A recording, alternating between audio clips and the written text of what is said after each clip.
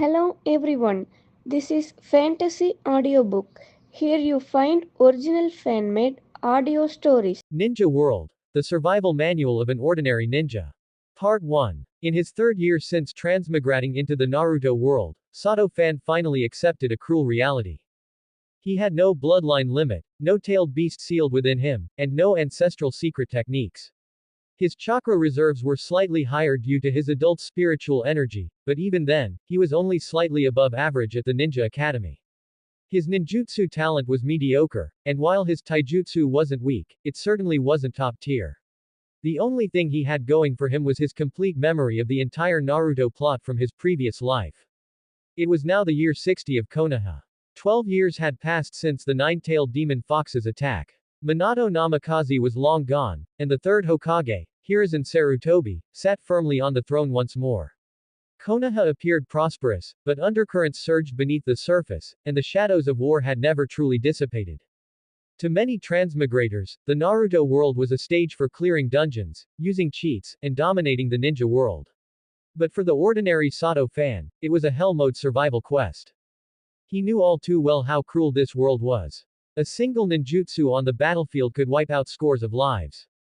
Genin were cannon fodder, Chunin were consumables, and even Jonin could lose their lives at any moment during a mission. Countless talented ninjas didn't survive more than a few missions, and many scions of prestigious clans fell victim to conspiracies and war. The Konoha Crush Plan, the Fourth Shinobi World War, which one of them didn't leave fields of corpses in its wake. Others transmigrated wanting to become the Hokage or sweep across the ninja world.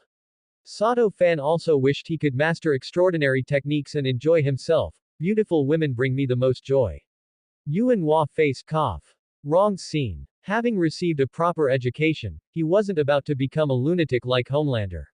Starting a harem wouldn't be out of the question, but for now, he only wanted to live a stable life, stay away from the battlefield, and avoid becoming cannon fodder. Sato Fan. Chakra refinement. Pass. Ninjutsu training progress. Lagging. Taijutsu assessment. Grade D. Uruka-sensei looked at the assessment sheet in his hand, his brow furrowed deeply. His voice was full of regret. You have a steady temperament and you're not stupid, so why is your ninjutsu foundation so poor? If this continues, you'll struggle even to graduate. And even if you do, you'll only be able to handle low-level missions. A few snickers came from the surrounding classmates. Sato Fan kept his head down, his expression unchanged, while he sighed inwardly. He was an ordinary person in his previous life, and after transmigrating, he remained just as ordinary.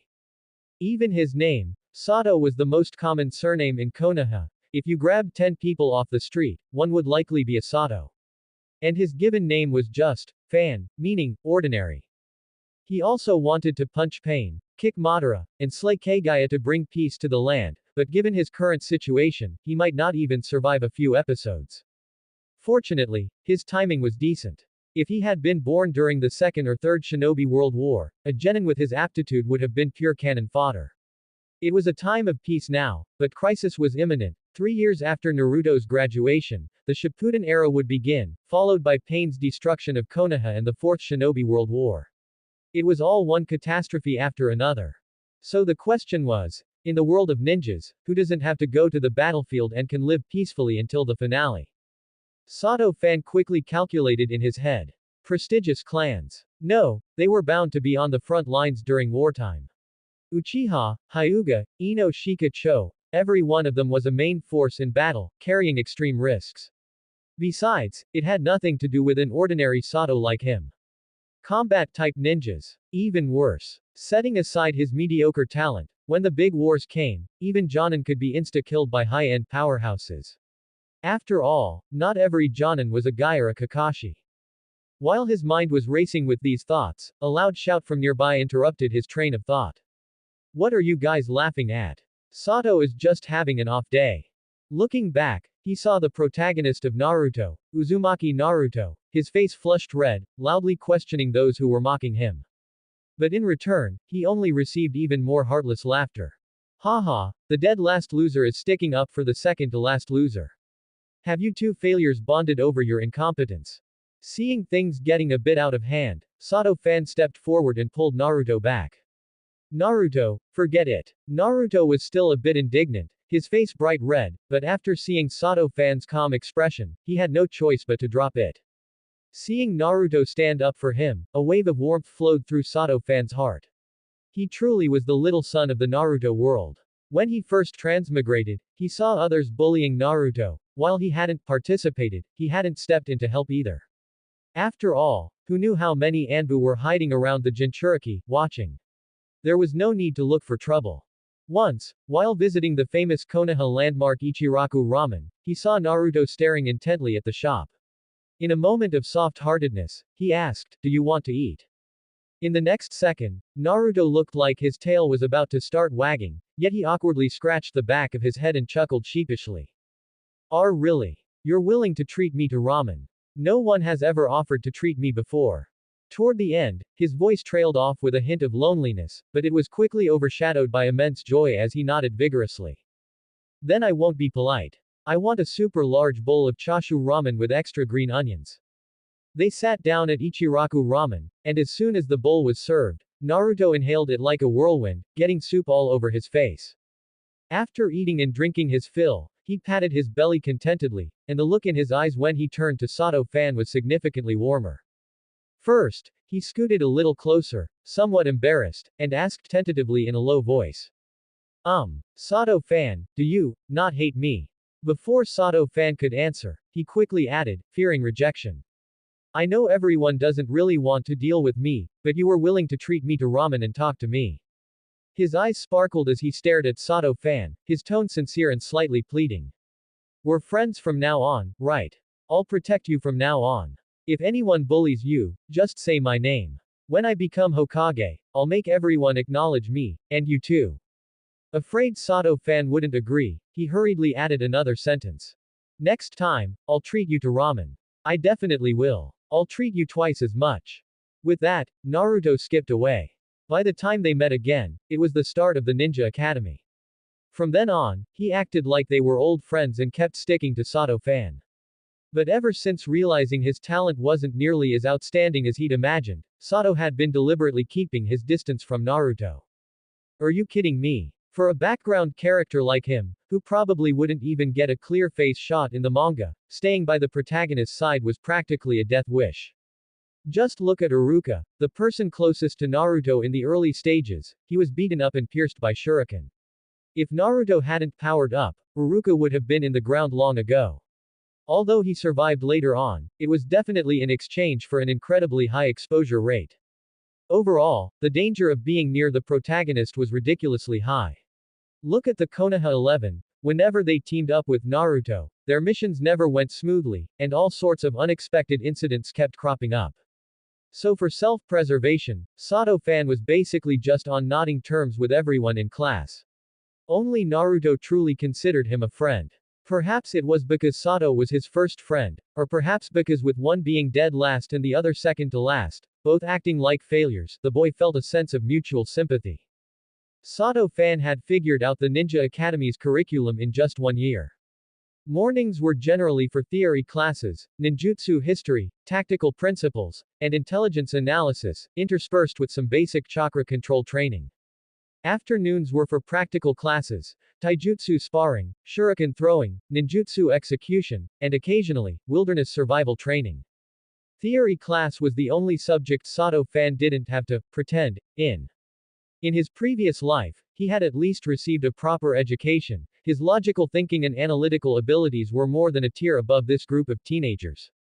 Plus, with his complete memory of the Naruto plot, he could often see the answer to many questions at a single glance.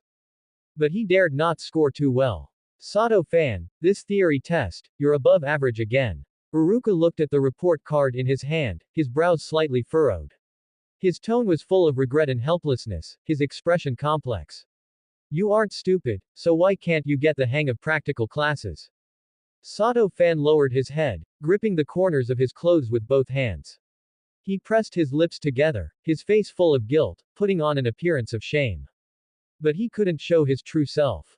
An ordinary teenager with no background, no bloodline limit, and no backing would only invite disaster by being too conspicuous. An outstanding genin meant more missions, and more missions meant higher risks. Of those geniuses who shone brightly in the Ninja Academy, how many actually lived to adulthood? Look at those geniuses from the Uchiha clan, which one of them wasn't incredibly talented? And which one of them didn't fall early? So what he needed to do wasn't to become strong, but to make everyone feel that he was not worth noticing.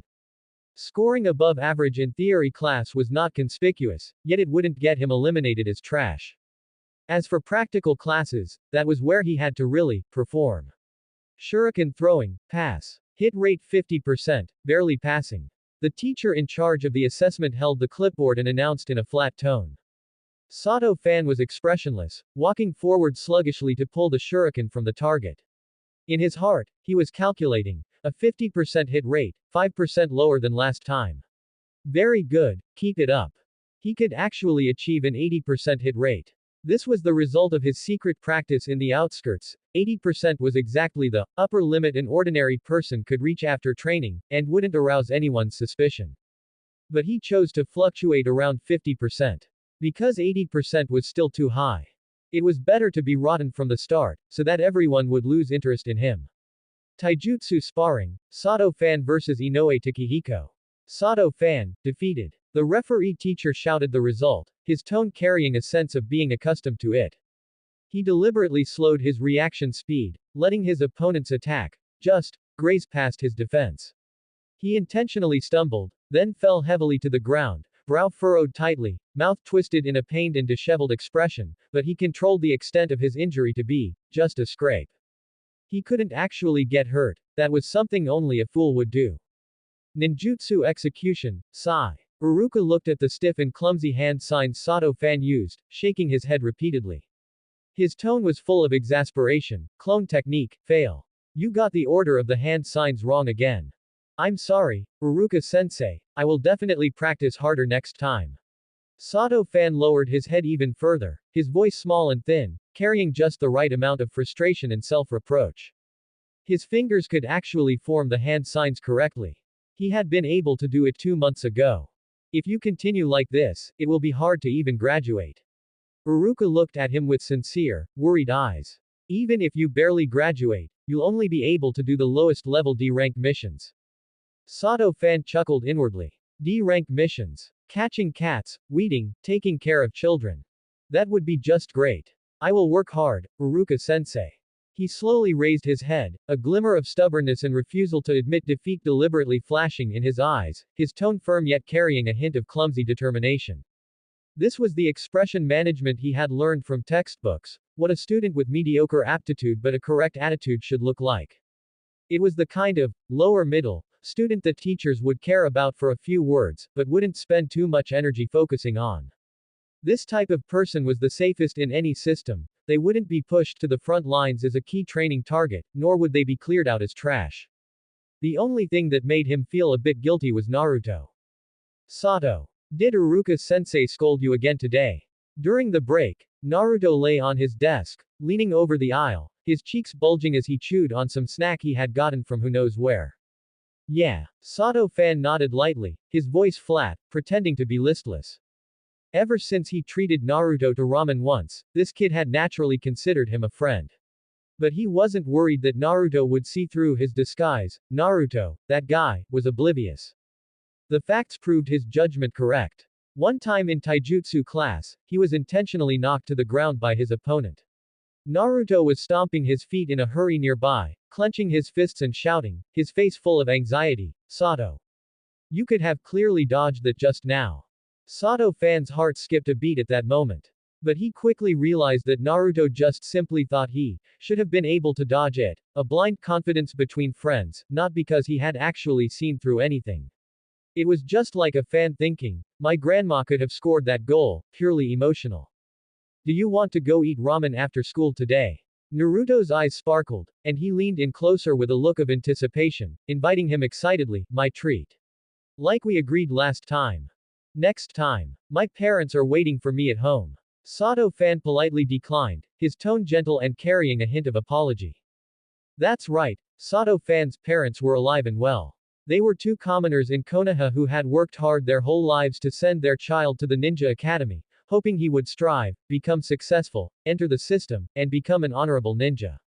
This fooled normalcy. Didn't you see those protagonists who were always losing their parents, filled with deep hatred, and having no choice but to succeed? Unlike himself, who could only enjoy this useless parental warmth and family happiness. Naruto's eyes dimmed instantly upon hearing this.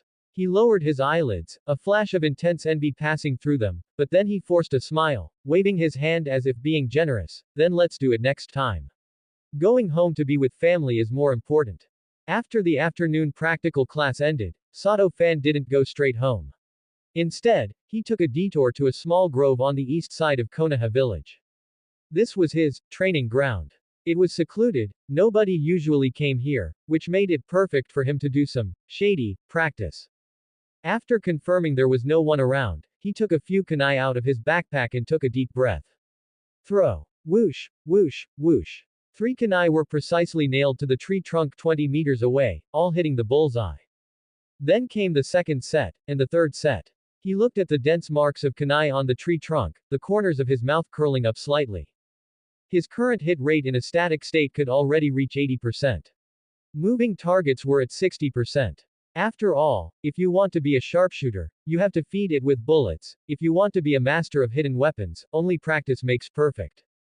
This result, placed in the Ninja Academy, could already rank in the top 10. After all, at this age, not many kids could endure the patience to practice after school, except for those young masters and misses from the ninja clans. Can't practice with kunai anymore, the noise is too loud. He muttered to himself, brows slightly furrowed, calculating cautiously as he pulled the kunai from the tree trunk and packed them away. Then he took a stack of paper out of his backpack and began to practice chakra control. He evenly attached chakra to the surface of the paper, letting it stick to his palm without falling off. This was the most basic chakra control training, and also his most important practice content at the moment. His chakra volume was only at an average level, he couldn't rely on quantity to win. All he could do was to make every bit of chakra produce the maximum effect. It was like 2 people moving bricks. One person was strong and could move 10 bricks at a time, while the other was weak and could only move 5. But if the weak person learned to use tools, find techniques, and plan routes, they might end up moving more bricks than the strong person in the end. What he had to be was that person who knows how to use tools. The paper stuck steadily to his palm, not moving an inch. 3 minutes, 5 minutes, 10 minutes. His forehead began to sweat, his arm trembled slightly, but the paper still didn't fall off. That's enough. He whispered to himself, slowly putting away the paper, and raised his hand to wipe the sweat from his forehead. Today's training ended here. He couldn't train too hard. What if his hand shook during class tomorrow and he got caught? After packing up his things, he circled the grove again to confirm he hadn't left any traces, and only then did he leave. Back home, a man and a woman were sitting at the dining table. They were Sato-fan's parents, Sato Michi and Sato Amiko. Xiao-fan is back. Come and eat, mom made your favorite hamburger steak. Sato Amiko looked up with a smile, her tone gentle and loving, beckoning him over quickly. Sato-fan sat at the table in silence, quickly shoveling the food into his mouth, hurriedly putting down his bowl and chopsticks, and said in a low voice, "I'm full." Then he turned and went back to his room. Sato Amiko looked at his hurried back, frowning slightly, her tone full of confusion and heartache. This child is rushing about all day long, I wonder what he's busy with. Sato Michi stroked his chin with a chuckle, his tone open-minded and gratified. The child is growing up and needs his own space.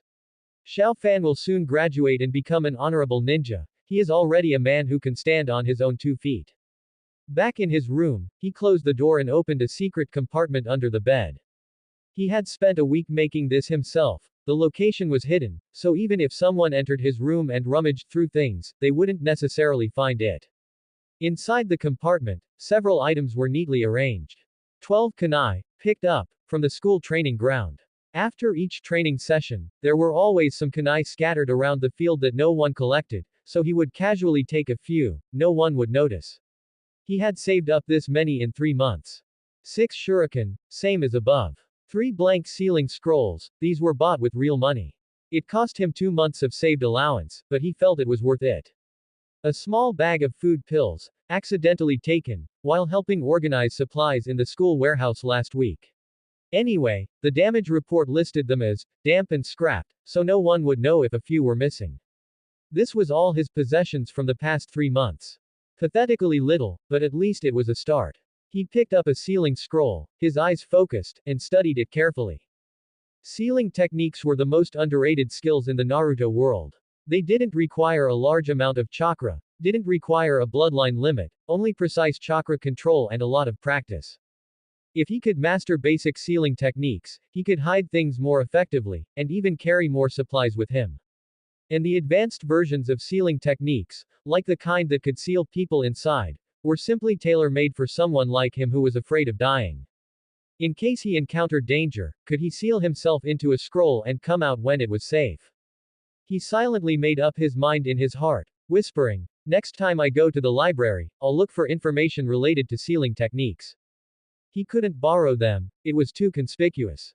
He would just read them in the library, memorize them, and practice when he got back. He sealed the secret compartment back up, lay down on the bed, and stared at the ceiling. 12 years. From the time he transmigrated into this world until now, a full 12 years. He was still that ordinary Sato fan, with no cheats, no fortuitous encounters, and no influential benefactors. The only change was that he had finally accepted his ordinariness and started using ordinary person methods to pave a path for his survival. Although I am clumsy, I must still hide my clumsiness. This sentence sounded a bit contradictory, but if you think about it carefully, this was the smartest way to live. True stupidity wasn't having poor talent, but not knowing one's poor talent and insisting on rushing forward to die. He was just an ordinary person who wanted to survive. In this world where ninjas were as common as dogs and strong people were everywhere, staying alive was the greatest victory. Let those tall people take the lead. Outside the window, the moon slowly rose, casting a cold, clear light. Sato fan closed his eyes and quickly drifted off into dreamland. Tomorrow would be another day of hiding his clumsiness. The graduation exam was set for March. Spring sunlight lazily spilled onto the Ninja Academy playground. The school hallways were packed with students, some were nervously flipping through notes, some were leaning against walls staring blankly, and others were pacing back and forth. The air was filled with an atmosphere of anxiety and anticipation. Sato fan leaned against the corridor window, staring outside. 6 years. From enrollment until now, a full 6 years. He enrolled at 6, and now he was 12. A perfect age, neither too old nor too young, and not attention-grabbing. Over these 6 years, he had perfected the art of hiding his true ability. His shuriken never hit the bullseye, his taijutsu was always a beat slow, and he always performed the hand seals for his ninjutsu incorrectly. Uruka had gone from his initial frustration at his lack of potential, to his current, "This kid isn't great, but at least his attitude is correct." No one suspected him. What was there to suspect about a dead last, who had been at the bottom since enrollment? Group 7, enter the exam room. The examiner's voice came from the classroom. There was a commotion in the hallway as several people hurried inside. Sato fan continued to look out the window. A few lower grade students were chasing each other on the playground, their laughter drifting in through the glass, muffled. In a few hours, he would be an official ninja. A genin, of course, the lowest level. "Hey, Sato." Someone patted him on the shoulder. He turned to see Ishida, a classmate, a civilian student who also lacked any presence.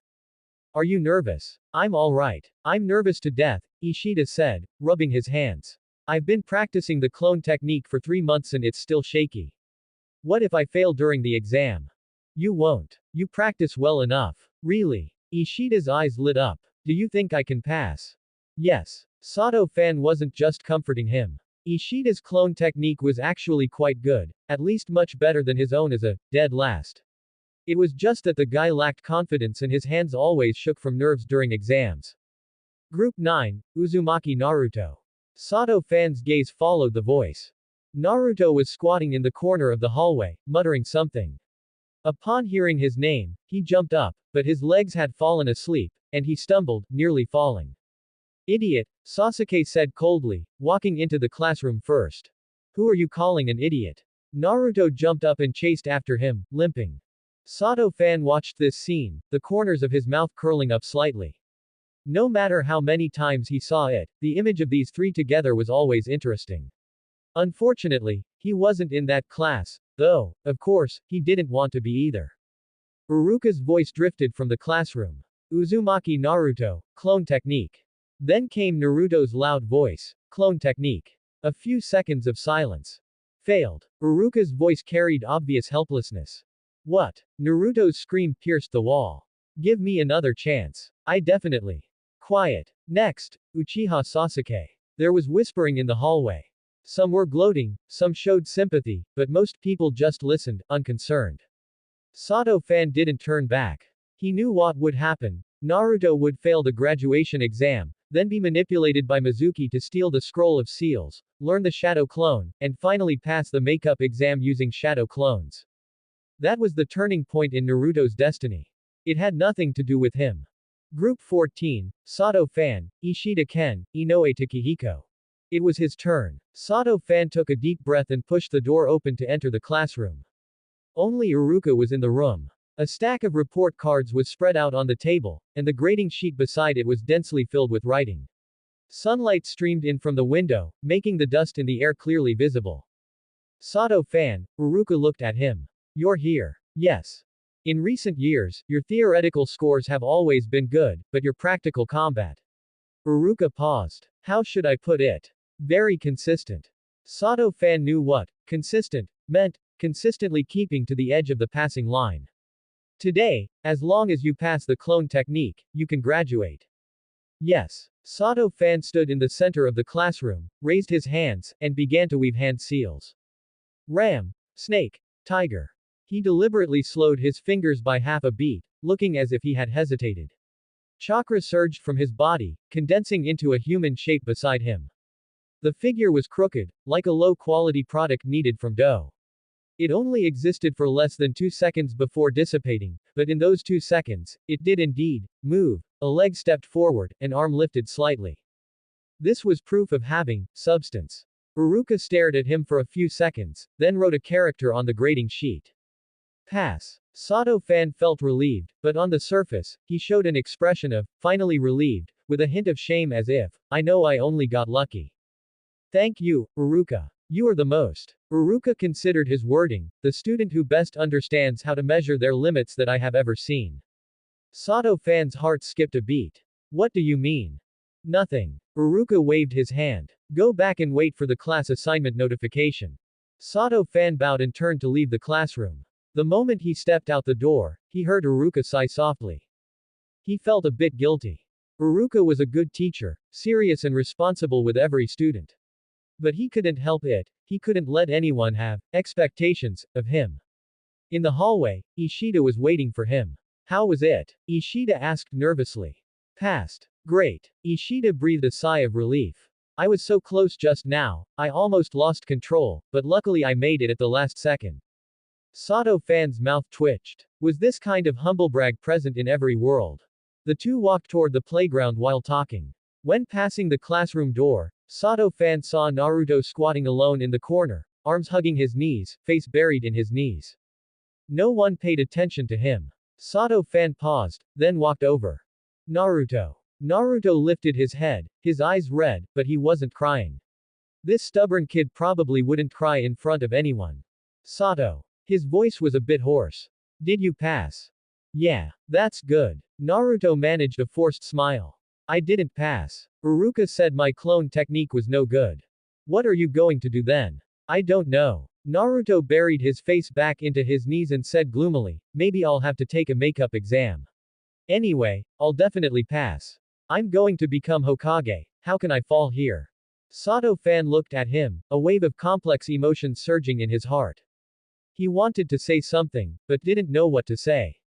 He couldn't tell Naruto, you're going to steal the scroll of seals and learn a forbidden technique, nor could he tell him, Mizuki is a bad guy. He knew these things, but he couldn't say them. Good luck. In the end, he only said those 2 words. Naruto lifted his head, looked at him, and then revealed a smile, not the forced smile from before, but a real, grateful smile. Yeah, when I learn a cool ninjutsu, I'll show it to you first. Sato fan nodded and turned to walk toward the school gate. When he reached the edge of the playground, he looked back. Naruto was still squatting in the corner, but he was no longer hanging his head. He stood up, patted the dust off his pants, and walked to the other side of the school building.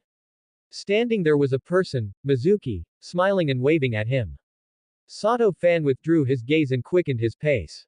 When he walked out of the school gate, the sunset was hanging in the western sky, dyeing the whole street orange-red. Sato Fan took a deep breath and smelled the aroma of ramen broth. Ichiraku Ramen was not far ahead. He hesitated for a moment, then walked over. Boss, one bowl of miso ramen. Coming right up. Sitting in front of the counter, Sato Fan ate the noodles slowly, his mind thinking about what to do next. Graduated. A genin. Then class assignments, then a jonin team leader, then missions. He knew his grades would likely land him in a background character team, assigned to a background jonin. This was exactly what he wanted. But the problem was, in the next few years, one major event after another would happen.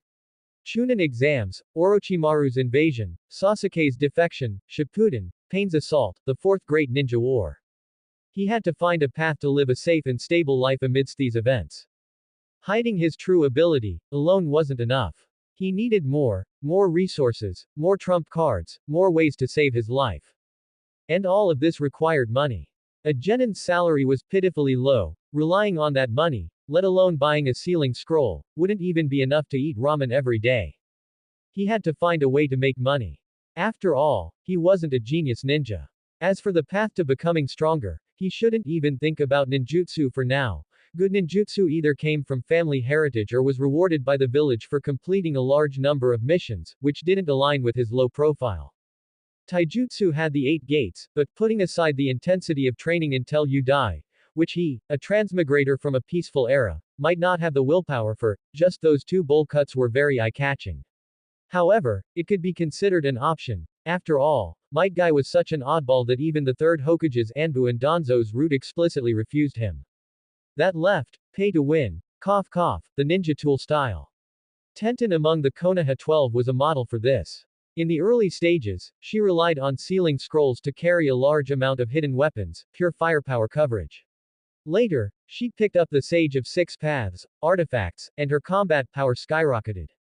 Conan's 600 billion explosive tags could be called a small nuclear weapon of the ninja world. This path was the easiest to replicate, but it was expensive. The total population of Konoha was about 100,000, and ninjas only accounted for 1/10.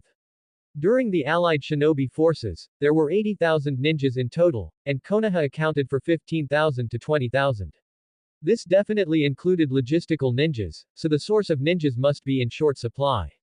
After all, it was a profession with a high mortality rate, it was impossible to go back and redo it, like Kakashi said, that was too extravagant. Basically, after being sent back by the team leader Jonin, those deemed unable to be trained as combat ninjas would be arranged to enter medical or administrative departments to serve the village's logistics based on personal preferences and specialties.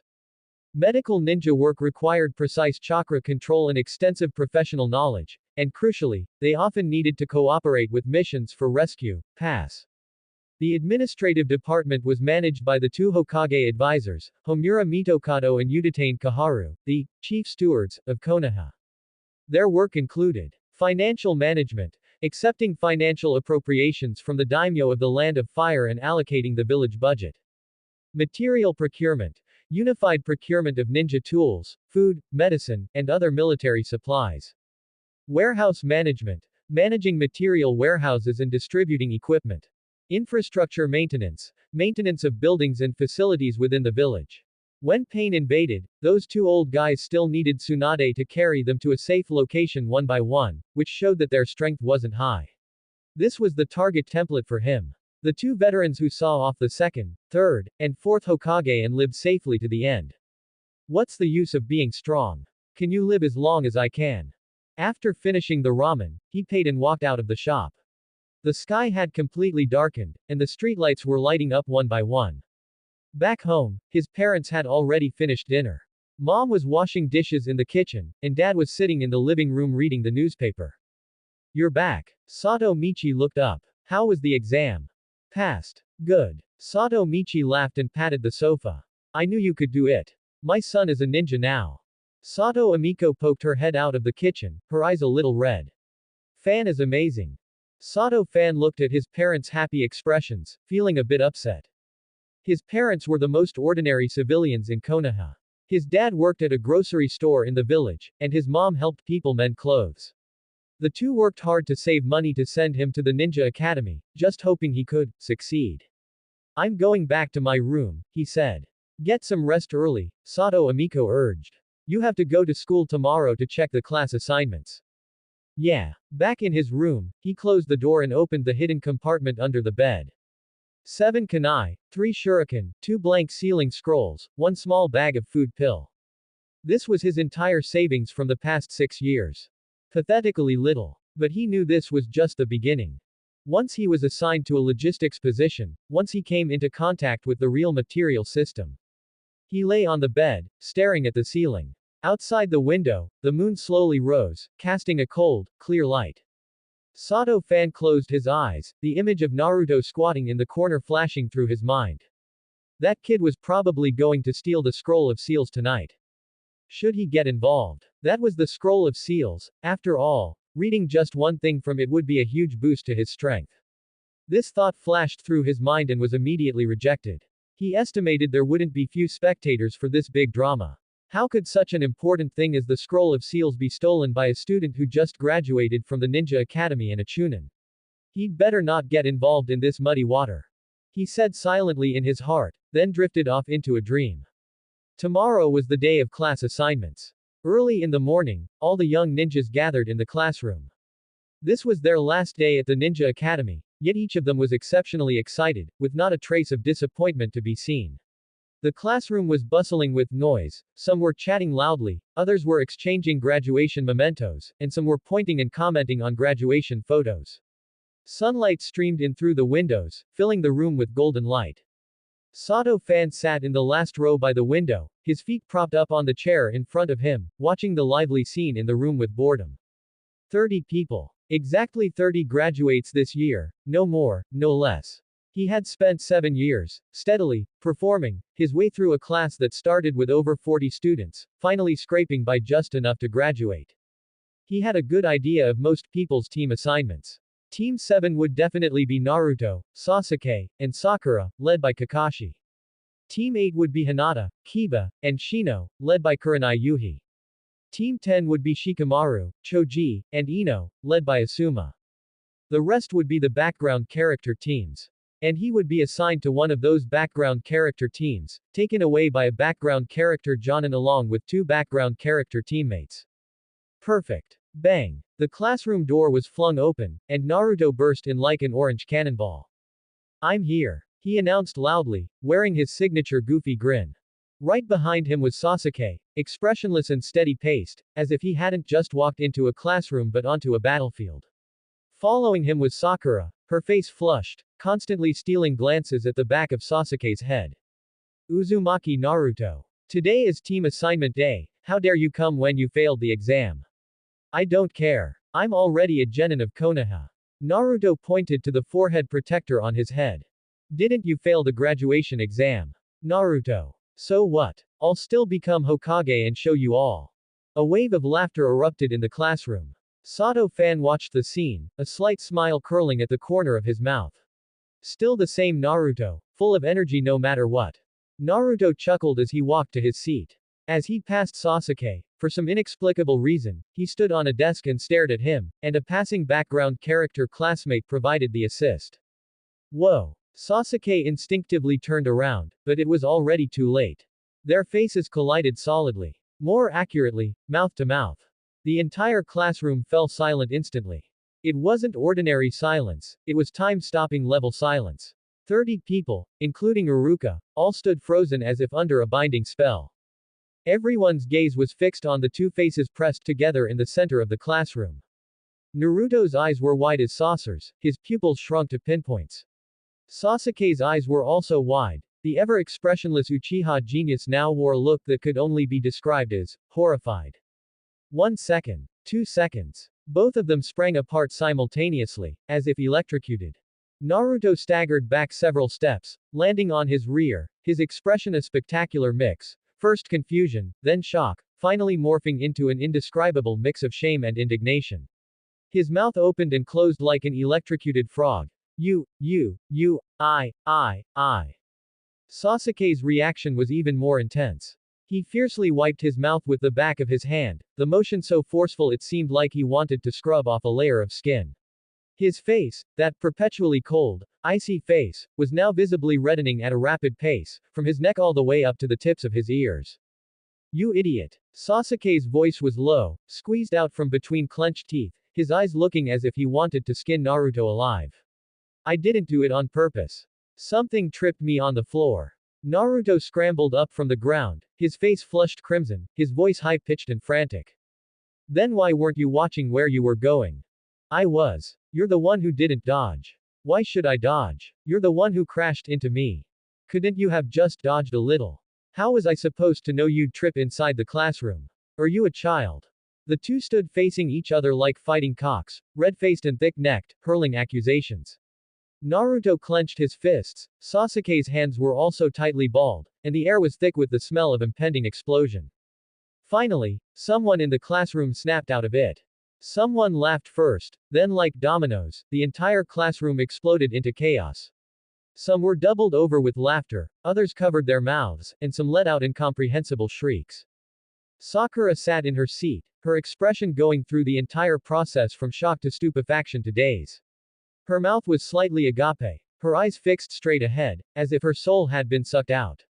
Ino beside her wore a similar expression. And then. Ah! The girl's screams nearly blew the roof off. The sound was sharp enough to pierce eardrums, mixed with exclamations like, "Oh my god, no way, what did I just see?" The boys, meanwhile, were egging them on. Some whistled, some pounded desks, and others shouted at the top of their lungs, "Naruto! You hit the jackpot!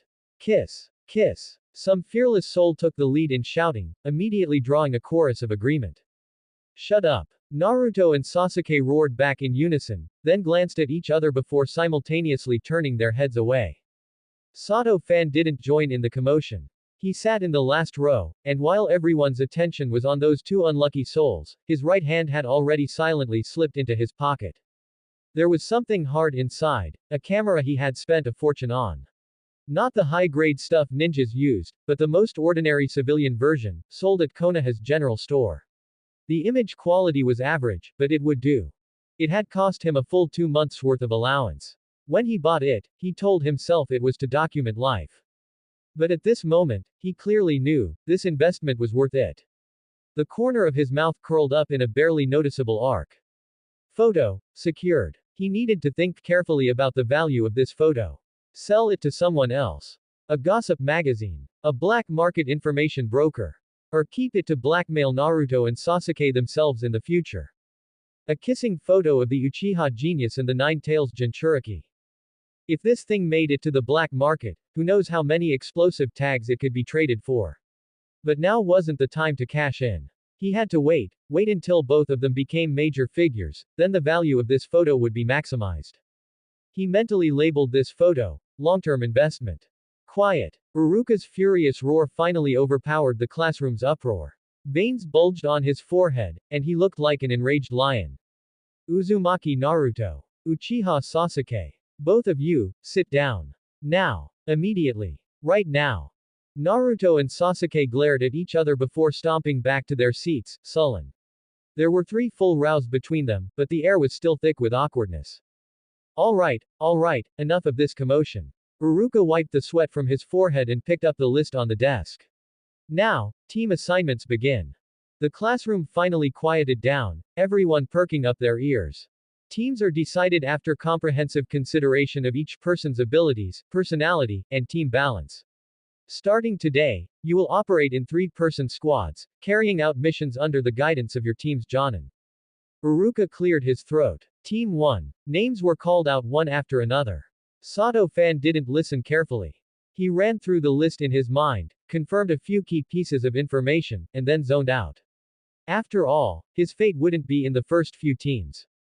When Team 4 was called, Sato-fan finally heard his name. Team 4, Sato-fan, Inazuka Kenji, Kazumatsuri Rin.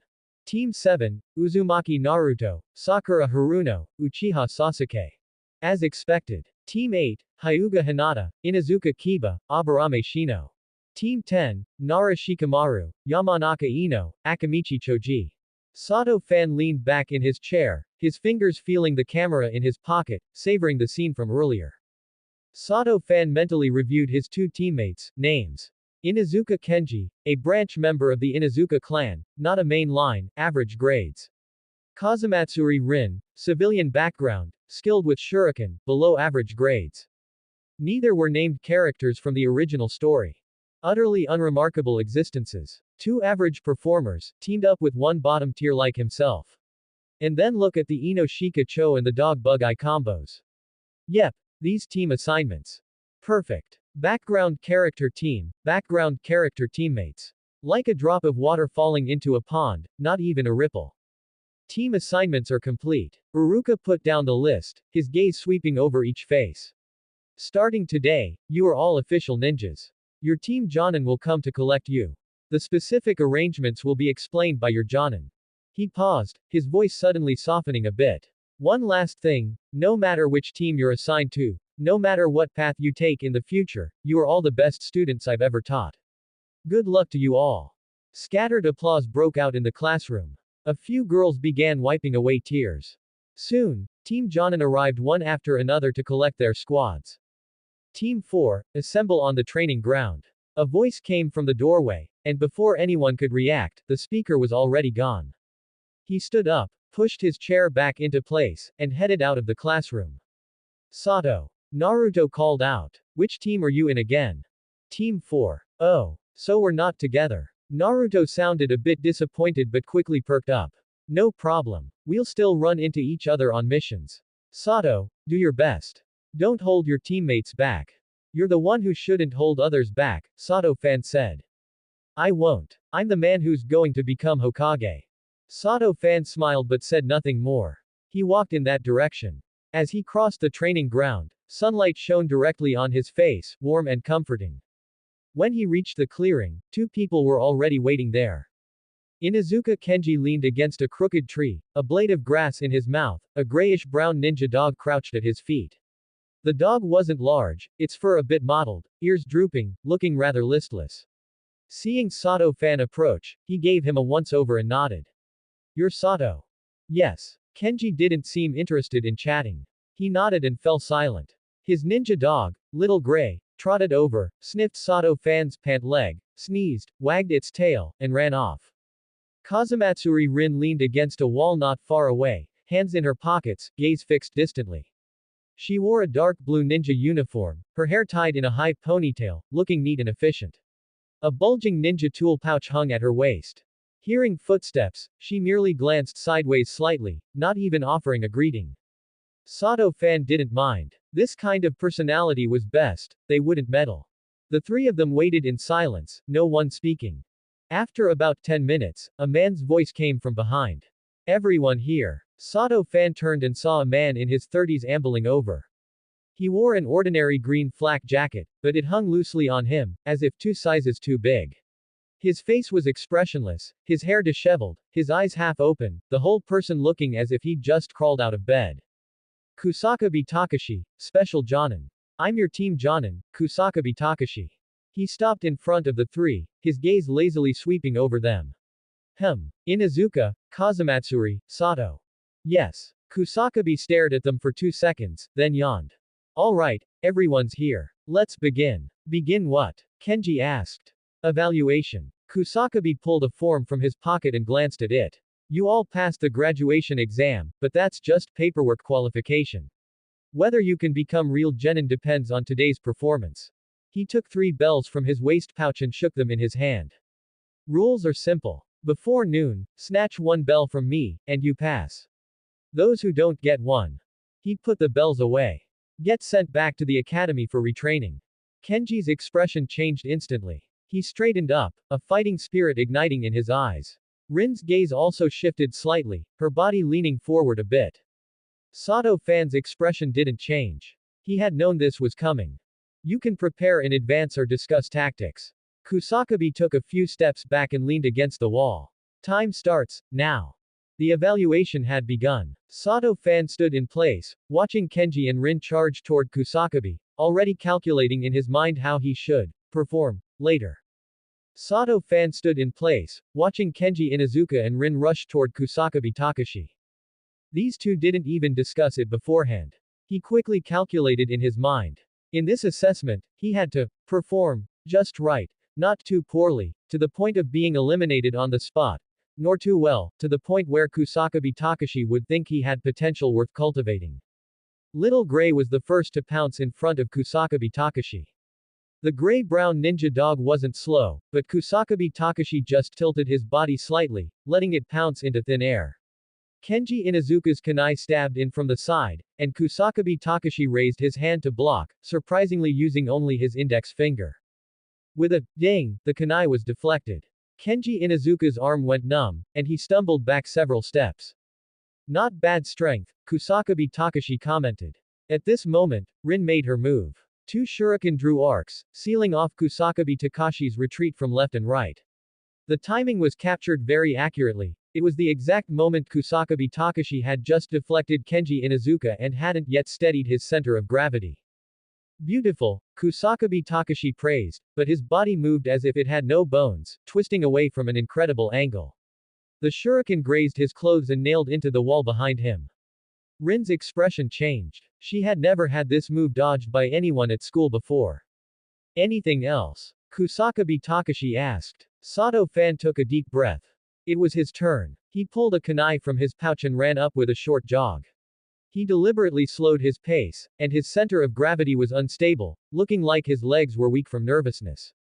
When he rushed in front of Kusakabe Takashi, he raised the kunai and stabbed. The angle was off by about 15 degrees, and the strength was clearly insufficient. Kusakabe Takashi blocked it casually, and the kunai almost slipped from his hand.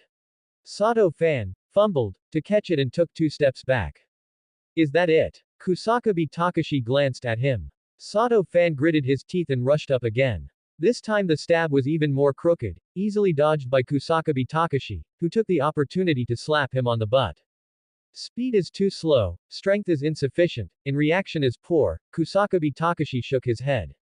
How did you pass the graduation exam? Luck, Sato-fan said honestly. Kusakabe Takashi's gaze lingered on his face for 2 seconds, then he said nothing more. The assessment continued. Kenji Inazuka and Rin tried to coordinate a few more times, but they couldn't even touch the corner of Kusakabe Takashi's clothes. Kenji Inazuka's breathing began to quicken, and sweat beads seeped out on Rin's forehead. Sato-fan again, tried hard, twice, each time rushing up, getting dodged, and then being repelled. The second time, he even deliberately tripped, his knees hitting the ground, looking as pathetic as possible. 40 minutes passed. Kenji Inazuka crouched on the ground panting, and Little Gray was lying at his feet with its tongue hanging out. Rin's shuriken were mostly used up, and the stray hair on her forehead was soaked with sweat, sticking to her face. Sato-fan was perfectly fine. After all, he fell as soon as he rushed up, every time and didn't consume any energy. But he still pretended to pant a few times and fanned himself with his hand. Time is almost up. Kusakabe Takashi looked at his watch. Do you think you can grab the bell? No one answered. Kenji Inazuka lowered his head, and Rin bit her lip. Then I'll change the question. Kusakabe Takashi leaned back against the wall. What do you think is most important for a qualified ninja? Strength, Kenji Inazuka thought without hesitation. Speed, Rin thought for a moment. Kusakabe Takashi shook his head and looked at Sato-fan. How about you? Sato-fan was silent for 2 seconds. He wanted to say, staying alive, but obviously that wasn't the right answer. I don't know. Kusakabe Takashi stared at him for a few seconds. Those eyes, which were always half closed, suddenly opened a little, his gaze like a dull knife, not sharp, but very heavy. Then he smiled. I'll give you the answer, it is judgment. He took the bell from his pocket and weighed it in his hand. The 3 of you each have your own problems. Inazuka, you are too impulsive. You attacked with full force as soon as you started, without even figuring out the opponent's strength. Being too impulsive and irritable means you don't know how to conserve energy. Rin, your sense of coordination is good, but your close quarters combat is completely lacking. He paused and looked at Sato-fan. As for you, you are simply not suitable for combat. This sentence was heavier than, you are really not good enough. Kenji Inazuka and Rin were both stunned. Your basic taijutsu is too poor, your reaction speed is too slow, and your strength is insufficient. Kusakabe Takashi's tone was very calm, as if stating a fact. In those few attacks just now, you didn't even touch the corner of my clothes. If this continues, not only will you not be able to help your teammates, but you will also become a burden. Sato Fan lowered his head further, his shoulders slumped slightly. However, Kusakabe Takashi changed the subject. Your judgment is not bad. Even though you didn't hit me just now, the timing you chose for your attacks was correct. You know when to go up and when not to. Sato Fan didn't speak. Unfortunately, having judgment alone is useless, Kusakabe Takashi sighed. On a real battlefield, being 1 second slow means death. He took 3 forms from his pocket and handed them to each of them. In today's assessment, none of you grab the bell. But my standard is not, can you grab the bell? It is, do you have the potential worth me taking on? He looked at Kenji Inuzuka and Rin. You too, fail. Then he looked at Sato Fan. As for you, Sato Fan's heart tightened. This was the key. You also fail, Kusakabe Takashi said. But your direction is different from theirs, Kusakabe Takashi continued, handing the form to Sato Fan. Your characteristics are not suitable for a combat-type ninja. Konoha has many departments, combat units, Anbu, medical department, logistics department, administrative department. Everyone has their own place. My suggestion is, you can consider the logistics direction.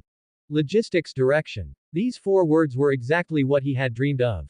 Logistics. Sato Fan asked, his voice carrying a hint of just the right amount of confusion. Yes, Kusakabe Takashi nodded. Material management, equipment allocation, warehouse management, these jobs don't require strong combat power, but they do require a clear head and someone who is meticulous. Your judgment is good, and your personality is steady, you are very suitable for this. He patted Sato Fan on the shoulder. Inuzuka, you can directly join your Inuzuka family's ninja dog and reconnaissance special unit. Rin, your chakra control is good, your physical strength and taijutsu are weak points. Although both can be made up for, I suggest you enter the hospital and become a medical ninja. Of course, this is just my suggestion. How you proceed depends on you. But no matter which path you take, basic training cannot stop. Even if you go into logistics, you still need basic self-preservation skills. I understand, Sato Fan said. Alright, I will report your situation truthfully, Kusakabe Takashi yawned. Come to the Hokage building at 8 o'clock tomorrow morning, someone will take you to your assigned positions. If there are no objections, although you cannot do missions as combat ninjas, you can still make a contribution to Konoha. After he finished speaking, he turned and left. Don't be late. The 3 of them stood in place, looking at each other. Kenji Inuzuka sighed and put the kunai back into his ninja tool pouch. That's it. I thought we would pass and do missions tomorrow. Rin didn't speak, walking over silently to pull out the shuriken nailed to the wall one by one, and put them away. Sato Fan stood in place, watching Kusakabe Takashi's retreating back, the corners of his mouth curling up slightly. What are you smiling at? Kenji Inuzuka looked at him inexplicably. Nothing, Sato Fan put away his smile. I just thought of something happy. Kenji Inuzuka glanced at him suspiciously and left with little gray. Rin nodded slightly at him as a farewell, then turned and left.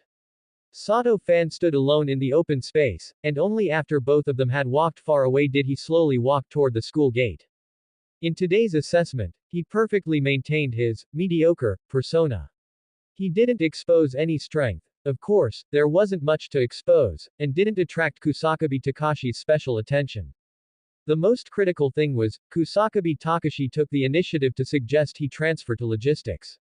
This wasn't something he proposed himself, it was the suggestion of the team leader Jonin. And Kusakabe Takashi is a special Jonin, so his words should carry some weight in the administrative department. He couldn't help but want to smile, but he held it back. Can't smile. It's not time to smile yet. He quickened his pace and walked towards home. Back home, his parents had already prepared dinner. Mom made his favorite hamburger steak, and Dad rarely opened a bottle of sake. Celebrate my son becoming a ninja. Sato Michi raised his glass. Fan is so amazing. Sato Amiko's eyes were red.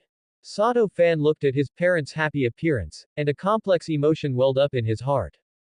Thank you, Mom and Dad. He picked up his glass and took a sip of juice. After eating, he returned to his room, preparing to rest to welcome tomorrow's job placement. But he knew, this was just the beginning. Outside the window, the moon slowly rose. Today is a good day. Kusakabe Takashi thought he was not suitable for combat and suggested he transfer to logistics. Kenji Inazuka and Rin also thought he was too weak. No one suspected him, no one paid attention to him, and no one had any expectations of him. He was like a drop of water, falling into the pond that is Konoha, without a sound. This was exactly what he wanted most. He muttered to himself, then closed his eyes. Tomorrow is the first day of his ninja career. I'm heading out. Sato fan shouted to his parents, his footsteps light as he dashed out of the house. The young man's figure vanished into the alleyway in an instant. Watching his nimble retreating back, Sato Amiko's eyes reddened slightly. She murmured with deep emotion, that child, in the blink of an eye, he's already become a ninja capable of standing on his own. I still remember when he first started at the Ninja Academy, his school bag was bigger than he was, wobbling as he walked. Sato Michi, who was sitting on the sofa reading the newspaper, glanced up at his wife's reddened eyes. He chuckled and teased her intentionally, how about we have another one? It'd be a way to contribute to the village. Why not say it's for the will of fire? You shameless old man. Sato Amiko's face turned red instantly. She glared at him reprovingly, her eyes filled with bashfulness. It was just a casual joke, but seeing his wife like this, Sato Michi actually became interested. He folded the newspaper sharply, slapped it onto the sofa, and leaned over. Amiko, I think we should really consider this seriously. Stop talking nonsense in broad daylight. Sato Amiko's cheeks burned red. She turned and hid in the kitchen. I'm going to wash the dishes, I'm ignoring you. The dishes can be washed tonight just the same. Sato Michi. At this moment, Sato fan, standing in front of the Hokage building, suddenly shivered for no reason. A chill ran up his back, and goosebumps spread from his neck to his arms. He instinctively looked back. People were coming and going on the street, and the warm sunlight was saw on the eaves. Everything was perfectly normal. Strange, why did I suddenly get goosebumps? Could someone be plotting against me behind my back? He rubbed his numb arm and looked around suspiciously for a few seconds. Finding no suspicious figures, he turned and stepped into the Hokage building. Never mind, perhaps it was just the cold wind he caught when leaving this morning. The interior of the building was far more spacious than it looked from the outside. Upon entering, there was a high-ceilinged lobby, and the dark brown wooden floor was polished to a shine by the passing footsteps of people. On the left was a row of service windows with staff walking in a hurry. On the right were several wooden benches where a few ninjas waiting to hand over missions were talking in low voices. The stairs deep in the lobby led directly to the second floor, and portraits of past Hokage hung on the walls. The portrait of the Sandaime was in the center, his smile kind yet dignified. Sato fan walked quickly to the front desk and handed over the file bag in his hand. Sitting at the front desk was a female ninja in her early 20s with short hair, wearing thin-rimmed glasses, looking capable and efficient. She took the file bag, pulled out the documents, scanned them quickly, and then looked up to verify Sato fan's identity against his appearance before speaking. Sato fan, genin of Team 15, recommended by Jonin Kusakabe Takashi, assigned to the logistics area. Once she finished speaking, she registered the information in the thick ledger, put away her pen, and stood up. The recommendation letter and assessment records are all complete. Follow me. The female ninja led him across the lobby and onto the wooden stairs to the second floor. The second floor was far quieter than the first. Next to the closed doors on both sides of the corridor hung signs like, Mission Management Division, Document Archives Division, and, Financial Audit Division. The air was filled with the faint scent of paper and ink. Occasionally, a chunin wearing a ninja flak jacket would walk by quickly, eyes straight ahead, with no time to pay attention to anyone else. The female ninja stopped in front of the door at the end of the corridor and knocked lightly twice. Senior Yamada, the new recruit has arrived. Come in. A lazy male voice came from inside the room. Pushing the door open and stepping aside to let Sato fan enter, the female ninja closed the door gently and left. This office was not large, with simple furnishings, a desk, 2 chairs, the desktop piled high with documents and forms, and the bookshelves against the wall were stuffed with various manuals and ledgers, the writing on some of the spines already worn away and blurred. Sitting behind the desk was a middle-aged man in his 40s, wearing a wrinkled chunin flak jacket, his hair slightly sparse. This was Section Chief Yamada of the Logistics Department. Sit. Yamada pointed to the chair opposite him, casually pushing the messy files on the table aside to clear a space. Sato Fan sat down as instructed, his back straight and his expression respectful. Yamada looked him up and down, his gaze gentle, without any sharpness, and asked, Kusakabe Takashi recommended you come here. Yes. He said you have a steady temperament, suitable for logistics. Captain Kusakabe did indeed say that.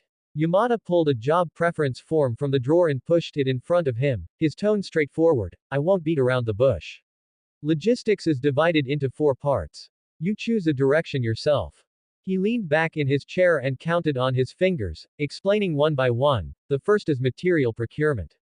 You have to coordinate with suppliers outside the village, purchasing ninja tools, medicine, and food. You have to frequently leave the village for business trips, responsible for negotiations and inspecting goods.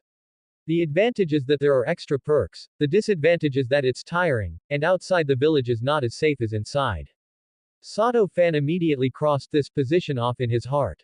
He had racked his brains to stay in the village to develop steadily. Going out of the village for adventure was definitely not the choice for now. He would consider it later when his strength was sufficient. The second is material dispatch. You manage the distribution of materials for each department. Ninja teams collecting equipment and mission consumables all come under this. You stay in the office all day, sheltered from the wind and rain, but the affairs are complicated. You have to deal with all kinds of people every day. If you don't have enough emotional intelligence, you can't do it. Sato Fan silently noted it down. The dispatch position involved too much interpersonal interaction, which was not suitable for his plan to keep a low profile.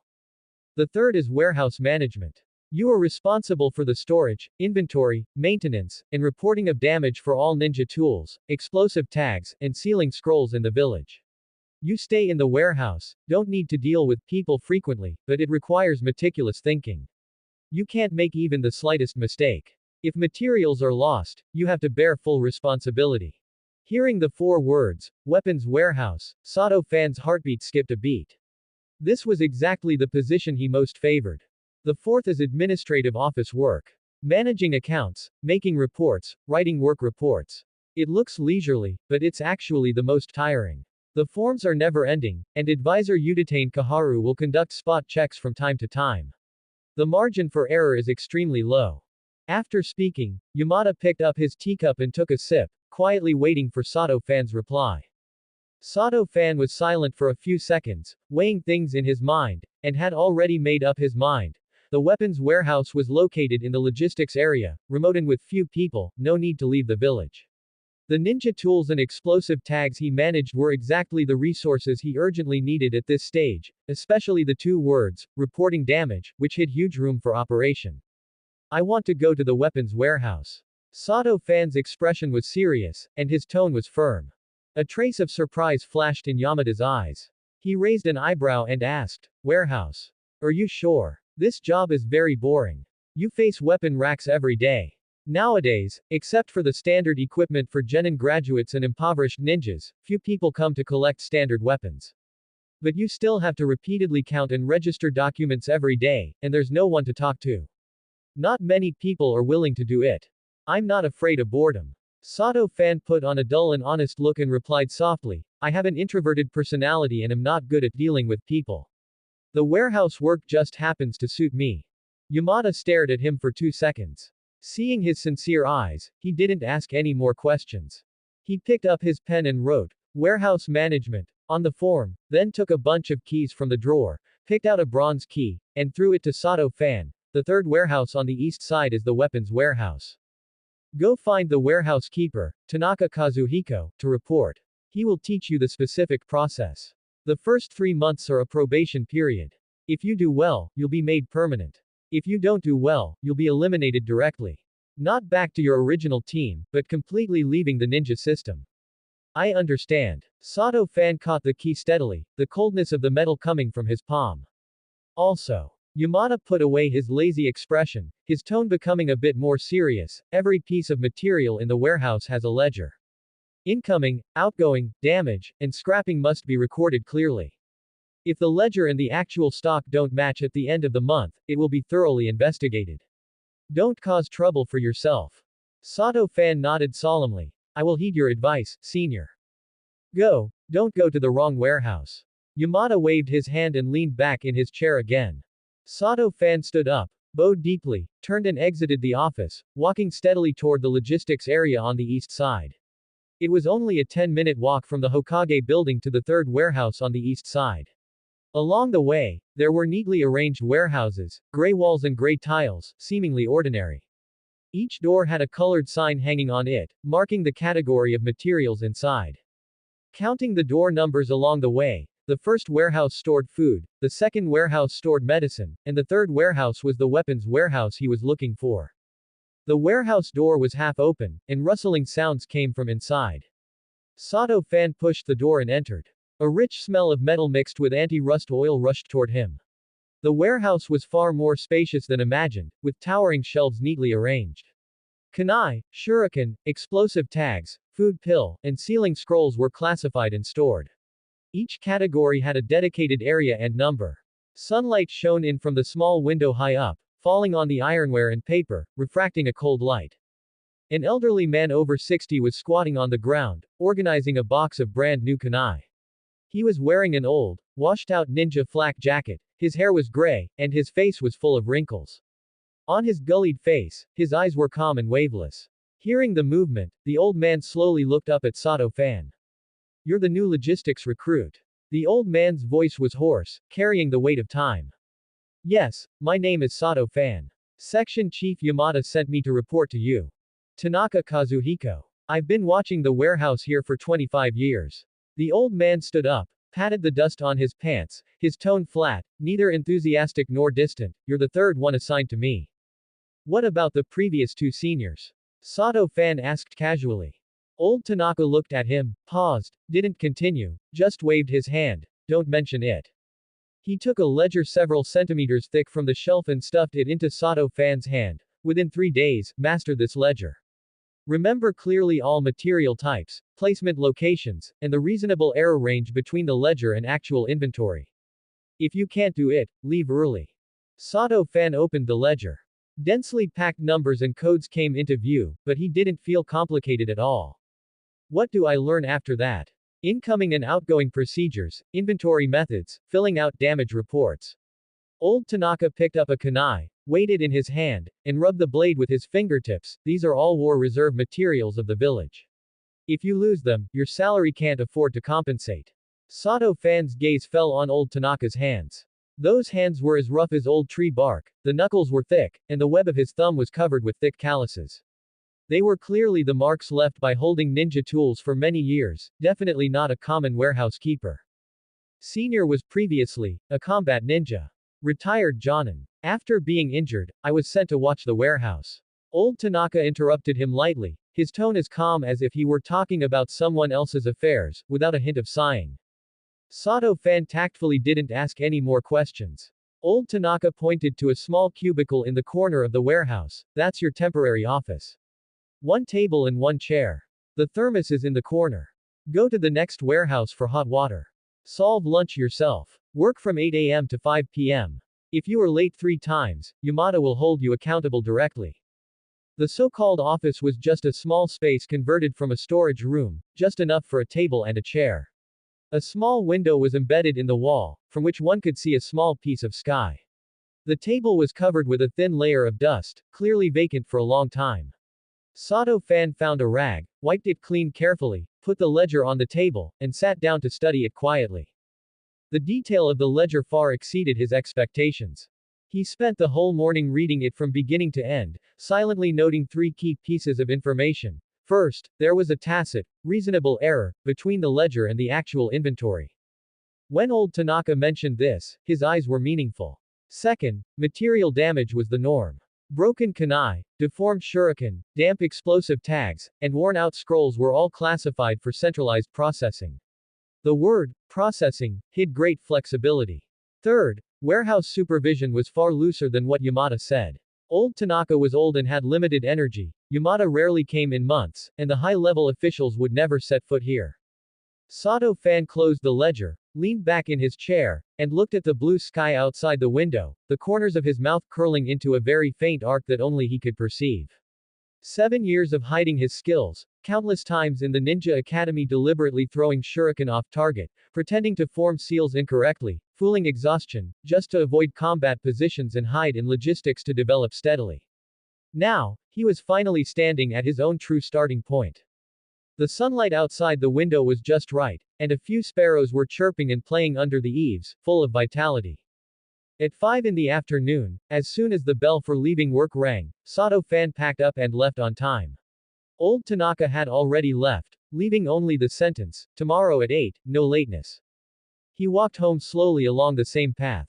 When passing by the Hokage building, he ran into Naruto jumping and running out. Sato. Naruto waved his hand from afar, ran to him quickly, with a confused look, "Why are you here? Didn't you get assigned to Team 15? I transferred to logistics. Managing the warehouse." Sato Fan scratched his hair lightly, his tone indifferent.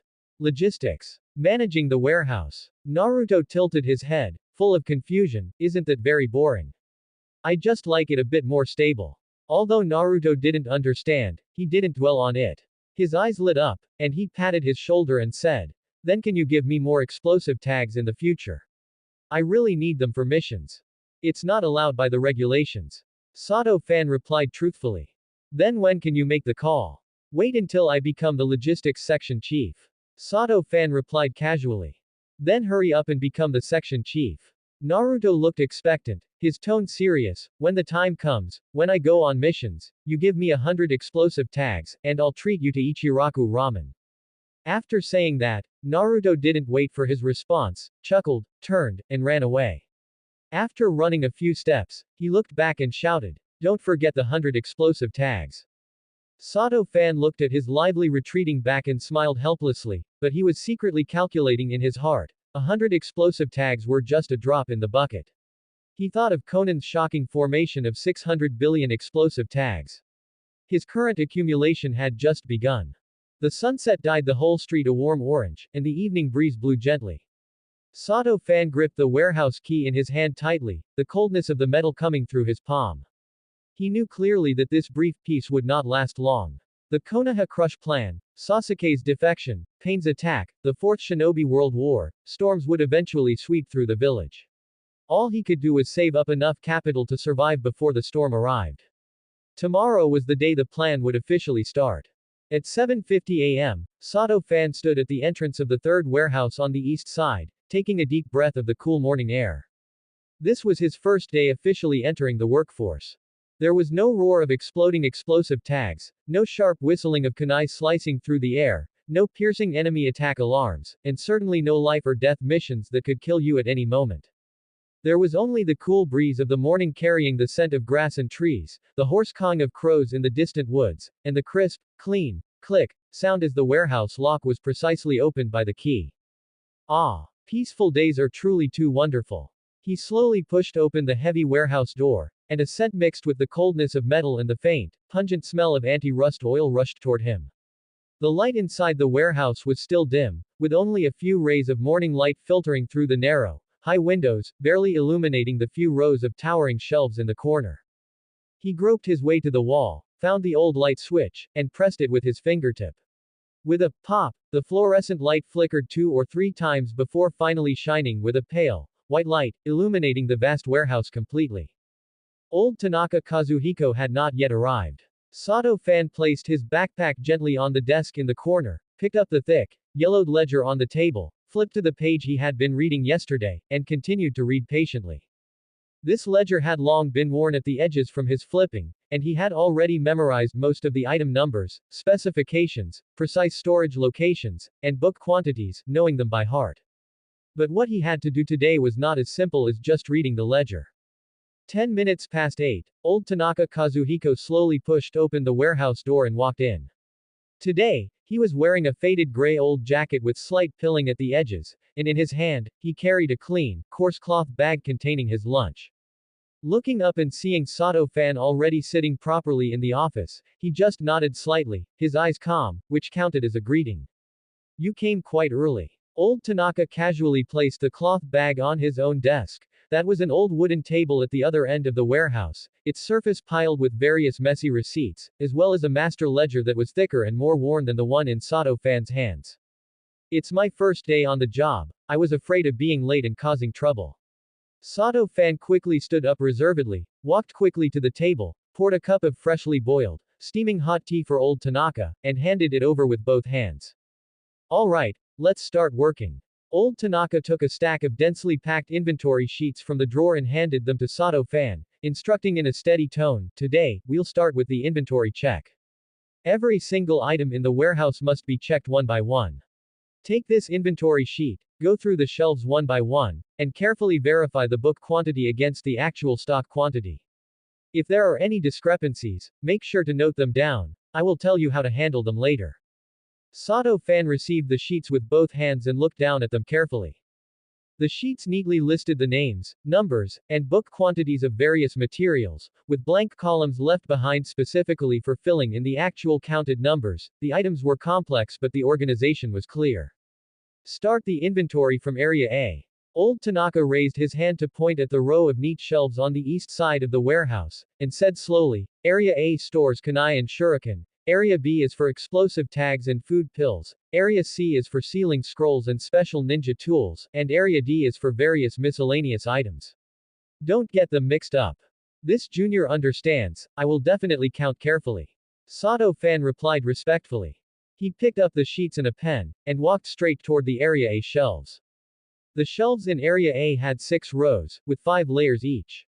Kunai and shuriken of various specifications were neatly stacked on the shelves, not messy at all. Standard kunai, weighted kunai, practice kunai. Each type had its own exclusive placement, and each was marked with an exclusive number, arranged meticulously. He compared the records on the sheets and counted them box by box, very seriously. Standard kunai, the book quantity was listed as 1,200 pieces. He carefully opened the wooden box and counted them one by one. When he reached halfway, he stopped, looked up to compare with the number on the sheet, then looked back down at the number of kunai in the box, and silently calculated in his mind. The quantity was accurate to the last piece. He continued to bury his head in the counting. For the entire morning, he paced back and forth between the shelves of Area A, carefully checking, and counting every box of kunai and shuriken. The final result was very normal. The book quantity and the actual quantity basically matched, with only minor errors, all within a reasonable range. What exactly did this reasonable error mean? Old Tanaka had explained it to him earlier. For example, with a batch of kunai, if the ledger said 500 but there were only 498 in the actual count, a difference of 2 pieces, this was called wear and tear, a common and normal phenomenon in the warehouse. Kunai might be accidentally dropped during transport, accidentally damaged, or perhaps a ninja forgot to register them after checking them out. As long as the error did not exceed 0.5%, there would be no problem at all. Sato-fan silently noted this key number in his heart. 0.5%. For 1,200 kunai, a 0.5% error meant 6 pieces. This meant that he could, reasonably, let 6 kunai quietly disappear from the books without arousing anyone's suspicion or doubt. But he did not rush to take any action. Today was his first day on the job, and the first thing he needed to do was to figure out all the rules and details of the warehouse, keep his cool, and proceed step by step. At noon, old Tanaka raised his hand to call a halt to the work. "Let's eat and take a break." He picked up his coarse cloth lunch bag, walked to the bluestone steps at the warehouse entrance, sat down, and opened the lunch box lid, which contained a few simple rice balls and a small dish of refreshing pickled radishes. Sato-fan also took out his own lunch from his backpack. It was a bento that his mother, Sato Amiko, had specially packed for him early in the morning, filled with plump white rice, a piece of tender hamburger meat, and a few pieces of golden, soft, and tender rolled omelette. He also sat down on the steps, next to old Tanaka, and quietly prepared to eat.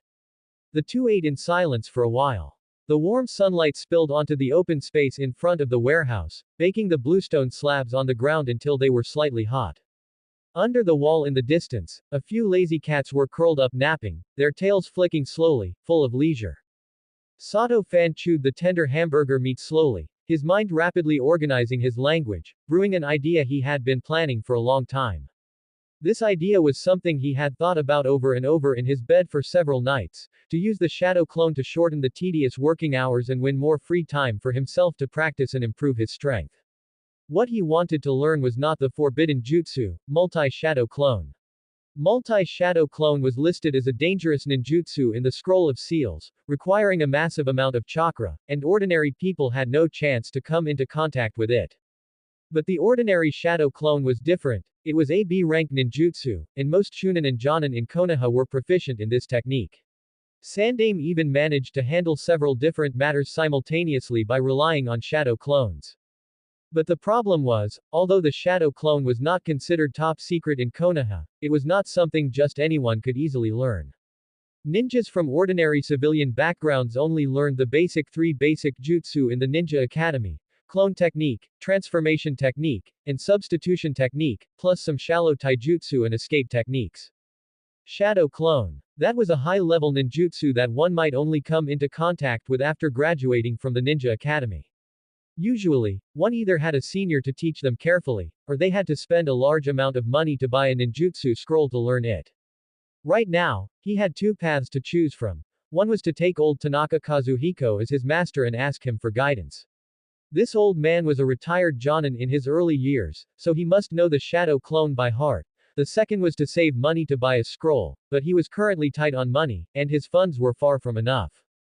Obviously, the first path was faster, and more importantly, it could save a large sum of money.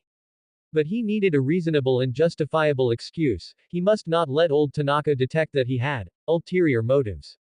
Senior Tanaka. Sato-fan deliberated for a long time before finally speaking softly, breaking the silence.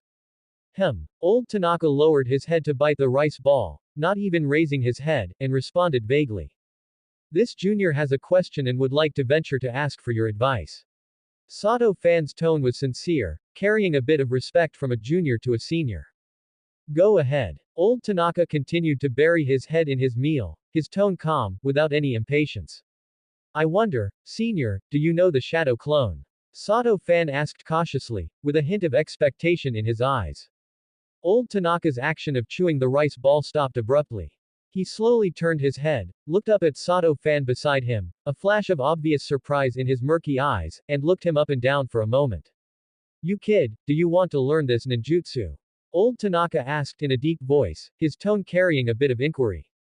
Yes. Sato-fan nodded solemnly, the expression on his face captured just right. His eyes were sincere but not impatient. Captain Kusakabe said that my temperament is steady and suitable for logistics work, and I also feel from the bottom of my heart that this logistics job is very good. But I have thought about it carefully. What if the warehouse is suddenly attacked by enemies one day? I can't be without any ability to protect myself. As you can see, senior, my current foundation in taijutsu and ninjutsu is truly too weak. He paused, a look of enthusiasm and simplicity appearing on his face, and continued, I want to learn the shadow clone. Firstly, I'm thinking that if I really encounter danger in the future, I can create a shadow clone to hold off the enemy and take the opportunity to escape and protect myself. Secondly, I'm also thinking that if work is busy, I can use the shadow clone to share more of the workload so that you, senior, can rest more and don't have to work too hard. Old Tanaka stared at him silently for several seconds before slowly swallowing the rice ball in his mouth, picking up his teacup to take a sip of water, his expression still showing neither joy nor anger. The shadow clone is not something that can be learned overnight. If your chakra control is not up to par, you won't even be able to create a clone. Old Tanaka reminded him in a calm tone. This junior understands. I'm not in a hurry and am willing to learn slowly, even if it takes a lot of time.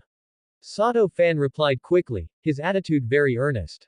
Old Tanaka was silent for a moment, finished the last bite of his rice ball, raised his hand to pat off the rice grains stuck to his hands, stood up, and said faintly, fine. After finishing the work at hand this afternoon, I will teach you. Sato-fan was instantly overjoyed, but he dared not show it on his face at all.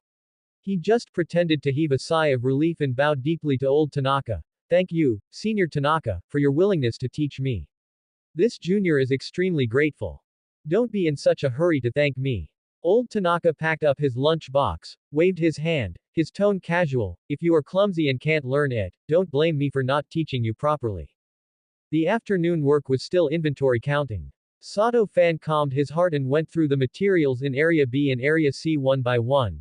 Explosive tags, food pills, sealing scrolls, carefully verifying the quantities, checking expiration dates, and confirming whether the storage conditions were compliant. The storage of explosive tags had extremely strict requirements. They must be moisture-proof, heat-proof, and protected from squeezing.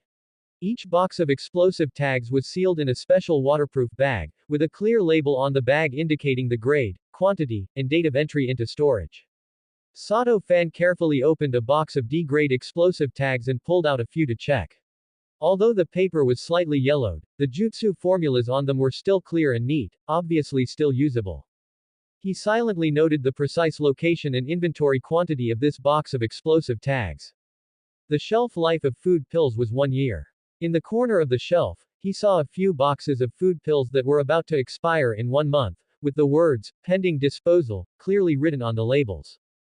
Old Tanaka mentioned in passing that these expired materials would be uniformly processed at the end of the month. The word, processed, quietly lit up in Sato Fan's heart again, giving him something more to think about. But he still did not show any abnormality, just honestly writing down the actual counted numbers on the sheet, then carefully putting the boxes back in their original places, behaving himself throughout the whole process, without any deviation. At 4 p.m., the inventory work was basically completed. Sato Fan handed the organized sheets to Old Tanaka with both hands. Old Tanaka took them, flipped through them, and after verifying they were correct, picked up his pen and signed his name at the end of the sheets. You did quite well. You didn't find any big problems all day, and you were quite careful. Old Tanaka closed the sheets, his tone carrying a bit of approval. Tomorrow, continue to check the miscellaneous items in Area D, and then we will start learning the procedures for material storage and retrieval. Take it slow. Okay, this junior will follow senior's arrangements. Sato Fan replied respectfully. Sato Fan sighed inwardly. He never expected that in his previous life, he was just an ordinary person, but in this life, he actually became a logistics, civil servant, for Konoha, and one in charge of military supplies at that. This stability was truly rare. Shadow clone first formed. You want to learn the shadow clone, don't you? Old Tanaka stood up slowly, stretched his stiff shoulders, and said in a deep voice, while there is still time, I will teach you. Sato Fan heard this and immediately followed Old Tanaka to the open space behind the warehouse. This place was even more secluded than the front yard, enclosed by walls covered in lush green vines, with weeds growing sporadically on the ground, an excellent place for training. Old Tanaka turned to face Sato Fan and began to explain in detail. The shadow clone is a B-rank ninjutsu. Its principle is completely different from the clone technique you learned at the Ninja Academy. The clone technique only creates illusions with no physical substance, and they cannot launch attacks. However, the shadow clone creates a physical clone, flesh and blood, capable of both offense and defense, and can even help you share your workload. As he spoke, he raised his hands to demonstrate the hand signs. The sequence of signs is Z, Cho, Yin, Mao, Chen, Si. All 6 signs are indispensable. Once you have practiced to perfection, you can simplify it to a single sign, but for now, you must follow the sequence honestly. Sato Fan stared intently at Old Tanaka's hand gestures, silently memorizing them over and over in his mind. Try it yourself. Old Tanaka waved his hand, his tone indifferent. It doesn't matter if you fail the first time. For this ninjutsu, it is considered fast if a normal person can master it in 1 or 2 months. Sato Fan took a deep breath, slowly raised his hands, and performed the 6 signs in order. He then mobilized the chakra in his body, trying to separate it and shape it into an independent form. But there was no movement around him, no white smoke rose, no clone appeared, and there wasn't even a trace of chakra fluctuation. He froze in place, his hands still maintaining the C sign, his fingertips slightly stiff, and the situation was somewhat awkward for a moment. Old Tanaka glanced at him and pointed out the problem expressionlessly. Your chakra didn't keep up. While performing the hand signs, you must bring the chakra up from your dantian and guide it through your arms to your fingertips. Just moving your hands without moving the chakra is merely having the form without the substance. Sato Fan silently lowered his hands, adjusted his breathing, and refocused. He had spent 6 years in the Ninja Academy, and his basic training in chakra control had never been neglected. Tree climbing, water walking, and leaf sticking were all solid. However, the logic of the shadow clone was completely different. Previous training involved keeping chakra within his body to control it, while the shadow clone required completely separating the chakra to condense it into an independent entity. This was an entirely unfamiliar method of control. He raised his hands again. While performing the hand signs, he steadily drew chakra from his abdomen and sent it to his fingertips along his arms. The chakra gathered at his fingertips, like compressed airflow, ready to be released. Bang! A muffled sound rang out, and white smoke suddenly exploded. When the smoke dissipated, a blurry figure appeared beside Sato Fan. But it was not a complete shadow clone, it was just a translucent outline, without facial features or physical substance, like a wisp of light smoke shaped into a human form. The phantom swayed twice and then vanished instantly, like smoke blown away by the wind. Sato Fan looked in the direction where the phantom had dissipated, was silent for 2 seconds, and asked, "What is this supposed to mean?" "It means failure." Old Tanaka said bluntly. The chakra distribution was uneven, the amount separated was insufficient, and it failed to condense into a stable form. "Feel it carefully. How much chakra did you separate just now?" Sato Fan closed his eyes, sensing the consumption of chakra in his body, and opened them a moment later, about 1/3. 1/3 is far from enough. You are only a genin. To condense a shadow clone, you must separate at least half of your chakra. If the amount is too small, the form won't solidify, but you can't use too much either, or it will drain you completely. Old Tanaka crossed his arms and urged him in a deep voice, "You must find the precise balance point, one that can condense into a physical form without leaving you exhausted." Sato Fan nodded and tried again. This time, he separated nearly half of his chakra, skillfully performing the hand signs, raising his energy, and releasing it. Bang! The white smoke dissipated. The shadow in front of him was slightly clearer than before, at least a human shape could be distinguished. But it only lasted for 2 seconds before it deflated instantly like a popped bubble and disappeared without a trace. It lasted 2 seconds, half a second longer than last time. Old Tanaka commented indifferently. Sato Fan raised his hand to wipe the sweat from his forehead. 2 attempts at the shadow clone had consumed most of his chakra. Sweat beaded on his forehead, his arms ached slightly, and his breathing became rapid. The consumption of the shadow clone was far greater than he had anticipated, not just the loss of chakra, but the overdraft of energy.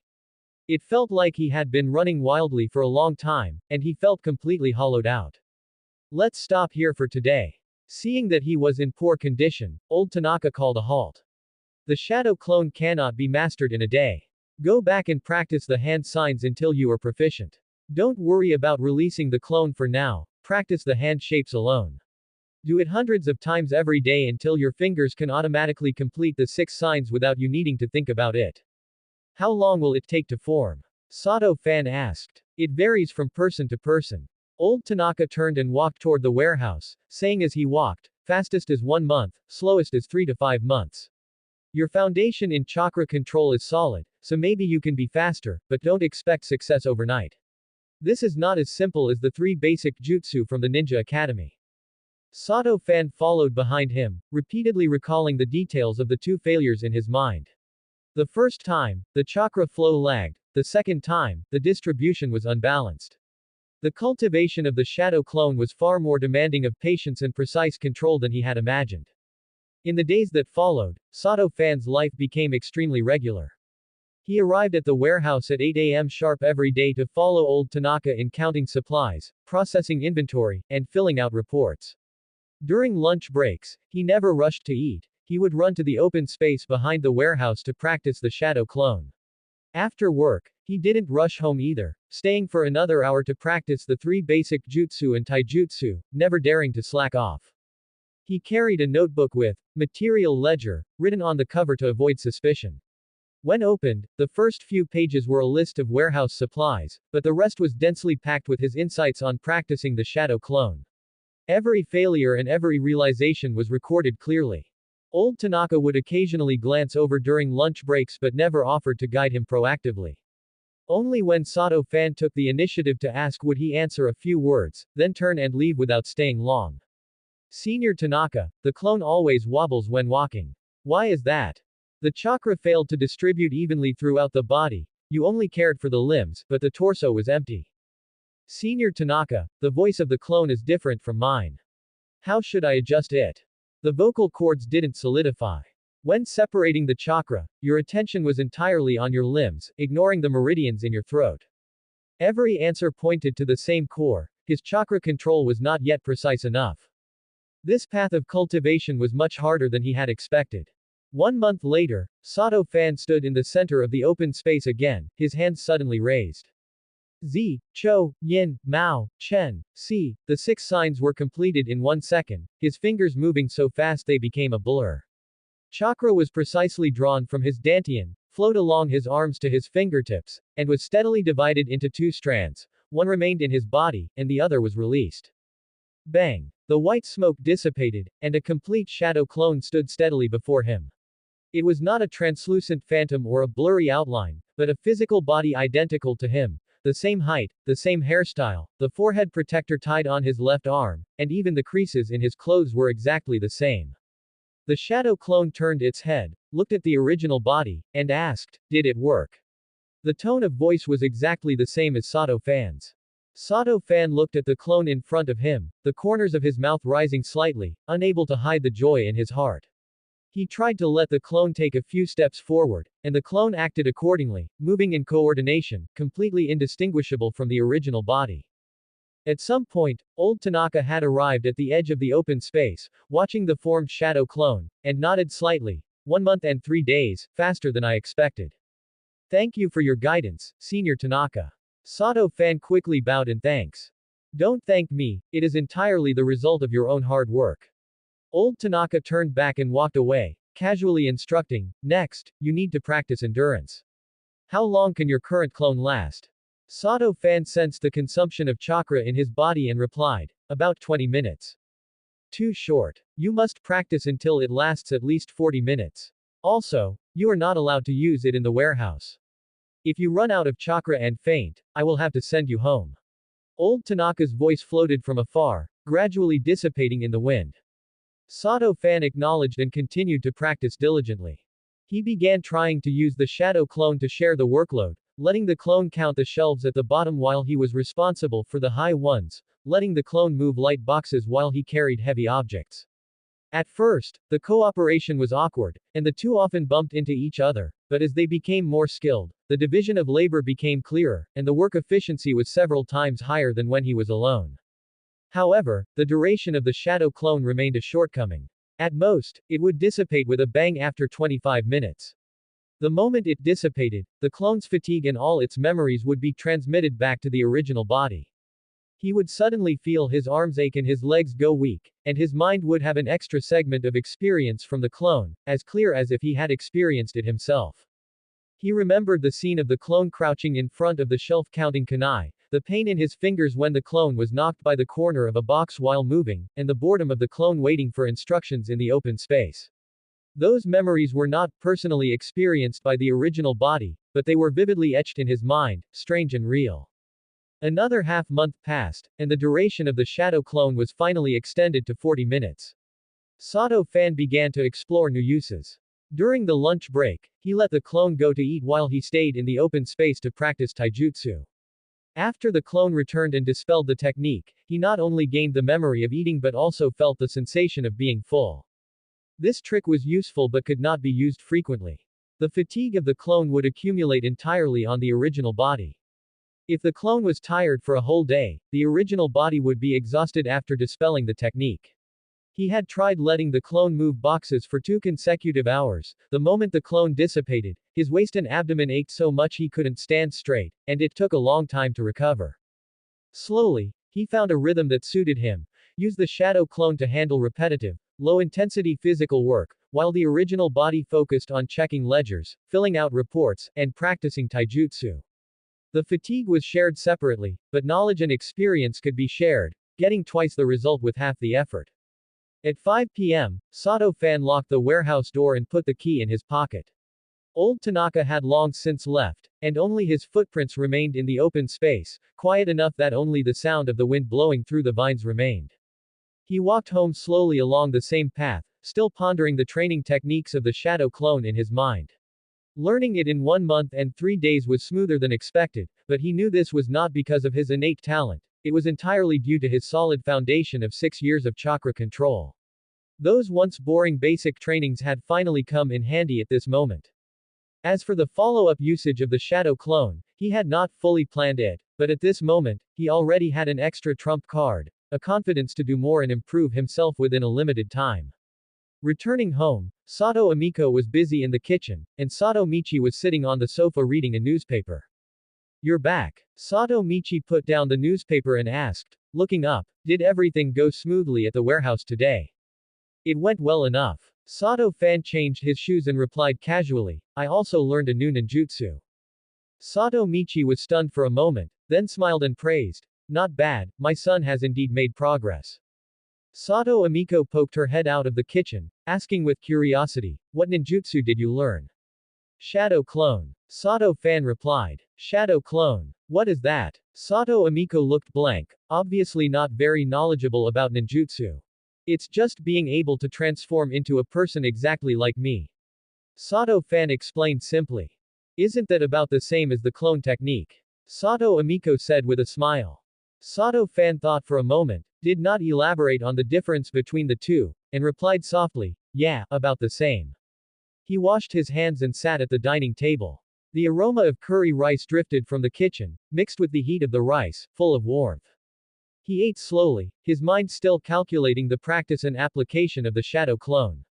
He didn't know how far he could eventually practice it, but at least at this moment, he was 1 point stronger than he was a month ago, and he had one more point of confidence to survive. It was another ordinary evening. Sato Fan stood up from the open space behind the warehouse and patted the dust off his pants. The setting sun had already dropped behind the perimeter wall, leaving only a final smear of orange light hanging in the western sky. His shadow clone had just vanished with a poof, and the residual fatigue surged into his body like a tide. His arms were sore, his legs were weak, and the muscles in his back throbbed faintly.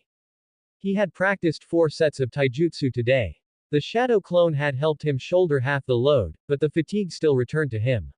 However, he was already used to this level of exhaustion. He would be fine after resting for a few minutes. He picked up the water bottle sitting on the steps and took 2 large gulps. The water was lukewarm, having been baked by the sun all day, and it tasted slightly of rust. More than half a month had passed since he learned the shadow clone technique. He practiced every day during his lunch break and before clocking out, never missing a session. Old Tanaka had gone from occasionally checking in on him to completely ignoring him. As long as Sato got his work done, it was fine. Sato Fan screwed the cap of the water bottle tight and leaned against the wall, looking up at the gradually darkening sky. His mind began to review his current strength. First was the chakra volume. He had been an ordinary person in his previous life, and he hadn't received any heaven-sent cheats after transmigrating. His chakra volume had indeed started at only the average level of the Ninja Academy. But that was already 6 years ago. In those 6 years, although he hadn't trained himself to death like Guy and Rock Lee, he had never been lazy. He woke up at 6 every morning, did a set of physical training before school, and continued practicing after school until dark. He didn't rest on weekends either going to the library to research information or going to the small woods to practice ninjutsu. More importantly, chakra is composed of physical energy plus spiritual energy. While his physical energy was only average, his spiritual energy, the soul of an adult who had lived in the Naruto world for 12 years, plus over 20 years from his previous life, far exceeded that of his peers.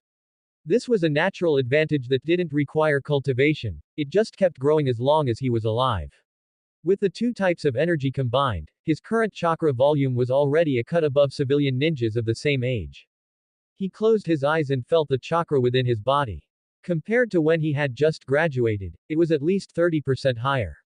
It wasn't a qualitative leap, but it was enough for him to do things he couldn't do before, like maintaining a shadow clone for 40 minutes, or performing the substitution technique 3 times in a row without getting winded.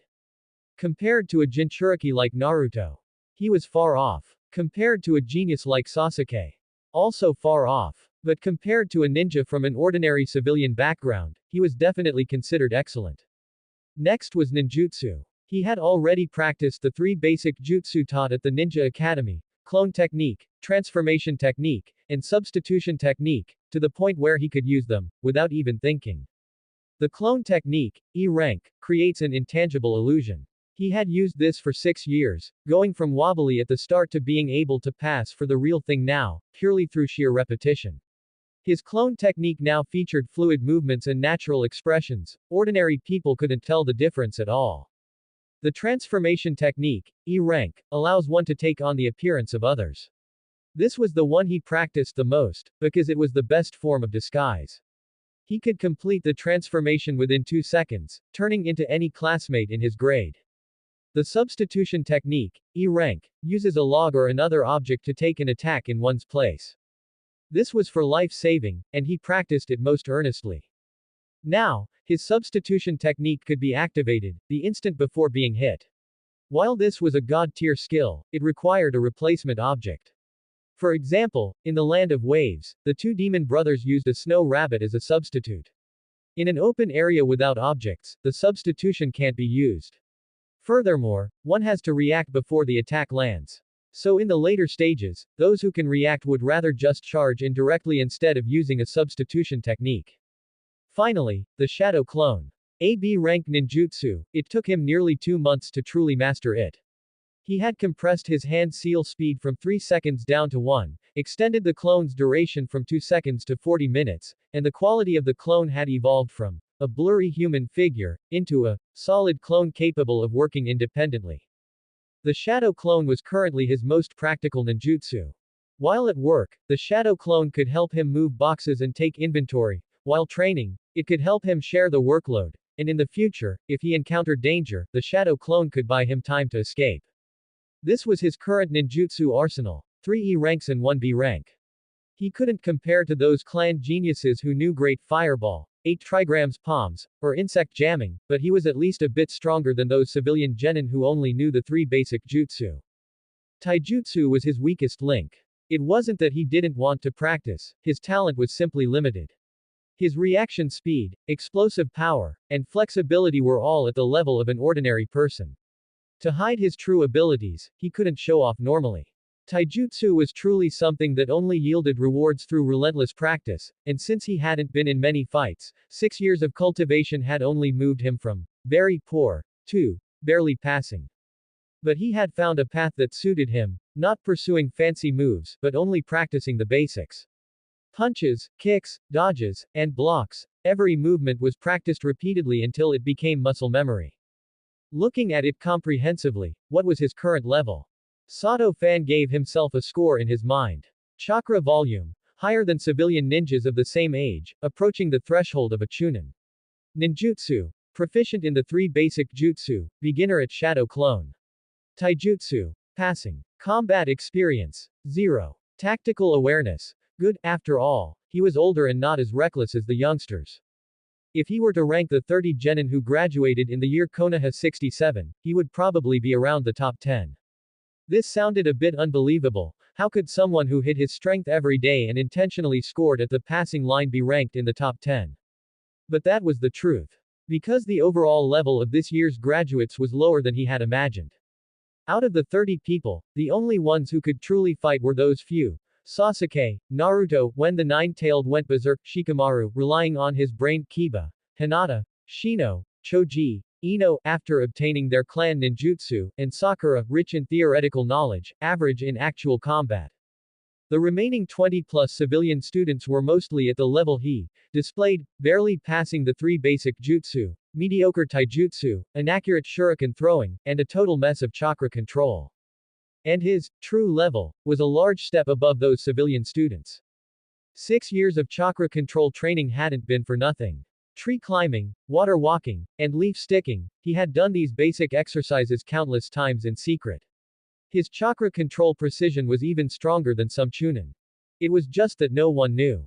He stood up, hung the water bottle on his belt, and walked toward the warehouse. Old Tanaka had already left, and the warehouse was empty, leaving only the neatly arranged ninja tools on the shelves. Sato Fan picked up the ledger on the desk, flipped through it, and put it back down. Today's accounts were already done, the records of incoming and outgoing stock were clear, and the damage reports were written explicitly. He leaned back in his chair and began to think about the future. The direction of his cultivation was also clear. First, improve his taijutsu, at least to the point where his physical fitness and basic movements wouldn't hold him back. Then, learn some practical ninjutsu, not the A rank or S rank ones, which he couldn't learn anyway. He had actually fantasized that since he had transmigrated, he might have a talent for space-time ninjutsu, but civilians with talent couldn't get their hands on such techniques, and without access, he wouldn't know if he had the talent. Oh well, he'd worry about that later. Instead, he focused on things that were truly useful in actual combat, like earth release, headhunter technique pulling people into the ground, fire release, phoenix sage fire technique area attack, or water release, hiding in mist technique creating mist to escape. Although these things were low rank, they were practical. And he didn't need to be a master at them, being competent was enough. As for equipment, he was currently in charge of the weapons warehouse, so he had more opportunities to access supplies than anyone. But he wasn't in a hurry to act. Old Tanaka was still there, and Yamada would occasionally visit. He needed to figure out all the rules first, knowing which things could be moved, and which were absolutely untouchable. What he needed was a long-term plan. Not a day or two, not a month or two, but measured in years. He still had time, 4 years, until the Fourth Shinobi World War broke out. 4 years was enough time for him to grow from a barely passing genin into a chunin with the ability to protect himself. Of course, provided he didn't slack off. He put the ledger back on the desk, stood up, and locked the warehouse door. When he walked out of the logistics area, it was already completely dark. The streetlights flickered on one by one, and the aroma from the ramen shop wafted out of the alley. Sato Fan walked toward home along the familiar path. As he passed Ichiraku Ramen, he saw Naruto's back through the curtain. That kid was currently devouring noodles with his cheeks bulging. His eating manners were as terrible as ever, but with Sasuke and Sakura there beside him, the kid wasn't alone anymore. Sato Fan didn't go in. He didn't want to eat ramen right now, he just wanted to go home, eat dinner, take a bath, and then sleep. He still had to work tomorrow, still had to cultivate, and still had to keep getting stronger. When he got home, Sato Amiko had already prepared dinner. Today's dish was beef stew with potatoes and carrots, and the aroma filled the entire house. Sato Michi was sitting at the dining table, having already poured 2 cups of tea, one for himself and one for his son. You're back. Wash your hands and eat, Sato Amiko said. Okay. Sato Fan washed his hands and sat down at the dining table. Sato Michi pushed the teacup over and glanced at him. Why so late today? I worked some overtime. Overtime right after starting the job. Sato Michi frowned. Don't push yourself too hard, your health is important. I'm fine. Sato Fan picked up his bowl and put a piece of beef into his mouth. The beef was stewed until it was very tender, melting in his mouth. His mother's cooking was still as good as ever. As he ate, his mind was still on his cultivation. What should he do after finishing dinner? First, take a bath, then practice hand seals for a while. He didn't need to release any ninjutsu, he would just practice the hand signs until the 6 seals were ingrained in his muscle memory. Before going to sleep, he would review tomorrow's plan in his head once more, run to the warehouse in the morning, practicing chakra control on the way, practice shadow clones during the lunch break, and practice taijutsu after work. After finishing dinner, Sato Fan helped his mother clear the dishes and then returned to his room. He hung the jacket he wore today on the back of the chair, sat on the edge of the bed, and raised both hands. The movements of his fingers were already so fast that he could complete them without thinking. He held the hand signs, closed his eyes, and felt the chakra flowing within his body. It rose from his abdomen, followed his arms to his fingertips, and then gathered at the tips, ready to be released at any moment. He didn't release it, he just felt it. Once, twice, 3 times. He only stopped when his fingers felt sore. Then he lay down on the bed and stared at the ceiling.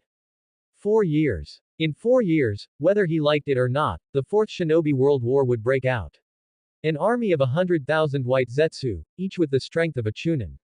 At that time, the entire ninja world would become a battlefield, and there would be no absolutely safe place.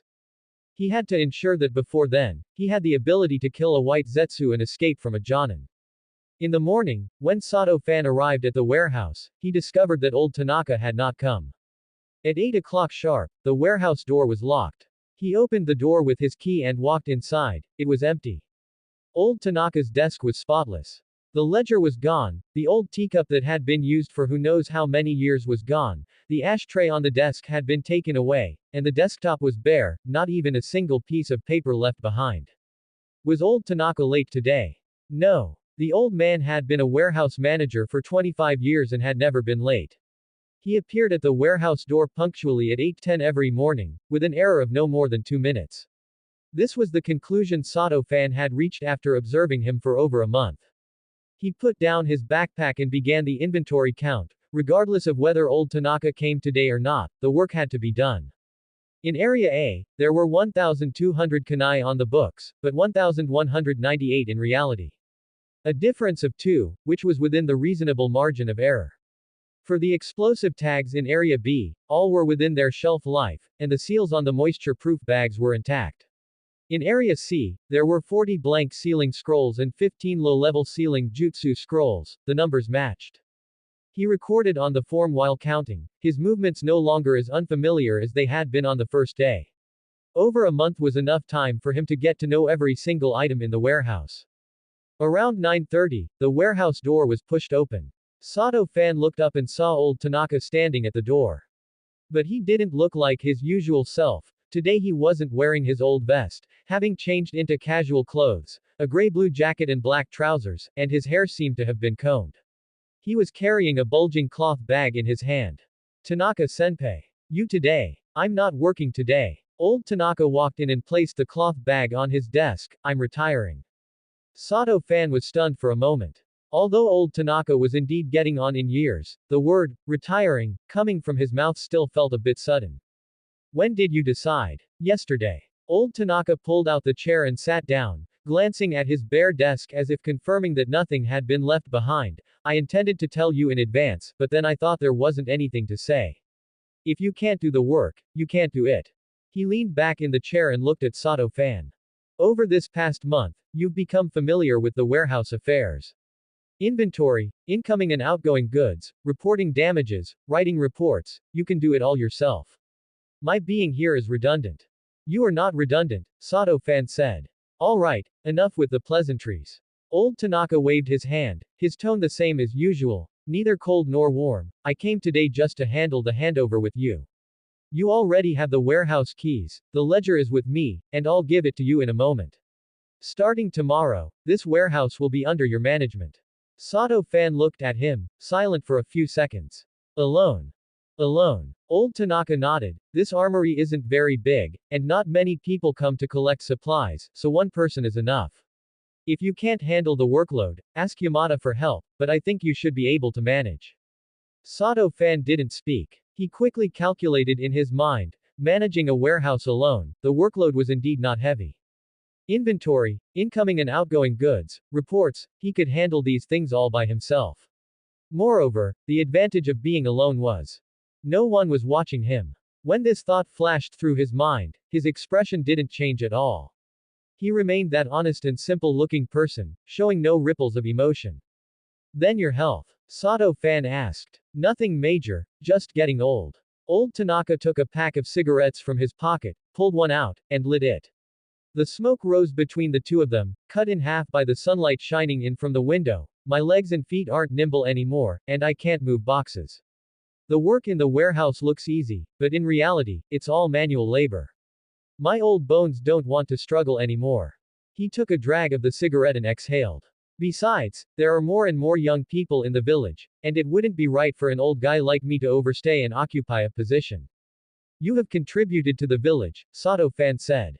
Old Tanaka was a retired jonin. Although he didn't know what he had experienced back then, those scars were not fake. So what if I contributed? Old Tanaka smiled, a hint of self-deprecation in that smile. The village has provided for me for 25 years, that's enough. I'll live out the rest of my days on my own. The two were silent for a while.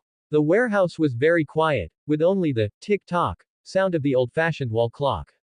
Old Tanaka finished smoking, stubbed it out on the sole of his shoe, then opened the cloth bag and took out a few items. First was a thick ledger, the very one that usually sat on his desk. Then there were 2 key rings. One was the spare keys for the various warehouse door locks, and the other was for the locked boxes on the shelves. These are for you. Old Tanaka pushed the items in front of Sato-fan. Keep the ledger safe. Yamada will come to check it once at the end of every month. Make sure to record the incoming and outgoing goods clearly, and don't give anyone a handle to use against you. I know. Old Tanaka reached into the cloth bag again. This time, what he pulled out was not a ledger, nor keys, it was 2 scrolls. The scrolls were not thick, with words written in calligraphy on the covers. Sato-fan took them and glanced at them. The first scroll, Body Flicker Technique, Introduction and Advanced. The second scroll, Earth Release, Mud Wall Detailed Explanation. Sato-fan looked up at old Tanaka.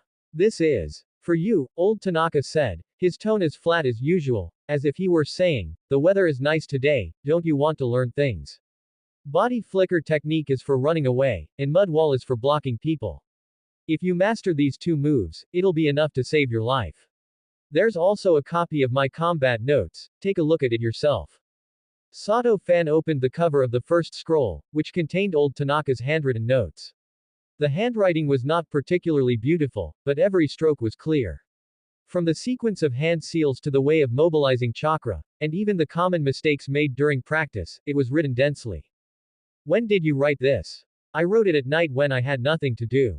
Old Tanaka lit another cigarette. When you were practicing the shadow clone, I could tell. You aren't the type of person who needs someone to watch over your practice. Giving you the scrolls to learn on your own is better than me nagging you from the side. Sato-fan looked at the scrolls in his hands, an indescribable feeling welling up in his heart. He had transmigrated into this world for 12 years, and no one had ever proactively taught him anything. The teachers at the Ninja Academy taught the whole class, not him. Kusakabe taught the coordination of 3 people, not him alone. Only old Tanaka, a retired jonin who had been a warehouse manager for 25 years, had dug out his bottom of the box treasures and given them to him on his very last day. Thank you, Tanaka-senpai, he said. His voice was not loud, but very earnest. Don't thank me, I didn't teach you because of you. Old Tanaka took a drag of his cigarette. I have taught 3 people. You are the third. What about the first 2? The first one studied for 3 months and then stopped, saying it was too hard and that it wouldn't be used in logistics anyway. The second one studied for half a year, thought he had the skills, got transferred away, and later died out there. Old Tanaka flicked the cigarette ash, his tone as calm as if he were talking about what he had eaten for lunch. I don't know what you can achieve, and I don't know how long you can live. But if you really want to learn, these things are enough for you to practice for a while. Sato-fan put the scrolls away and placed them on his desk. Old Tanaka was silent for another moment. Smoke swirled between the two of them. He looked at Sato-fan through the smoke, his gaze different from usual, not the lazy, I've seen it all, look, but something more earnest and heavier. Little Sato, I have a question for you, old Tanaka said.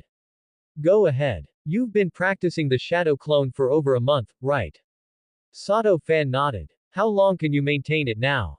About 40 minutes. Old Tanaka stared at him for a few seconds, then slowly exhaled a puff of smoke. 1 month and 3 days, and you've reached 40 minutes with the shadow clone. Do you know what level this is considered? Sato-fan didn't speak. He knew his progress wasn't slow, but he hadn't carefully considered what level it was compared to others. When I learned the shadow clone, it took me 2 months, old Tanaka said. I'm telling you, you have more talent than you think. Geniuses can learn the shadow clone in 1 to 3 weeks. Ordinary people take 1 to 3 months. You, at 1 month and 3 days, are stuck in the middle, which counts as average aptitude. He took another drag of the cigarette. For this past month, I've been watching. You don't eat during your lunch break every day, instead going to practice for half an hour. You don't leave after work, practicing for another half hour. You don't rest on weekends either, running behind the warehouse to practice alone. You have calluses on your hands, and marks on the webbing between your thumb and index finger, those are left from holding a kunai for a long time. You didn't just pass the exams in school because of good luck, did you? Sato-fan was silent, not speaking. I'm not trying to expose you. Old Tanaka stubbed out the cigarette, looking into Sato-fan's eyes. I want to tell you that it's fine to hide your true abilities, but don't hide yourself away completely. You've been practicing the shadow clone for over a month. Practicing in the open space every day, did you think no one saw you? That wall behind the warehouse has a hole in it, and you can see the open space from the road in the logistics area. What did you think that was? A dog hole. Sato-fan was stunned. He had never noticed that hole. Over this past month, there have been at least dozens of people who passed by that hole. Some stopped to watch for a few moments, some took a glance and left. But not a single person came to ask you, what are you practicing? Do you know why? Sato-fan shook his head. Because Konoha is not short on geniuses, nor is it short on hardworking people. Old Tanaka stood up, holding the cloth bag in his hand. You hiding your abilities is fine. You practicing in secret is also fine. But you must remember, hiding your abilities is for living better, not for living like a mouse. A mouse hiding in a hole can be stepped on by anyone. He turned and walked toward the door. Sato Fan watched old Tanaka's back, his heart skipping a beat. Old Tanaka knew everything. He knew he was hiding his abilities. But he didn't expose him. He didn't reprimand him, nor did he lecture him about being an upright ninja. He just gave him 2 scrolls, said a few words, and then left. Tanaka-senpai, Sato Fan called out to him. Old Tanaka stopped, not turning back. Why are you helping me? Old Tanaka was silent for a few seconds. Because you are not a genius. After saying this, he pushed the door open and walked out. The door closed behind him with a click, the latch bolt snapping into the door frame. Only Sato Fan was left in the warehouse. He stood in front of old Tanaka's desk, looking at the 3 scrolls and the 2 key rings. Sunlight shone in from the small window high up, illuminating the covers of the scrolls, making the words, body flicker technique, introduction and advanced, shine brightly. Old Tanaka's last sentence spun in his mind a few times. Because you are not a genius. Not a genius. Sato Fan pondered the meaning of this sentence. Sato Fan put away the scrolls and keys and sat back at his own desk. He opened the ledger and looked at it page by page. The numbers were dense, but he was clear about every single entry. For over a month, he had followed old Tanaka, looking over these accounts countless times. Every incoming and outgoing entry, every damage report, every reasonable error, he knew them by heart. Now, these things were all his. 1 warehouse, 1 ledger, 2 key rings, 3 ninjutsu scrolls. This was the result of 12 years of hard work. He closed the ledger, leaned back in the chair, and stared at the ceiling. Starting tomorrow, he would be the only one managing the warehouse. No one would watch him, no one would check his accounts, and no one would ask him, where did you go for lunch? Or, why don't you leave after work? The demon pill descends upon the world. That's the end of part 1. Part 2 is coming soon. Thanks for watching. Please subscribe and support our channel for more stories. Hello everyone. This is Fantasy Audiobook. Here you find original fan-made audio stories. Ninja World. The Survival Manual of an Ordinary Ninja. Part 2. 3 days after old Tanaka left, Sato Fan had already gone through all the accounts in the warehouse. The general ledger recorded the entire assets of this armory. He spent 2 whole days reading page by page and calculating line by line, engraving every number into his mind. But as he looked, he discovered a problem. Konoha village has nearly 20,000 ninjas. Even if only 1/3 of them come to collect public equipment, that's over 6,000 people. Yet the numbers in his warehouse didn't seem to match this scale. He took the general ledger to find section chief Yamada. Yamada was drinking tea and reading the newspaper in his office. Hearing his question, he put down his cup and glanced at him. That warehouse of yours is just one of the branch warehouses, Yamada said. Konoha has 7 weapon warehouses in total, scattered across different areas of the village. You manage the East Third warehouse, mainly responsible for the daily supplies of several departments near the logistics area. The main forces equipment is in the central warehouse, which has much more than yours. Then the scale of my warehouse is below average. Yamada flipped through the documents in his hand. Your warehouse mainly issues equipment to people in the logistics area. The turnover rate is low, so the inventory doesn't need to be too large. But it's not a small amount either. Have you calculated it yourself? Sato Fan shook his head. Go back and calculate it properly. Yamada waved his hand. How can you manage a warehouse without knowing the numbers? Sato Fan didn't ask further. After returning to the warehouse, he turned to the last page of the general ledger and found a simple map of the village's logistics area. The East Third warehouse was just a small dot on the map, labeled with the words, regular inventory low turnover. Low turnover meant not many people came to collect items, but the numbers were not small. It just seemed like less compared to the central warehouse. He sat down again, opened the general ledger, and began to seriously calculate the assets of his warehouse. Area A, Standard Kunai, 12,000 on the books. Weighted Kunai, 6,000. Practice Kunai, 3,000. Shuriken, a total of 12,000. Area B, Ordinary Explosive Tags, 4,500. Great explosive tags, 60, locked in a metal cabinet. Area C. Food pills, 20,000. With a shelf life of 1 year, 30 boxes will expire in 2 months, stamped with a red, pending scrap, mark. Area D. 400 blank sealing scrolls, 150 low-level sealing technique scrolls. 60 chakra conducting metal kunai, also locked in a metal cabinet. Sato Fan copied these numbers into his notebook and then began to mark the prices one by one. He had collected the price data through various channels over the past month. Some were mentioned casually by old Tanaka, some were seen on purchase orders, and some he inferred by looking at the price tags in front of Tenten's family weapon shop. According to Konoha's official pricing, converted into ryo, it was crystal clear. Standard kunai, the public procurement price is 50 ryo each. With 12,000 on the books, the total value is 600,000 ryo. Weighted kunai, which use more materials and have complex craftsmanship, have a procurement price of 100 ryo each. For 6,000 of them, the total value is 600,000 ryo. Practice kunai, with thin sheet metal and light weight, are used for student training, with a procurement price of 30 ryo each. For 3,000 of them, the total value is 90,000 ryo. Shuriken, ordinary model, 30 ryo each. For 12,000 of them, the total value is 360,000 ryo. Ordinary explosive tags, 100 ryo each. For 4,500 of them, the total value is 450,000 ryo. Great explosive tags, 60 of them, procurement price 300 ryo each, total value 18,000 ryo. Food pills, ordinary model, 30 ryo each. For 20,000 of them, the total value is 600,000 ryo. Blank sealing scrolls, 400 of them, procurement price 150 ryo each, total value 60,000 ryo.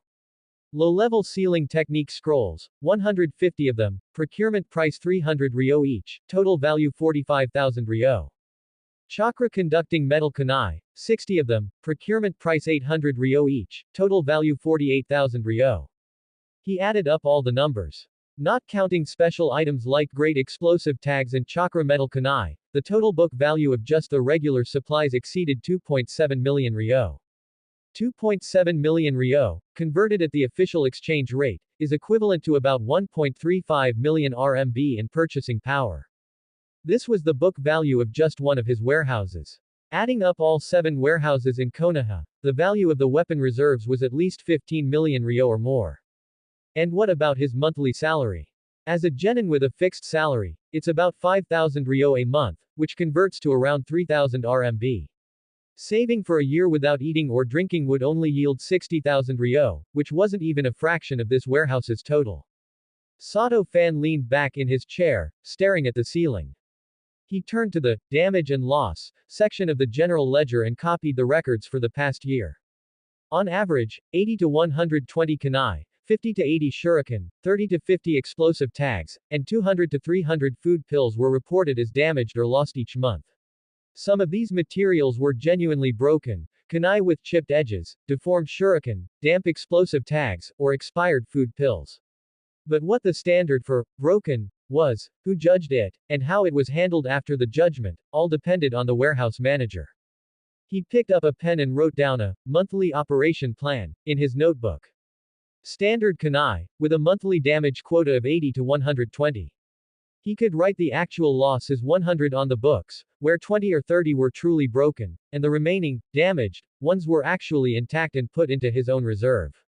With a procurement price of 50 ryo each, he could operate 3,000 to 4,000 ryo worth of value from kunai in a month. Fuma shuriken, with 10 to 20 reported as damaged each month. At 100 ryo each, that's 1,000 to 2,000 ryo per month. Shuriken, with a damage quota of 50 to 80, operating 30 to 40 of them at 30 ryo each, would be 900 to 1,200 ryo per month.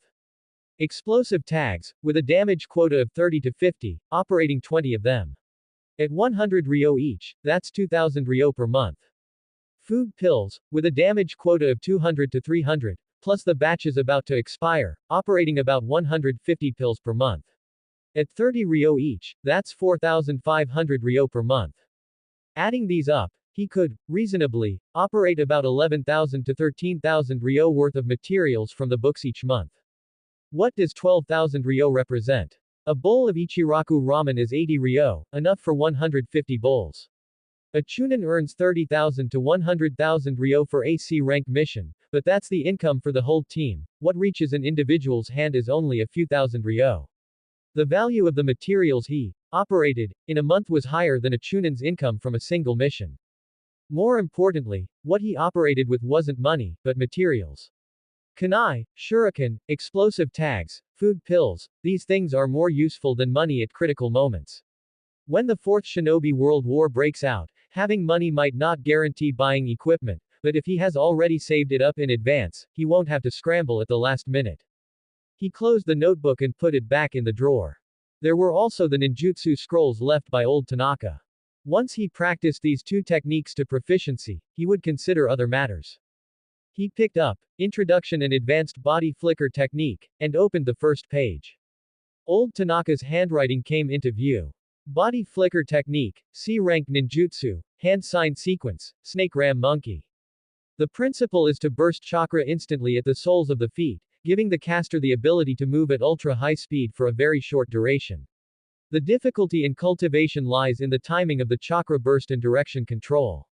Common mistakes for beginners are: Sato fan spread the scroll on the table, gesturing the hand signs while reading. Snake, ram, monkey. 3 signs, half as many as the 6 signs for the shadow clone. But old Tanaka's notes said, the difficulty of the body flicker technique isn't in the signs, but in the instant burst of chakra. Burst too early and you won't launch, burst too late and you'll hit a wall. He practiced the hand sign sequence over a dozen times, then put away the scroll, stood up, and walked to the open space behind the warehouse. The sun was just right, and only his own shadow was on the open ground. He raised both hands, formed the snake sign, and drew chakra up from his abdomen, flowing it to the soles of his feet. Then the ram sign, the monkey sign. Poof. No white smoke, no afterimage, he just took a large leap forward and almost tripped. He hadn't even touched the basics of the body flicker technique. Sato fan stood firm, patted the dust off his body, and readjusted his breathing. No need to rush. He practiced the shadow clone for over a month. The body flicker technique would take at least a few weeks. He had plenty of time now, so what was the rush? He tried again. This time was a bit better than the last, at least he didn't fall. A third time, a fourth time, a fifth time. He practiced until the sun began to set in the west before stopping, returning to the warehouse, and locking the door. By the time he walked out of the logistics area, it was almost dark. The streetlights weren't on yet, and there were already fewer people on the streets. He walked home along the familiar path, and when passing the Hokage building, he saw that the lights were still on in the windows upstairs. He wondered who was working overtime. He touched the scrolls in his pocket. 2 rolls, hard, pressed against his chest. When he got home, Sato Amiko was busy in the kitchen. Sato Michi was sitting on the sofa reading the newspaper. Seeing his son come in, he put down the paper. Why so late again today? Overtime. Does your warehouse have overtime every day? Just today. Sato fan changed his shoes, washed his hands, and sat at the dining table. Sato Amiko came out of the kitchen carrying a pot of soup and placed it on the table. I made pork rib soup today, drink more, she said. Okay. Sato fan picked up the bowl and took a sip of the soup. The ribs were stewed very tender, the soup was rich, and his mother's cooking was as good as ever. While eating, he was still thinking about what old Tanaka had said.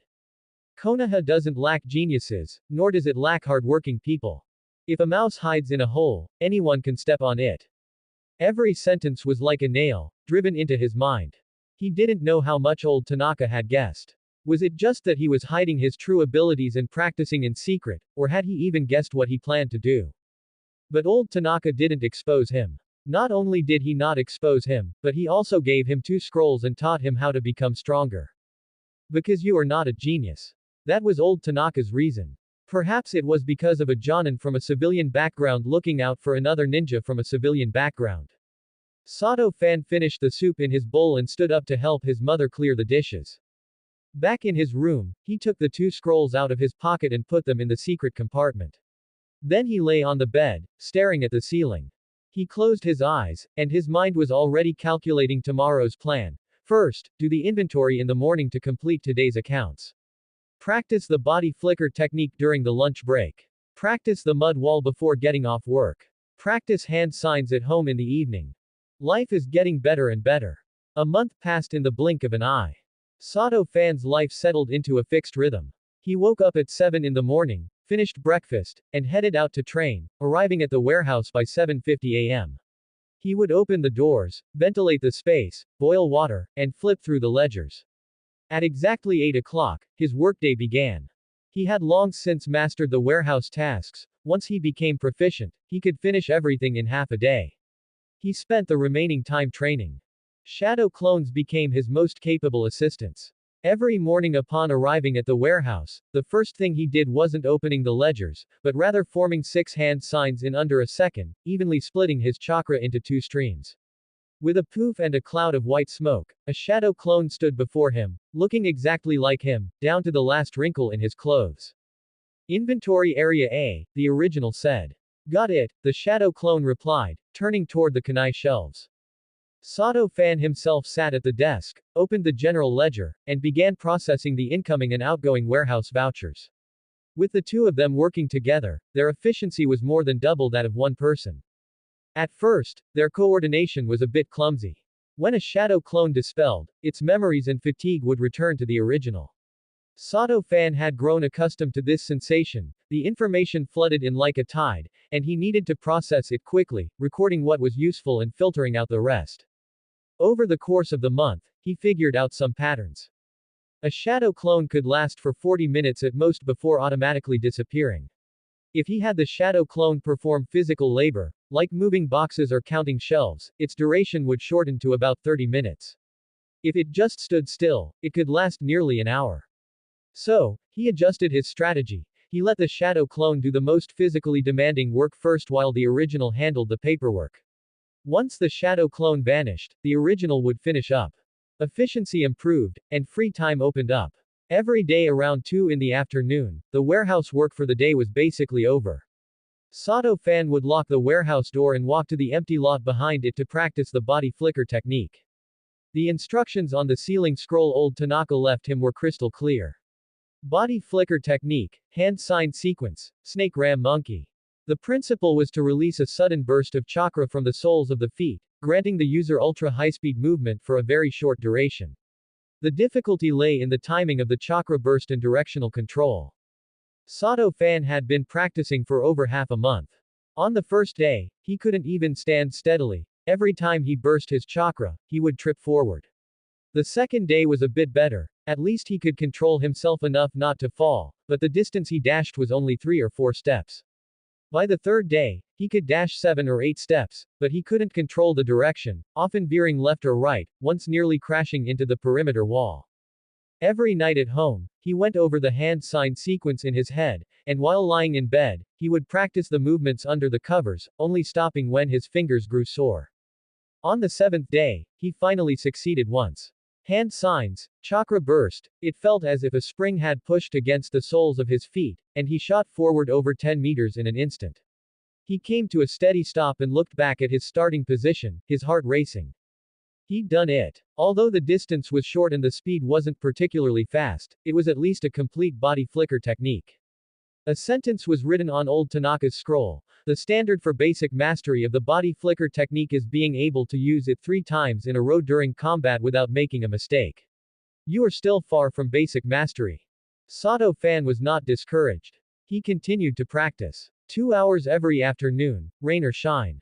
On rainy days, he practiced inside the warehouse, using the aisles between the shelves as a runway for sprints.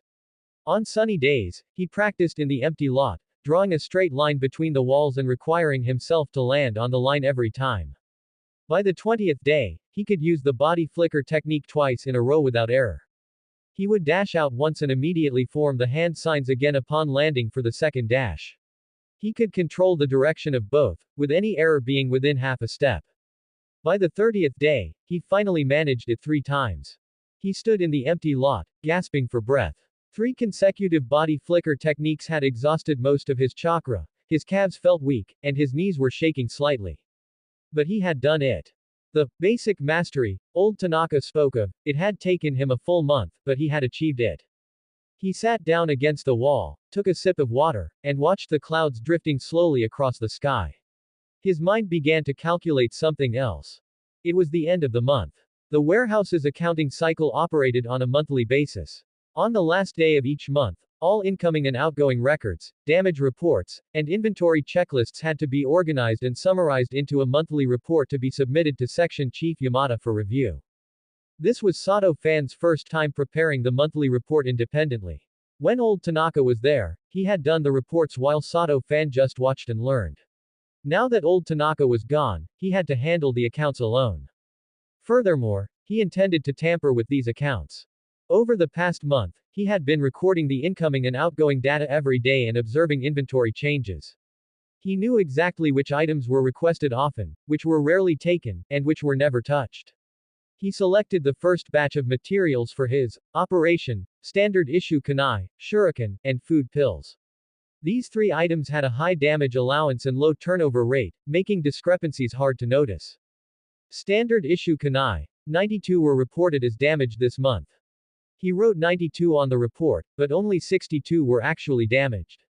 He placed the extra 30 kunai into an empty box he had prepared, labeled it, pending disposal, and stacked it in the innermost corner of the warehouse. There were dozens of boxes of genuine scrap materials piled there. One more or one less box wouldn't be noticed at all.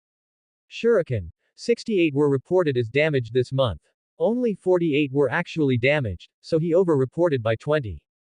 The 20 shuriken were packed into several cloth bags and stuffed into the same, pending disposal, box. Food pills, 240 were reported as damaged this month. Only about 180 had actually expired, so he over-reported by 60. The 60 food pills were divided into 3 small bags and also stuffed into that box. This was the extent of his operation for the first month. It wasn't much, but it wasn't a small amount either, totaling 3,900 ryo. His monthly salary was only 5,000 ryo. This immediately added nearly another month's worth of income. Sato Fan cross-checked the damage reports and inventory records 3 times, confirming that every number matched. Then, he began drafting the monthly report. He had long since memorized the report format. The cover read, Konoha Logistics Department Weapon Warehouse Monthly Report. He filled it out item by item. He bound the report and placed it on the top right corner of his desk, then leaned back in his chair and stared at the ceiling. His heart was racing slightly. It wasn't from physical exhaustion, but from nerves. If Yamada were to ask just one more question, like, where are these damaged kunai, he would have to take him into the warehouse to search. Inside that, pending disposal, box, besides the actual scrap, were the things he had hidden. But would Yamada ask? Sato Fan recalled the times Yamada had visited the warehouse over the past month. He had come twice in total. The first time was at the beginning of the month. He stood at the door and asked, can you handle things alone now that old Tanaka is gone? When he said yes, Yamada turned and left. The second time was in the middle of the month. He came to pick up a report from the previous month and left immediately without even entering the warehouse. Yamada didn't care about the specific numbers in the warehouse. He managed the entire materials section, with several warehouses under him, grain, medicine, general goods, and he had to sign off on every single one. Where would he find the time to check them one by one? Even so, Sato Fan was still nervous. He read through the report from beginning to end once more, confirming there were no typos, calculation errors, or omissions. Then he stood up, tucked the report under his arm, locked the warehouse door, and headed toward the Hokage building. The logistics materials section, where Yamada's office was located, was at the end of the second-floor corridor. When Sato Fan knocked on the door, his heart skipped a few more beats. Come in. Yamada's voice sounded as lazy as ever. Sato Fan pushed the door open and entered. Yamada was sitting behind his desk, which was covered in a pile of documents. He held a teacup and was reading something. Seeing Sato Fan enter, he set down the teacup and leaned back in his chair. Is the monthly report ready? Yamada asked. Yes. Sato Fan handed over the report. The incoming and outgoing records, inventory count, and damage details for this month are all inside. Yamada took the report, flipped open the cover, and glanced at the inventory summary on the first page. His gaze swept from top to bottom, lingered for a few seconds, and then he turned to the second page. He scanned it again and turned to the third. 3 pages of paper took less than a minute. Then he closed the report and placed it on the desk. The numbers look fine, Yamada said. The accounts are quite clear. Sato-fan felt a wave of relief in his heart, but his expression remained neutral. Have the damaged items been put away? Yamada asked. They are all in the disposal area at the very back of the warehouse, marked with pending disposal labels, waiting for the end-of-month processing. Yamada nodded, picked up a pen, and signed his name in the section chief's signature box on the last page, then pushed the report back. All right, take it back. Carry on next month. Yes, sir. Sato-fan picked up the report and turned to walk out of the office. The moment the door closed behind him, he stood in the corridor and took a deep breath. A small patch of his shirt on his back was soaked with sweat. He walked down the corridor toward the stairs, his pace slightly faster than usual. As he passed the front desk, the female ninja wearing glasses looked up at him, but he ignored her and went straight downstairs. When he stepped out of the Hokage building, the sunlight hit his face perfectly. Sato-fan stood on the steps, tucked the report under his arm, and looked up at the sky. The sky was very blue, with a few white clouds drifting lazily, looking no different than usual. But for him, today was different. He had done something he had never done before. No one had noticed. Committing embezzlement for the first time in his life was exhilarating. Back at the warehouse, he put the report back into his desk drawer and walked to the innermost corner of the warehouse.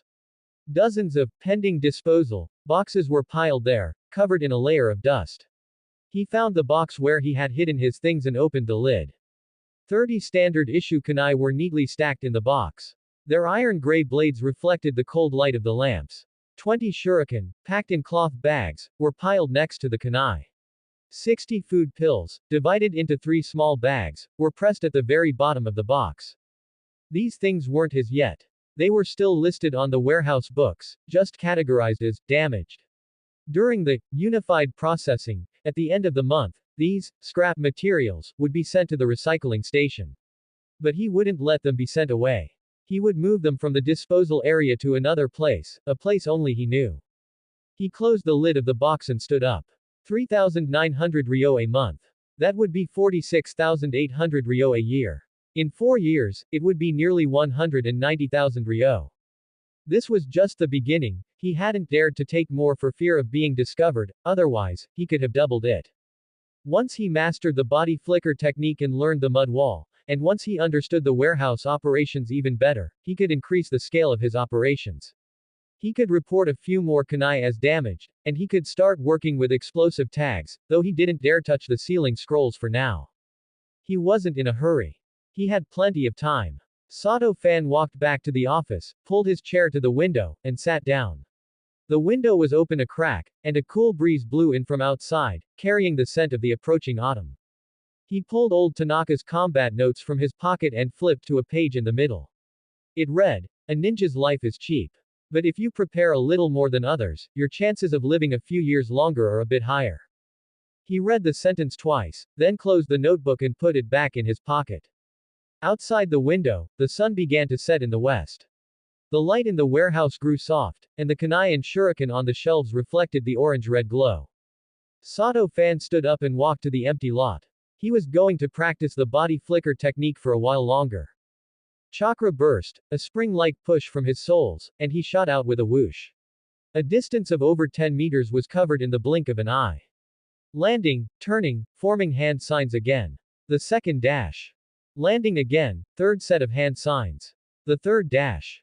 3 consecutive times, no stuttering, no veering. He came to a steady stop in front of the perimeter wall, less than half a step from the base. He turned around and looked at the straight line he had dashed along. There was nothing in the empty lot but a trail of his footprints. Sato-fan squatted in the innermost corner of the warehouse for 10 full minutes. In front of him was a cardboard box labeled, "To be scrapped," filled with 30 standard-type kunai, 20 shuriken, and 60 food pills. On the books, these items no longer existed. They were categorized as loss reports, awaiting unified disposal at the end of the month. And unified disposal meant specialized personnel would haul them away to the recycling station and sell them at scrap metal prices. He needed to turn these things into money, or something more useful. But he couldn't sell them directly in Konoha village. The village was full of ninja informants. If he were recognized, the situation he had worked so hard to build would be completely ruined. He needed a safe channel to fence the stolen goods. Sato-fan spent 2 days digging up an old file in a corner of the library's reference room. It was a map of the area surrounding Konoha village, marking the village's jurisdiction and the gray zones on the outskirts. At the very edge of the map, there was a place labeled Sora District. He remembered this place being mentioned once in the original story. Sora District, on the outskirts of the village, a wasteland of ruins. It's not under Konoha's jurisdiction, nor does it belong to any country. There are some old shops there that have been open for decades, all kinds of people go there, and they do all kinds of business. Sato-fan memorized the location on the map. Saturday afternoon, he stuffed the, to be scrapped, cardboard box into a large backpack ahead of time. The backpack was heavy. He locked the warehouse door and didn't head out directly. Instead, he first practiced the shadow clone and transformation technique twice in the clearing. Shadow clone. Then, with the transformation technique, chakra covered his entire body. The shadow clone's outline began to twist, stretch, and reorganize, changing from a teenage boy into a middle-aged man in his 30s. Ordinary looks, ordinary height, a gray jacket, and black pants. People like this were a dime a dozen in Konoha village, no distinguishing features, nothing memorable. Sato-fan's original body stood aside, looking the shadow clone up and down. The clothes were fine, the height was fine, and the expression on its face was flat enough. He had the shadow clone walk a few steps, the gait was natural, with no stiffness. Go, the original said. The shadow clone nodded, shouldered the backpack, and walked out along the small path behind the logistics area. Sato-fan's original body didn't follow. He returned to the warehouse office, sat down, and closed his eyes to sense the shadow clone's movements. There was a faint chakra connection between him and the clone. He could sense its general position and status, but what the clone saw and heard would only be transmitted back after it was dispelled. This was the safest way. The original body wouldn't leave the house. Even if something happened to the shadow clone, at most he would lose the chakra of one clone, and his identity wouldn't be exposed. The shadow clone walked along the small path for about 20 minutes. The Sora district was on the outskirts of Konoha village, near the western wall, some distance from the main street. The surrounding buildings became increasingly dilapidated, walls peeling, windows shattered, and almost no pedestrians on the street. This might have been the old city area of the village before, later abandoned, leaving only some elderly people unwilling to move and a few shady shops. The shadow clone found the alley. The entrance to the alley was narrow, only wide enough for two people to walk side by side. There was no sign on the wall, only a stone plaque in the shape of a black cat, worn blurry by time. If he hadn't known about this place beforehand, he wouldn't have noticed it at all. The alley was deep and the light was dim. Vines crawled all over the walls on both sides, and a thin layer of moss grew on the flagstone path beneath his feet. After walking about 50 steps, a wooden door appeared in front of him, with a cloth curtain hanging over it, embroidered with the silhouette of a black cat. Two cats were squatting at the door. They weren't ordinary cats, they were ninja cats. One black and one white. The black cat lay on the left side of the door, and the white cat squatted on the right. Both pairs of eyes stared at him simultaneously, their gaze filled with undisguised vigilance. Who are you? The black cat spoke. Its voice wasn't loud, but it was very clear, sounding like a middle-aged man's voice coming out of a cat's mouth. The shadow clone stopped and spoke the words he had prepared long ago. Uchiha Itachi referred me here. The black cat narrowed its eyes and looked him up and down. The white cat stood up from the ground, circled him once, its nose twitching as if sniffing for something. Shadow clone. The white cat said. Transformation technique. You're certainly cautious enough. The shadow clone didn't speak. The sensory abilities of these two cats were much sharper than he had expected, they had seen through his disguise at a glance. But his combination of shadow clone and transformation technique wasn't meant to fool cats, it was meant to fool people. It didn't matter if the cats saw through it, as long as humans didn't. Go in, the black cat lay back down and closed its eyes. Granny is inside. The shadow clone lifted the curtain and pushed the door open. The shop was smaller than he had imagined. A counter, a few rows of shelves, and various ninja tools hanging on the walls. Kunai, shuriken, steel wire, clasps, and some things he couldn't name. The light was dim, and the air was thick with a mixture of herbs and metal. An old woman sat behind the counter. She wore a dark-colored kimono, her hair was gray, and the wrinkles on her face were deep, but her eyes were very bright. When those eyes looked at the shadow clone, he felt as though he were being seen through, not just the shadow clone, but his soul itself. Transformation technique, shadow clone, referred by Uchiha Itachi. Granny Cat's voice was calm, like she was reading a menu. Kid, you've certainly made quite a few preparations. The shadow clone took the cardboard box out of the backpack, placed it on the counter, and opened the lid. 30 standard type kunai, 20 shuriken, and 60 food pills. Granny Cat looked down, not reaching out to take them, but simply scanning them with her eyes. Then she looked up at the shadow clone, her gaze devoid of surprise or curiosity, holding only a flat, "I've seen too many people like this" expression. Konoha official property? She asked. The shadow clone didn't answer. Granny Cat gave a slight smile, thin but meaningful. I can tell even if you don't say anything. This kind of kunai craftsmanship is only used for Konoha's bulk procurement. The iron quality is average, the center of gravity is too far back, and the feel is poor. The stuff sold at Tenten's weapon shop is all this kind of gear. The food pills are also the official government-issued kind. Bad taste, average effect, but they'll keep you full. She took an abacus out from under the counter and clicked it a few times. Kunai, 40 ryo each, 30 of them is 1,200 ryo. Shuriken, 25 ryo each, 20 of them is 500 ryo. Food pills, 20 ryo each, 60 of them is 1,200 ryo. Total is 2,900 ryo. The shadow clone was silent for 2 seconds. This price was lower than he had expected. The official procurement price was 50 ryo for a kunai, 30 ryo for a shuriken, and 30 ryo for a food pill. Granny Cat had given him a straight 20% discount.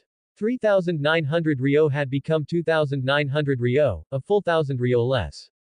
Too low, the shadow clone said. Granny Cat looked up at him and raised an eyebrow.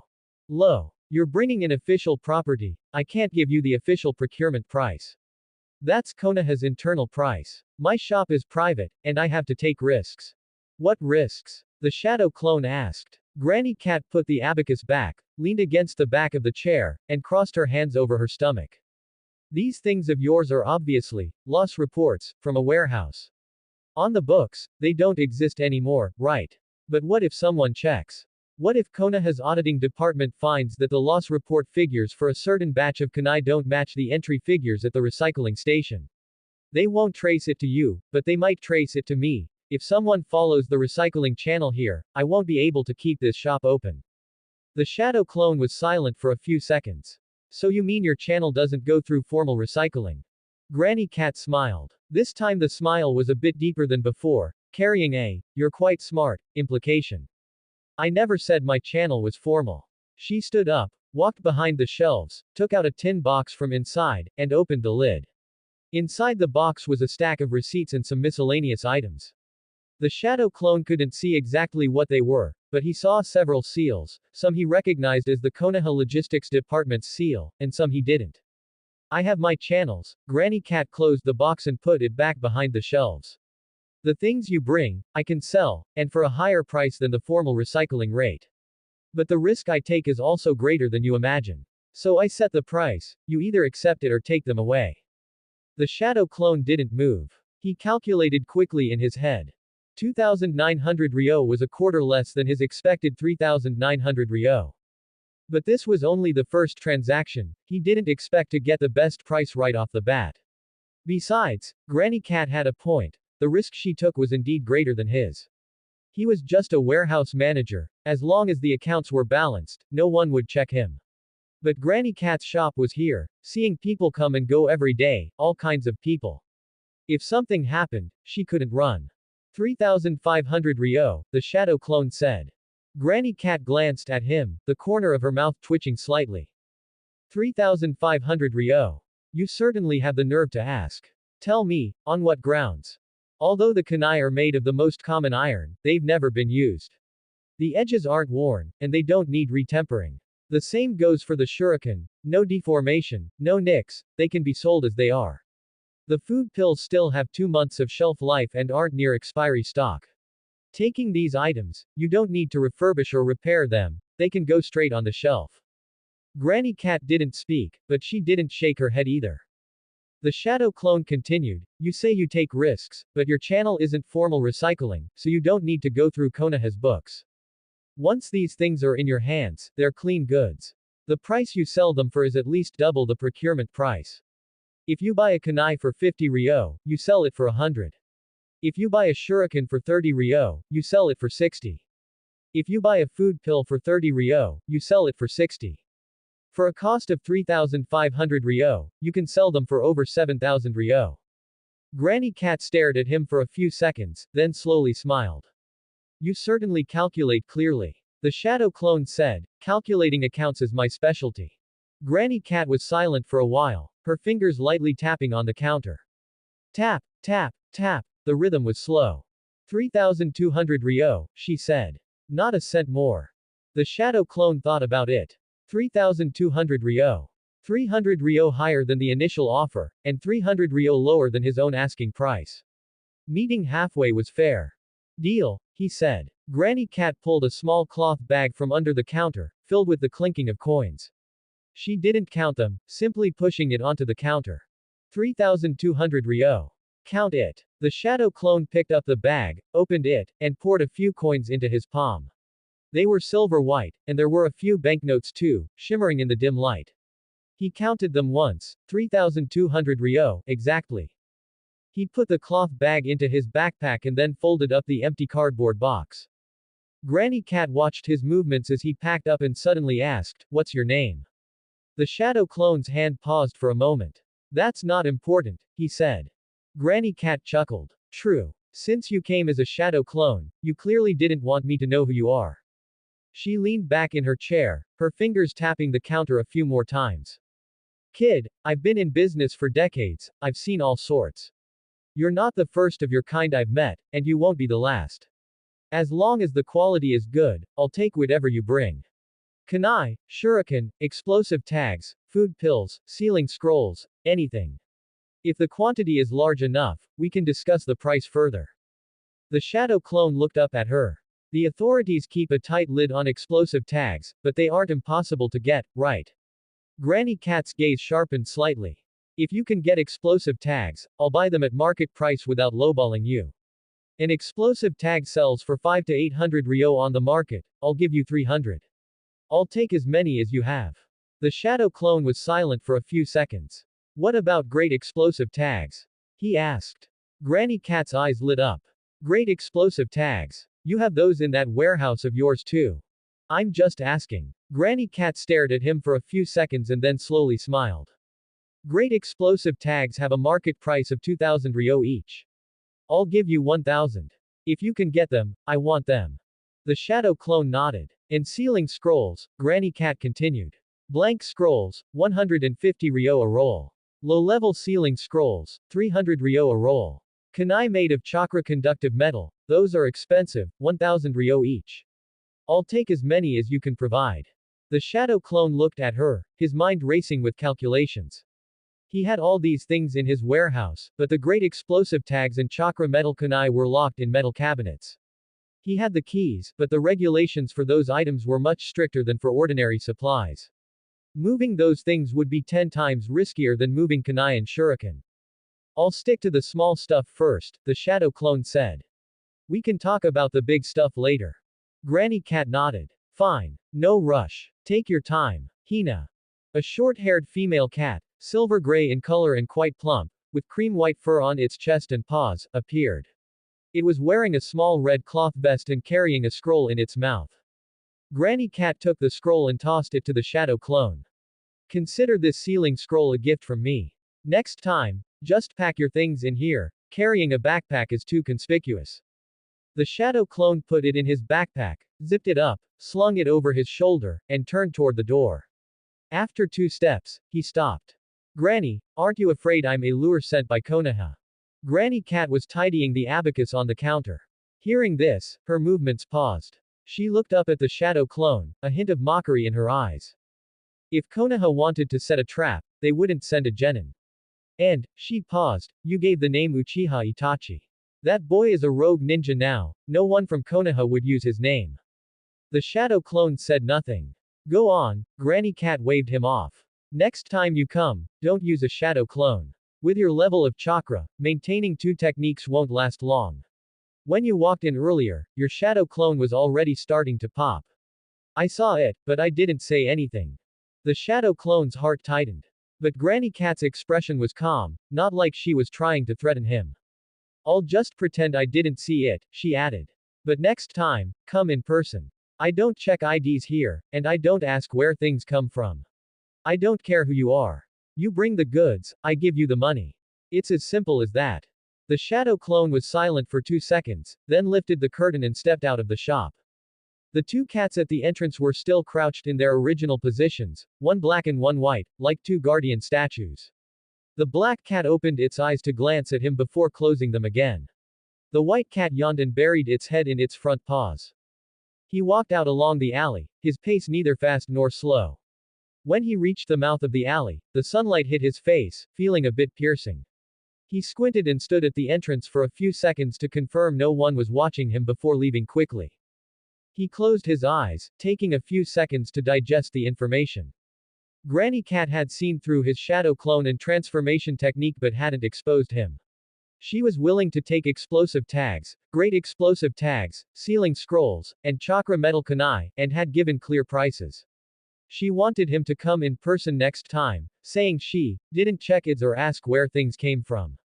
Sato Fan opened his eyes and took the cloth bag out of his desk drawer. The 3,200 ryo felt heavy. He placed the cloth bag on the desk and stared at it for a long time. 3,200 ryo was 700 less than the 3,900 he had expected. However, the purchase prices Granny Cat offered for explosive tags and great explosive tags were far more profitable than kunai and shuriken. 300 ryo for one explosive tag was double the procurement price. 1,000 ryo for a great explosive tag was nearly triple. This was a signal for long-term cooperation. Granny Cat wasn't the kind of unscrupulous merchant who would lowball him for a one-time deal. She wanted to cultivate him into a stable supplier. The prices she gave were neither too high nor too low, just enough for him to make a profit without her losing money. And she had explicitly said, if the quantity is large, the price can be discussed further. This was both a temptation and a test. Sato Fan stuffed the cloth bag into the innermost layer of his backpack, stood up, and walked to an open space. He needed to cool down. Body flicker technique. A burst of chakra, a spring off the soles of his feet, and his whole body shot forward. Landing, turning, he performed the second hand seal. A second dash. Landing again, a third hand seal. A third dash. 3 consecutive bursts, a fraction of a second faster than his usual pace. He stopped, panting heavily. Today's events had gone more smoothly than he'd anticipated. Granny Cat was a proper merchant, not some thug looking to rob him. She was willing to take what he brought and gave a fair price. More importantly, she hinted at the potential for future cooperation. Explosive tags, great explosive tags, sealing scrolls, those were the truly valuable items. But he wasn't in a rush. He'd stabilize the small deals first before considering the big ones. He took the cloth bag out of his backpack, removed the money, and burned the bag. Including his remaining salary from last month, he now had nearly 6,000 ryo in cash. 6,000 ryo. Enough for 750 bowls of Ichiraku ramen. Enough to stay in a small inn for 20 nights. Enough to buy one chakra conductive metal kunai. No, those were 800 ryo each, so 6,000 ryo could buy 7. I'm making money, and I don't even know how to spend it. Bullshit, life is just 2 words, spending money. Let's go eat barbecue. Konoha's most famous barbecue restaurant was called Yakiniku Q, located on the main street in the center of the village. He had passed it countless times before but had never gone in, it was too expensive. Today was different. He lifted the curtain and went inside. It was steaming hot, and the aroma of grilled meat hit him instantly. Sato Fan had just found a corner to sit in when he heard a loud shout. Sato. Looking back, he saw Naruto waving at him. 3 people were sitting at that table, Naruto, Sasuke, and Sakura. The table was piled with meat, and the grill was sizzling with oil. Why are you alone? Come join us. Naruto's eyes crinkled as he laughed. Sato Fan carried his teacup over and sat down. While stuffing meat into his mouth, Naruto said indistinctly, we just got back from a super awesome mission. AC rank mission. To the land of waves. The land of waves. Sato Fan's heart stirred. The land of waves. How was the mission? Naruto put down his chopsticks, his eyes shining. Super thrilling. We ran into two rogue ninjas from the Hidden Mist village. One could use ice style and was even prettier than Sakura. What do you mean, prettier than me? Sakura rapped him on the head with a chopstick. Ow, ow, ow. Naruto clutched his head and leaned in again, lowering his voice though the volume didn't drop at all. The one who used ice was named Haku. He was a good person. In the end, he blocked Kakashi-sensei's lightning blade for someone else, and died. Naruto's tone became unusually serious for a moment. But he really was a good guy. And that old bridge builder named the bridge the Great Naruto Bridge. How about that? Pretty cool, right? Great Naruto Bridge. Sato fan raised an eyebrow. Yeah, named after me. Naruto puffed out his chest. Sato fan smiled. He noticed that Sasuke hadn't said much, just quietly grilling me, but there was an indescribable sharpness in his eyes, as if something had been ignited within him. So, what's your next mission? Sato fan asked. Don't know, Naruto said, chewing on beef tongue. But the village seems to be preparing for something big lately. There are so many strangers on the streets. I saw a few people wearing cloaks in front of the Hokage building the other day, you could tell at a glance they weren't from Konoha. Sato fan's movement to pick up meat paused. Strangers on the street. Foreign ninjas in cloaks. He quickly calculated the time in his head, it had been 2 months since graduation. Naruto and the others had already finished the Land of Waves mission. The Chunin exams were almost here. But he didn't say it out loud. This wasn't the place for a mere warehouse manager like him to explain things. Maybe there's some kind of event, Sato fan said casually. Who cares? Naruto stuffed another piece of meat into his mouth. Whatever the event is, I'm participating. I'm the man who's going to become Hokage. Sakura rolled her eyes at him. Pass your next mission first before you talk. Sasuke still didn't speak, but the corner of his mouth twitched slightly. After they finished the barbecue, Naruto insisted on paying. Sato fan didn't argue, he'd save where he could. Why should a lowly logistics worker on a fixed salary fight to pay against wealthy combat ninjas? There were indeed some unfamiliar faces on the street. A few young people wearing dark-colored cloaks walked past him, their forehead protectors weren't in the Konoha style. Sato fan stepped aside to let them pass, and only after they were far away did he continue toward home. When he got home, Sato Amiko was tidying the kitchen. Sato Michi was sitting on the sofa reading the newspaper. You're back. Have you eaten? I've eaten. Had dinner with friends. I'm going to my room now. The Chunin exams. Orochimaru's Konoha crush plan. News of the Chunin exams spread throughout the village. It wasn't an official announcement, but rather one of those things that everyone knows, but no one formally says. The number of people on the streets increased, and business at ramen shops and yakiniku restaurants improved significantly. Even the logistics area could feel the change. Recently, there had been a noticeable increase in ninjas from other villages coming to pick up equipment. Although most of them brought their own ninja tools, they still had to go through Konoha's supply channels for replacements and temporary borrowing. Sato fan's warehouse remained the same as always, cold and deserted, with no one coming by. But Section Chief Yamada came. That morning, Sato fan was squatting in Area B, organizing moisture-proof bags for explosive tags, when the warehouse door was pushed open. Yamada, wearing a wrinkled Chunin vest and holding a thick folder, stood at the entrance and scanned the room. Little Sato, busy. Sato fan stood up and patted the dust off his knees. Section Chief Yamada, what brings you here? I'm here to bring you a big order. Yamada walked in and tossed the folder onto the desk. The Chunin exams are about to begin, and the higher-ups have requested that every warehouse increase its emergency reserves. The central warehouse can't hold any more, so a batch is being allocated to you. Sato fan opened the folder, which contained a stack of allocation slips. He flipped to the first page and froze. Standard Kunai, 3000. Weighted Kunai, 1000. Shuriken, 3000. Explosive tags, 1000. Food pills, 5000. He flipped to the second page. Smoke bombs, 200. Steel wire, 50 rolls. Binding ropes, 100. Basic medical kits, 30. Smoke bombs. Sato fan looked up. Aren't these high-demand items usually kept in the central warehouse? The central warehouse is packed, Yamada said, leaning back in his chair and lighting a cigarette. During the Chunin exams, many ninjas from various villages will be here. The higher-ups are worried about trouble, so they've ordered every warehouse to increase emergency reserves. The central warehouse is already overflowing. Weapons, armor, medicine, every available space is filled. These tactical auxiliary supplies are being distributed downwards. Sato Fan looked at the numbers on the allocation slips, and his heart skipped a beat.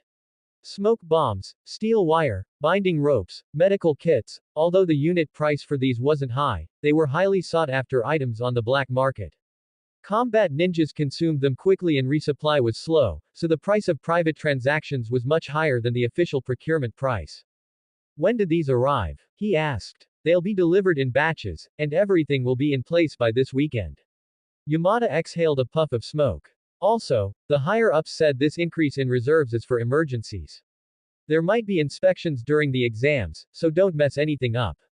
Inspections. Who's checking? The administration department. I don't know specifically who yet. Yamada stood up and patted the folder. Anyway, just do your job well. According to the protocol, they have to inspect everything. You understand, right? I'm off. The door closed. Sato Fan stood there, staring at the thick folder. He took out all the allocation slips and looked at them one by one. Kunai, shuriken, explosive tags, food pills, smoke bombs, steel wire, binding ropes, medical kits. Each item had a specific quantity and a storage deadline. Adding these new supplies would bring the total inventory value of his warehouse to over 6 million ryo. He put the allocation slips away and started calculating. For the next week, Sato Fan was busy off his feet. Monday morning, the first batch of supplies arrived. 2 horse-drawn carriages stopped at the warehouse entrance, piled high with crates. He couldn't move them alone, so he summoned a shadow clone. The 2 of them divided the work, one moved the boxes, the other opened them for inventory, doubling their efficiency. In the afternoon, the second batch arrived. 1,000 explosive tags, in 2 moisture-proof boxes, were locked into the iron cabinet in Area B. 5,000 food pills, in 10 boxes, were stacked in the back of Area C. On Tuesday, the third batch arrived. 200 smoke bombs, packed in 4 wooden crates, 50 per crate. Sato Fan opened one crate and weighed a smoke bomb in his hand. It had a tin shell and a pull ring fuse, slightly smaller than a fist, and felt heavy. This thing was more useful than a kunai in actual combat, creating chaos, blocking vision, covering a retreat. It could save a life at a critical moment. 50 rolls of steel wire, 20 meters per roll, were packed in 2 crates. 100 binding ropes, specifically designed to restrain captives, were tough and difficult to break free from. 30 basic medical kits, each containing bandages, hemostatic agents, antiseptic ointment, and a simple antidote. These items weren't considered valuable in Konoha's supply system, but on the black market, each one could fetch a good price. Especially the smoke bombs and medical kits, combat ninjas consumed them in large quantities, and official rations weren't enough, so the price in private trades could double or triple the procurement cost. Sato Fan placed the crates of smoke bombs against the wall in Area B, put the steel wire and binding ropes on the adjacent shelf, and locked the medical kits in the iron cabinet. These items were small, valuable, and easily stolen, so they couldn't be left out in the open. By Thursday, all supplies were in storage. Sato Fan spent an entire day doing the books, writing down every single entry clearly. He checked the ledger back and forth twice to ensure there were no clerical errors before locking it in the drawer. Friday morning, Section Chief Yamada came again. This time he brought someone with him, Koichi Nakajima, a chunin responsible for the quarterly inspection of the materials section. He was in his 40s, with graying hair and round-rimmed glasses, looking like a diligent person. Little Sato, this is Senior Nakajima. He's here to check on the storage of the new supplies. Yamada stood at the entrance without coming in. Sato Fan took Koichi Nakajima on a tour of the warehouse. The kunai in Area A, the explosive tags and smoke bombs in Area B, the food pills and medical kits in Area C, everything was neat, orderly, and clearly labeled. Koichi Nakajima opened a few boxes to take a look, closed them again, and made a few notes in his notebook. Smoke bombs and medical kits are high-demand items. You need to keep a separate account for them and clearly state the reason for every monthly loss report, said Koichi Nakajima.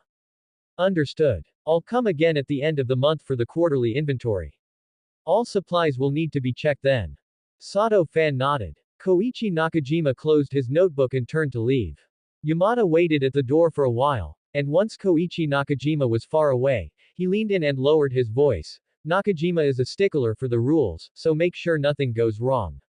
Sato-fan glanced at Yamada. Don't worry. Section Chief Yamada. Yamada patted his shoulder and left. Sato-fan returned to the office, sat down, and opened his notebook. He wrote down, first inspection, passed. There's another quarterly inventory at the end of the month. 3 more weeks. In these 3 weeks, he had 2 things to do. First, master the body flicker technique, and he could also start learning the mud wall, aiming to use them proficiently before the Chunin exams. Second, formulate a plan for the big operation. Orochimaru's Konoha crush plan caused great damage to Konoha, following the nine-tailed incident. Invading forces, about 100 sand ninjas, 100 to 150 Otogakur ninjas. Third Hokage Hiruzen Sarutobi died in battle. Konoha's spiritual pillar collapsed. Numerous Jonin, special Jonin, and Chunin died in battle. Hundreds of civilians and logistics personnel killed or injured. Konoha's city walls and main gate were completely destroyed by the giant snake summoned by Orochimaru. The Chunin exam venue and surrounding blocks were mostly razed to the ground. Many residential areas, training grounds, and warehouses were burned collapsed. Sensory barriers, communication towers, and medical stations were temporarily paralyzed. The losses amounted to over 100 million ryo, and there were many suspicious points. Thinking that a few hundred ninjas and a few large ninja snakes could crush Konoha is simply a joke. Even if the Ikibi were released, the Ikibi's abilities were far inferior to the nine-tailed, not to mention that Jiraiya was still in the village. Jiraiya wasn't hiding, even Kakashi knew. Plus the prepared 4 violet flames formation and the Edo Tensei of the former Hokages. No matter how you look at it, this full Konoha crush plan was prepared specifically to kill the third Hokage. And Danzo and the Root were completely silent at the time, they didn't appear. Add that to the mess Orochimaru and Danzo had been researching together before. This was clearly a grand play orchestrated by Orochimaru and Danzo to kill the third Hokage. As expected, the lethality of, I regret my shadow, is still great. If Udatain Kaharu and Homura Mitokado hadn't asked Jiraiya to bring back Tsunade, Danzo would have been just one step away from becoming the legitimate Hokage. But it seems these 2 Hokage advisors aren't good people either, they clearly knew something and didn't want Danzo to become Hokage. Even so, Danzo's root was completely out of the Hokage's control because of this. Tsunade's power as Hokage was later constrained, and sometimes even influenced by Root arranging Sai. And Orochimaru entering Konoha as if it were empty during the Chunin exams, it seems Root cooperated with him, but they didn't expect his hands to be crippled by the third Hokage's dead demon-consuming seal. Sasuke, who was the trade item, ended up killing him, although the Snake Lady is famously hard to kill, so he didn't die, but overall he lost big time. So what benefits can I gain from this turmoil? Warn the third Hokage. No way. Not to mention whether the third Hokage would believe it, his tolerance for Danzo has always been very high. If I'm not careful, this ordinary genin might be dealt with as a sacrifice, and the third Hokage would just endure it. If it were during Tsunade's reign, that would be one thing, but this old guy, the third Hokage, wasted a handful of SSRs. White Fang committed suicide due to rumors. Hyuga Neji's father Hyuga Hazashi committed suicide just to give the Raikage village an explanation. The Uchiha clan was wiped out. Geniuses Shisui and Itachi died or left the village, and of his 3 disciples, 1 betrayed and 2 left the village. He turned the perfectly fine strongest ninja village into one where even the sand village, the weakest, wanted to come and take a kick with 100 people. It's hard to comment. So, Sato-fan had already planned it out. He would use this riot to swallow up all the supplies here. 6 million in funds. An ordinary S-rank mission is only 1 million ryo, enough for a genin like him to do hundreds of C-rank missions. Then, relying on the Konoha crush plan during the Chunin exams, he would wipe the ledger clean once and for all. With 30% of the buildings damaged, adding 1 more small warehouse wouldn't be noticeable. Therefore, there was no need to tamper with the losses in these 2 months. He needed to maintain the image of being diligent and serious.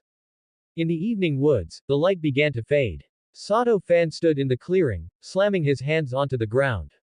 Chakra surged from his palms into the soil. The ground trembled slightly, and a mud wall half a person's height rose from beneath his feet. The surface of the mud wall was rough, and the edges were uneven, but it was significantly thicker than it had been a month ago. He walked around the mud wall, tapping the surface with his fingers, producing a dull thud. It still wasn't enough. The standard written in old Tanaka's scroll was capable of withstanding a Jonin-level attack, but this wall of his could barely handle a kick from a Chunin. He tried again. This time, he adjusted his chakra output, concentrating more of it into the center of the wall. The mud wall rose slightly faster than before, and the surface was smoother. However, the chakra consumption was too high. A single wall drained nearly a third of his reserves. Sato Fan stood in place, catching his breath, and began to calculate in his mind. He had specifically bought chakra testing paper, which revealed that he possessed both earth and lightning attributes. Dual attributes. It wasn't rare, but it wasn't common either. Most ordinary ninja only had one attribute, while a few had two. Two meant more possibilities for combinations, but it also meant a longer training time, since each one had to be practiced from scratch. Sato Fan wiped the sweat from his forehead and was about to try again when a rustling sound came from deep in the woods. It wasn't the wind blowing through the leaves, something was moving quickly. He stopped his movements and listened. The footsteps were heavy, not like a beast, but like a human, and the kind of person who trained taijutsu very intensely. A green shadow darted out from behind the bushes. I knew someone was training here. Rock Lee stood at the edge of the clearing, hands on his hips. The eyes beneath his thick eyebrows shone like two lamps. He wore a dark green bodysuit, his forehead protector tied around his waist, and white bandages wrapped around his legs. Standing there, his whole being radiated an aura of youth. Sato Fan was stunned for a moment. Rock Lee. Why was he here? I've been watching the signs of training here for a long time. Little Lee took a step forward, his gaze sweeping over the mud wall in the clearing, the fist marks on the tree trunks, and the footprints on the ground. The kunai marks on the trees have been patched, but not thoroughly enough. One can still see the trajectory of repeated throws. Although the footprints on the ground have been washed away by rain, new ones keep appearing. And these traces of mud walls, someone is practicing earth release. He turned, clenched his fists, and bowed deeply to Sato Fan. My name is Rock Lee. A Konoha genin, and a disciple of Might Guy Sensei. Seeing the training traces you left here, I am deeply moved. That there is still someone willing to prove themselves with sweat, this is youth. Sato Fan opened his mouth, wanting to say, I'm just practicing survival skills, but upon meeting Little Lee's burning eyes, the words died in his throat. My name is Sato Fan, he said. Sato-kun. Little Lee straightened up, tears welling in his eyes. I can tell from your training traces, you are not a genius. You practiced this step by step. Because mine are the same. Every pit, every mark, is proof of sweat. He took a large step forward and cupped his fists. Please, spar with me. I want to see what kind of battle a hard-working person can fight. Sato Fan looked at him, silent for a few seconds. He knew Little Lee's strength. He was the top of his year in taijutsu, doing thousands of push-ups, thousands of kicks, and running dozens of laps around Konoha every day. A disciple of Might Guy, known as the genius of hard work. Fighting him meant losing. But Sato Fan wanted to try. He had practiced the body flicker technique in mud wall for so long but had never used them in actual combat. Fighting Little Lee, losing wouldn't be shameful, and winning was impossible. But at least he could test his training results. All right, he said. Little Lee's eyes shone even brighter. He stepped back a few paces and assumed a standard starting stance, right foot forward, left foot back, fists guarding his chest. The rules are simple, fight until the other person admits defeat or cannot stand. Of course, I will control my strength. Sato Fan also took a defensive stance. He took a deep breath and mobilized his chakra. Start. Little Lee moved. His speed was outrageously fast. It wasn't the teleportation-like body flicker technique, but pure explosive taijutsu power. The soles of his feet kicked off the ground, his calf muscles tensed, and he shot forward like a cannonball. Sato Fan only had time to see a green blur before Little Lee's fist was already in front of him. Body flicker technique. Sato Fan instinctively formed hand seals, chakra exploding from the soles of his feet. His body shifted 2 body lengths to the right. Little Lee's fist grazed his ear, the sound of the wind whistling. A few strands of hair were cut off by the wind pressure and drifted in the air. He dodged it. Such a fast body flicker. Excitement filled Little Lee's voice, but his attack didn't stop. After one punch missed, he immediately turned, and a sweep with his other leg followed. Just as Sato Fan landed and hadn't yet steadied himself, his lower leg was swept. He fell to the side, propped himself up with his palms, and rolled to create distance. In the first round, he had almost fallen. Sato Fan knelt on one knee and quickly formed hand seals. Mud wall, he slammed his hands on the ground, injecting chakra into the soil. A mud wall rose in front of him, blocking him from Little Lee. The wall was thicker than what he usually practiced because he had pressed more chakra into it. Earth release. Little Lee's voice came from the other side of the wall. You even know earth release. That's amazing. Before the words faded, the mud wall was kicked to pieces with a boom. Little Lee's leg pierced through the shattered earth, kicking up a cloud of dust. Sato Fan had already used the body flicker technique to flash 3 meters away, but Little Lee's pursuit was faster than he imagined. Before the debris hit the ground, Little Lee had already appeared in front of him. This time he didn't use his fist. With a turn, his right foot swept toward Sato Fan's waist with the sound of wind. Sato Fan crossed his arms to block, and with a dull thud, a massive force transmitted through his arms. He was swept back several steps, his feet dragging 2 deep tracks in the ground. His arms went numb, as if hit by an iron rod. The gap in strength was too great. Little Lee's fists and legs weren't ordinary attacks. They were forged from hundreds of push-ups, thousands of kicks, and weighted running every day. Each strike carried solid weight, and hitting his blocking arms made his bones ache. Sato Fan shook his numbing arms and formed hand seals again. Body flicker technique, this time it wasn't to dodge, but to counterattack. He appeared on Little Lee's left side and kicked at his waist. Little Lee turned sideways, blocked the kick with his arm, and at the same time, his other hand grabbed Sato Fan's ankle. Caught you. Sato Fan's heart tightened. He didn't break free, instead, using the force of being grabbed, he kicked off the ground with his other foot, flipped his entire body into the air, and kicked at Little Lee's face with his free foot. This was something he had learned from old Tanaka's notes: don't struggle hard when grabbed, borrow the force. Little Lee let go and stepped back half a pace, dodging the kick. Sato Fan landed, quickly retreated, and created distance again. Beautiful response. Little Lee gave a thumbs up. Sato Fan gasped for air, not answering. That series of moves had consumed nearly half his chakra, 2 body flicker techniques, 1 mud wall, plus the borrowing force kick. His forehead was soaked in sweat, his breathing was rapid, and his arms were trembling. Yet Little Lee wasn't even panting, standing in place as if he were just warming up. The gap was much larger than he had imagined. Again, Little Lee rushed over again. This time Sato Fan didn't use ninjutsu. He dodged Little Lee's first punch, blocked the second with his arm, retreated using the force, and then launched an attack, a punch toward Little Lee's abdomen. Little Lee caught his fist with his palm and pushed, sending Sato Fan stumbling back several steps. In the third round, he was suppressed again. Sato Fan gritted his teeth and formed hand seals one last time. Body flicker technique, he appeared behind Little Lee and kicked at his lower back.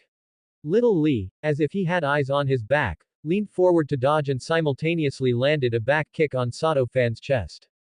Immediately after, Leaf Hurricane. The kick wasn't heavy, but Sato Fan could no longer stand steady. He took a few steps back, his knees went weak, and he knelt on one knee. I lost, he said. Little Lee immediately dropped his stance, ran over, squatted down, looking anxious. Are you okay? Did I go too hard? I'm fine. Sato Fan waved his hand, panting heavily. You held back, I know.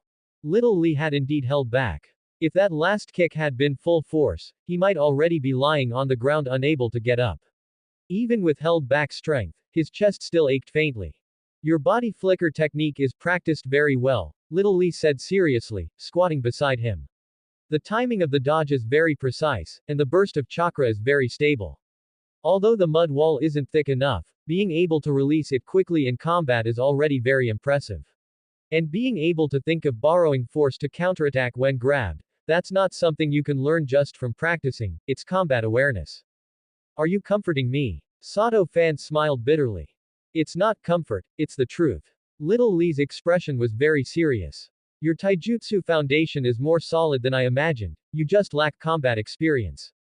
Your chakra consumption is too fast, a few body flicker techniques and you were empty. This shows that your physical stamina and chakra levels still need improvement. Sato Fan knew he was right. Although his chakra level was higher than ordinary civilian ninja of his age, compared to someone like Little Lee who pushed himself to death every day, he was far behind. Taijutsu was even more so. Every punch and kick of Little Lee seemed to have been practiced 10,000 times, while he was still at the muscle memory stage. Do you practice here every day? Little Lee asked. After 5 in the afternoon, Sato Fan said. Me too. Little Lee stood up, clenching his fists. I practice taijutsu here every evening, but we've never met. Teacher had something urgent today, so I came early and finally met you. He reached out his hand. Sato-kun, let's train together. Two people have more motivation than one. Sato Fan looked at his hand, silent for 2 seconds. There was no mockery or pity in Little Lee's eyes, only a pure respect for hard work. He took that hand. All right. Little Lee laughed, his smile as bright as the sun. Then it's settled. Starting tomorrow, we meet here at 5:20 every evening. We can also spar and exchange pointers. Your foundation is solid, but your combat experience is too little, and although your body flicker technique is proficient, your actual combat application is quite stiff. My body flicker technique isn't that bad, is it? Sato Fan stood up and patted the dirt off his pants. It can be better. Little Lee gave a thumbs up. The goal is 3 body flickers in 1 second. That's impossible. Nothing is impossible. Youth is infinite possibility. Sato Fan looked at Little Lee's face, which was filled with the words, passionate youth, and couldn't help but smile. This person was completely different from him. Little Lee never hid, never covered up, and put all his hard work out in the open. He wasn't afraid of being seen, not afraid of being mocked, not afraid of failure. He wanted to become an excellent ninja and wanted to prove the value of hard work. While Sato Fan had hidden for 6 years, turning himself into an inconspicuous warehouse keeper. He didn't dare let people see his ninjutsu training, didn't dare let people know he was getting stronger, and didn't even dare to test his chakra attributes at school. But old Tanaka was right. Konoha didn't lack geniuses, nor did it lack hardworking people. Before him was an extremely hardworking person, and in Little Lee's eyes, everyone was someone who can work hard together. See you tomorrow. Sato Fan packed up his things and kept the sealing scroll close to his body. It contained supplies worth 80,000 ryo. He never let it leave his side. See you tomorrow. Little Lee waved vigorously. When Sato Fan walked out of the woods, it was already getting dark. He touched the sealing scroll on his chest. It was hard and pressed against his skin. 80,000 ryo. This was the fruit of over a month of his hard work, and also the first insurance he had saved for himself in this cruel world. Behind him came the sound of Little Lee kicking a wooden stake, one after another, with a steady rhythm. Sato Fan didn't look back. He couldn't handle the training method of Little Lee and Might Guy, so he quickened his pace toward home. In the open space, 2 figures were intertwined. Sato Fan dodged Rock Lee's straight punch, simultaneously sweeping his right foot toward his calf. Rock Lee jumped to avoid it, turned in the air, and aimed a roundhouse kick at Sato Fan's face. Sato Fan crossed his arms to block, used the force to retreat 2 steps, and as he landed, his figure flickered, body flicker technique. He vanished from the spot and reappeared behind Rock Lee, punching toward his lower back. Rock Lee, as if he had eyes on the back of his head, leaned forward to dodge, simultaneously kicking backward with his left foot toward Sato Fan's knee. Sato Fan didn't retreat. Instead, he raised his knee to take the kick head-on, while grabbing Rock Lee's shoulders with both hands, pressing him down, and driving his knee toward his abdomen. This was the knee strike from Konoha Taijutsu, something Rock Lee had taught him. Rock Lee blocked the knee with his palm, flipped backward using the momentum, and opened up some distance. After steadying himself, he looked at Sato Fan, the light in his eyes brighter than it had been a month ago. You've improved, Rock Lee said. Sato Fan panted, glancing at the black weighted bags on Rock Lee's legs. The thing had been tied on for a month, he had never seen Rock Lee take them off. It was Might Guy's rule, weights were part of training and were not to be removed without his permission. Rock Lee had been wearing these weights the whole time he sparred with him. You haven't used your full strength yet, Sato Fan said. You haven't used your full strength either, Rock Lee said, again. Rock Lee rushed over, his speed slightly faster than before. His fists fell like raindrops, each punch carrying the sound of wind. Sato Fan didn't retreat, nor did he use the body flicker technique. He blocked with his arms, dodged sideways, ducked, and occasionally countered with a punch or kick. This was something he had practiced for nearly a month sparring with Rock Lee, relying on taijutsu alone, without ninjutsu. When Rock Lee's Konoha whirlwind swept over, Sato Fan didn't dodge. He squatted down and swept his leg at Rock Lee's supporting foot. Rock Lee jumped up, and Sato Fan rose with the momentum, throwing an uppercut at his chin. Rock Lee turned in midair, blocked the punch with his arm, and had retreated 3 meters away by the time he landed. Konoha rising wind. Sato Fan shouted. Rock Lee's eyes lit up. When did you learn that? You taught me, Sato Fan said. I remembered it when you demonstrated it last week. Rock Lee laughed out loud. You learn faster than me. It took me a week and a half to learn that move back then. Sato Fan didn't respond. He didn't learn fast, he just practiced diligently. After work every day, he sparred with Rock Lee for 2 hours, and after returning home, he would replay every move in his mind.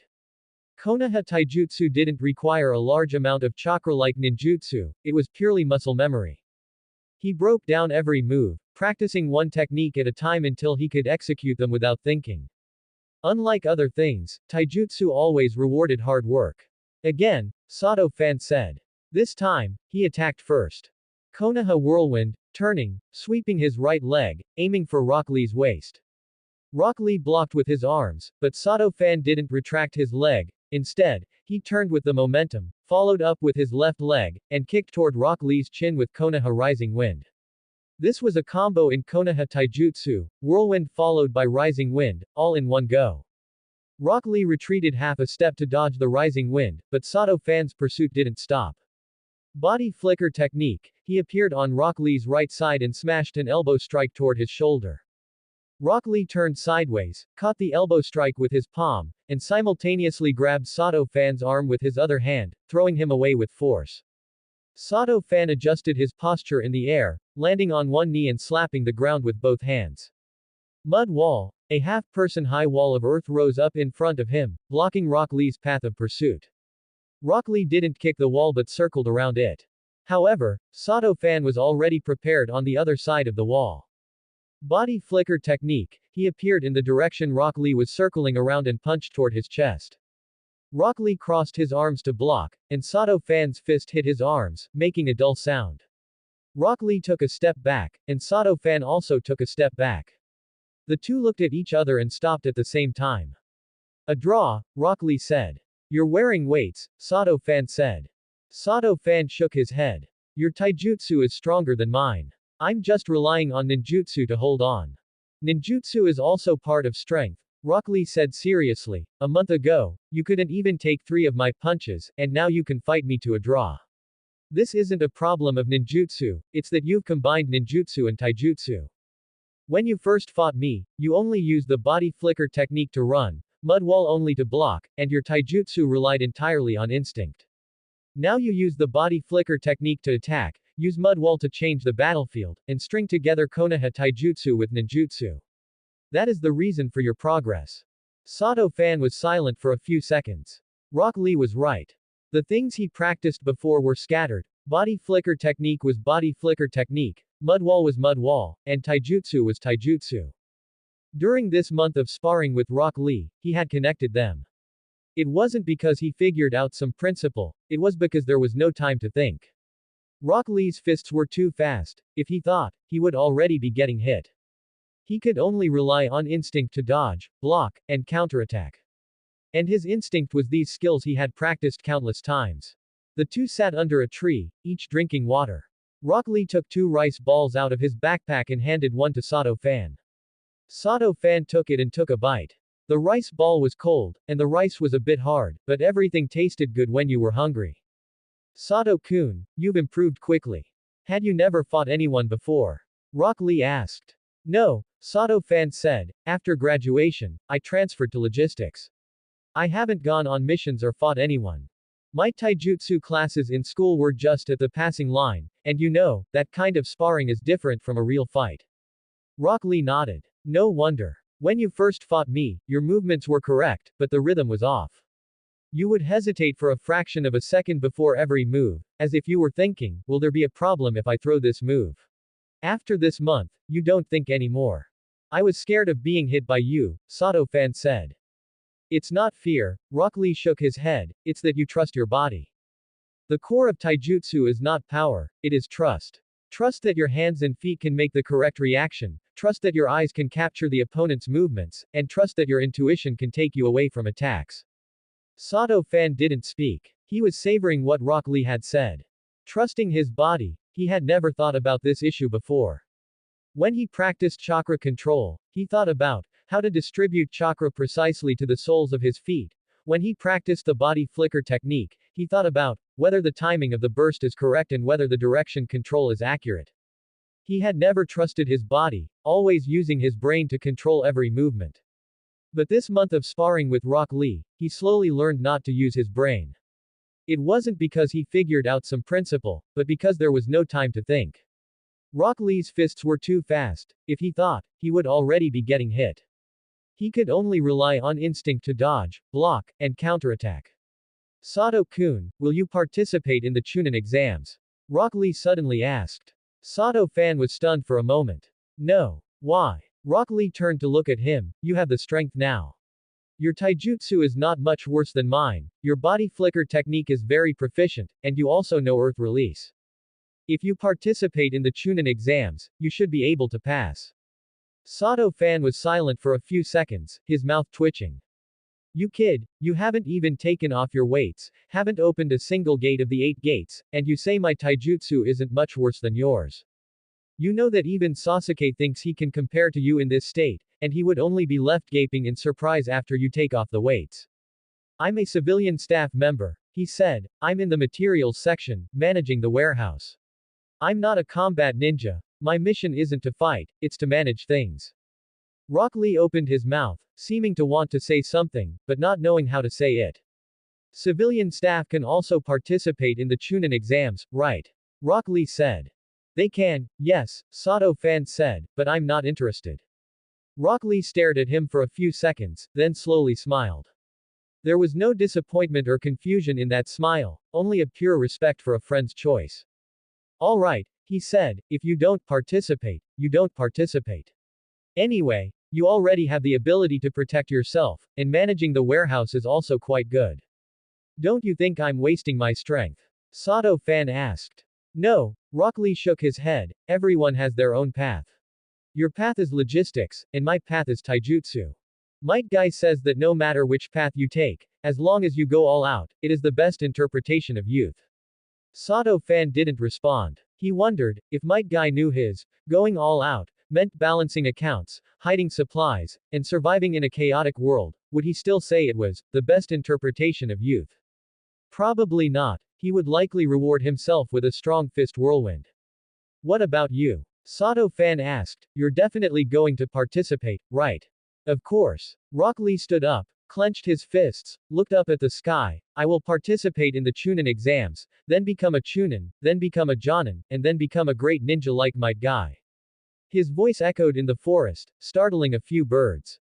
Sato Fan looked at him and suddenly felt a bit envious. Sato-kun. Rock Lee turned and looked at him. Although you aren't participating in the Chunin exams, you must continue to practice. In case the warehouse is attacked by enemies one day, you must be able to protect yourself. I will, Sato Fan said. That's good. Rock Lee gave a thumbs up. I will prove on the exam field that hard work can defeat genius. I must let everyone see that Rock Lee is not a failure who only knows taijutsu. His voice echoed in the forest with an unquestionable firmness. Sato Fan stood up and patted the dirt off his pants. Then good luck, he said. You too. Rock Lee said, no matter what position you are in, you must go all out. Sato Fan nodded. See you tomorrow. Rock Lee waved. See you tomorrow. When Sato Fan walked out of the forest, the sky had already darkened. The streetlights were on, illuminating the ground with a dim yellow light. He walked home along the familiar road, his mind still savoring the sparring session just now. A draw. A draw with Rock Lee, who was wearing weights. He knew Rock Lee's weights were at least several hundred jin, and he had been running with them tied to his legs for months. If Rock Lee took off the weights, his speed would be at least several times faster, and he definitely wouldn't be able to keep up. But being able to fight to a draw now showed that he was no longer the novice working behind closed doors from a month ago. Rock Lee's normal strength was decent among Chunin, but his limitation was that he could only use taijutsu. However, the speed after taking off the weights definitely made up for the disadvantage. After opening the first gate, he was evenly matched with Gaara. If it weren't for Gaara's sand self-defense and sand armor, and Rock Lee lacked enough attack power to break through the defense, even if he knew a morning peacock back then, the outcome would have been uncertain. What kind of level was Gaara? He was definitely at the Jonin level during the Chunin exams. After the Chunin exams, he supported and defeated Kimimaro. Kimimaro, as someone who survived the siege of the Kase Cage led by Orochimaru, was a normal elite Jonin, and his cursed seal state was probably a quasi-cage level powerhouse. If it weren't for his bloodline disease, it would have been dangerous for both of them, but it also proved the power of Gaara and Rock Lee. So his own strength, when benchmarked, could be considered mid-level among Chunin. If he hadn't met a retired Jonin like old Tanaka, and then met a taijutsu expert like Rock Lee to feed him moves, he would have been at most an elite genin. It showed how difficult it was for civilians to improve their strength. Look at the others again. Sasuke had Chunin level strength just by opening his eyes. Naruto, once he blew up his potential, had no upper limit. Among Chunin, few could handle his shadow clones, not to mention he still had the nine-tailed. Even before learning the Rasengan, he had already beaten the genius Neji. Only after learning to rub the ball Rasengan did Naruto become a powerhouse with high health and high attack. Can't afford to offend them, better keep a low profile. Returning home, after eating dinner, Sato Fan went back to his room, took old Tanaka's combat notes from under his pillow, and turned to the last page. On it was a sentence: a ninja's life is worthless. But if you prepare a little more than others, the probability of living a few more years will be a little higher. He read this sentence, closed the notebook, and placed it next to his pillow. Outside the window, the moon had risen. Silvery white light spilled onto the windowsill, shining on the old shoebox. The shoebox contained more than 6,000 ryo in cash, which he had saved up from his previous visits to Granny Cat. The 80,000 ryo worth of supplies were still sealed in the scroll, untouched. He was waiting for the day of the Chunin exams finals, waiting for the Konoha crush plan, waiting for the village to descend into chaos. By that time, these things could truly become his life-saving capital. In the meeting room on the third floor of the Hokage building, the long table was filled with people. Hiruzen Sarutobi, the third Hokage, sat at the head of the table with a pipe in his mouth, smoke rising slowly before him. On his left and right were the two advisors, Homura Mitokado and Kaharu Udatane, their aged faces expressionless. Below them were the Jonin squad leaders. Kakashi stood against the wall, holding a copy of Ika Ika Paradise, though his eyes were not on the book. Asuma had a cigarette in his mouth, his hands in his pockets. Kurenai Yuhi sat beside him, her expression calm. Might Guy stood at the very end, arms crossed, his eyes beneath thick brows shining brightly. There were also some Jonin that Sato Fan hadn't seen before, they were likely leading other squads. The third Hokage tapped the ash out of his pipe and began to speak. The Chunin exams are about to begin. I have gathered you all today to confirm the recommendation list. Kakashi was the first to speak. Team 7, Naruto Uzumaki, Sasuke Uchiha, and Sakura Haruno. All recommended. The third Hokage glanced at him. Naruto has been graduated for less than 3 months. Are you sure? He is ready. Kakashi's tone was flat, but there was no hesitation. Might Guy followed immediately after. Team 3, Neji Hyuga, Tenten, and Rock Lee. All recommended. His voice was at least 3 times louder than Kakashi's. Asuma picked at his ear and said slowly, Team 10, Shikamaru Nara, Ino Yamanaka, and Choji Akamichi. All recommended. Kurenai Yuhi nodded. Team 8, Hinata Hyuga, Kiba Inuzuka, and Shino Aburame. All recommended. The third Hokage wrote them down one by one, the smoke from his pipe never ceasing. After everyone had finished speaking, he put down his pen and leaned back in his chair. This year, Konoha is the host of the Chunin exams.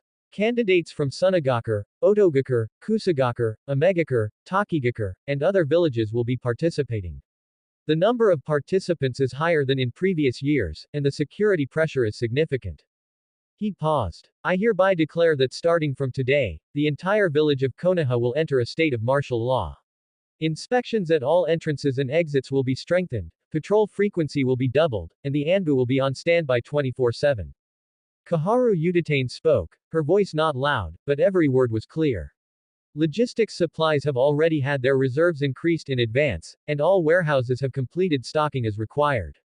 Homura Mitokado added, ninjas from various villages are arriving one after another, ensure there are no disturbances.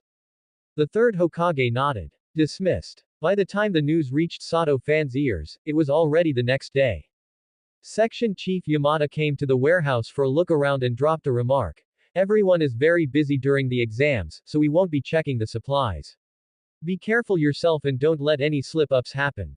Sato fan stood in the middle of the warehouse, stunned for quite a while. No checks. No checks for a month and a half. His heart suddenly started racing, not out of fear, but excitement.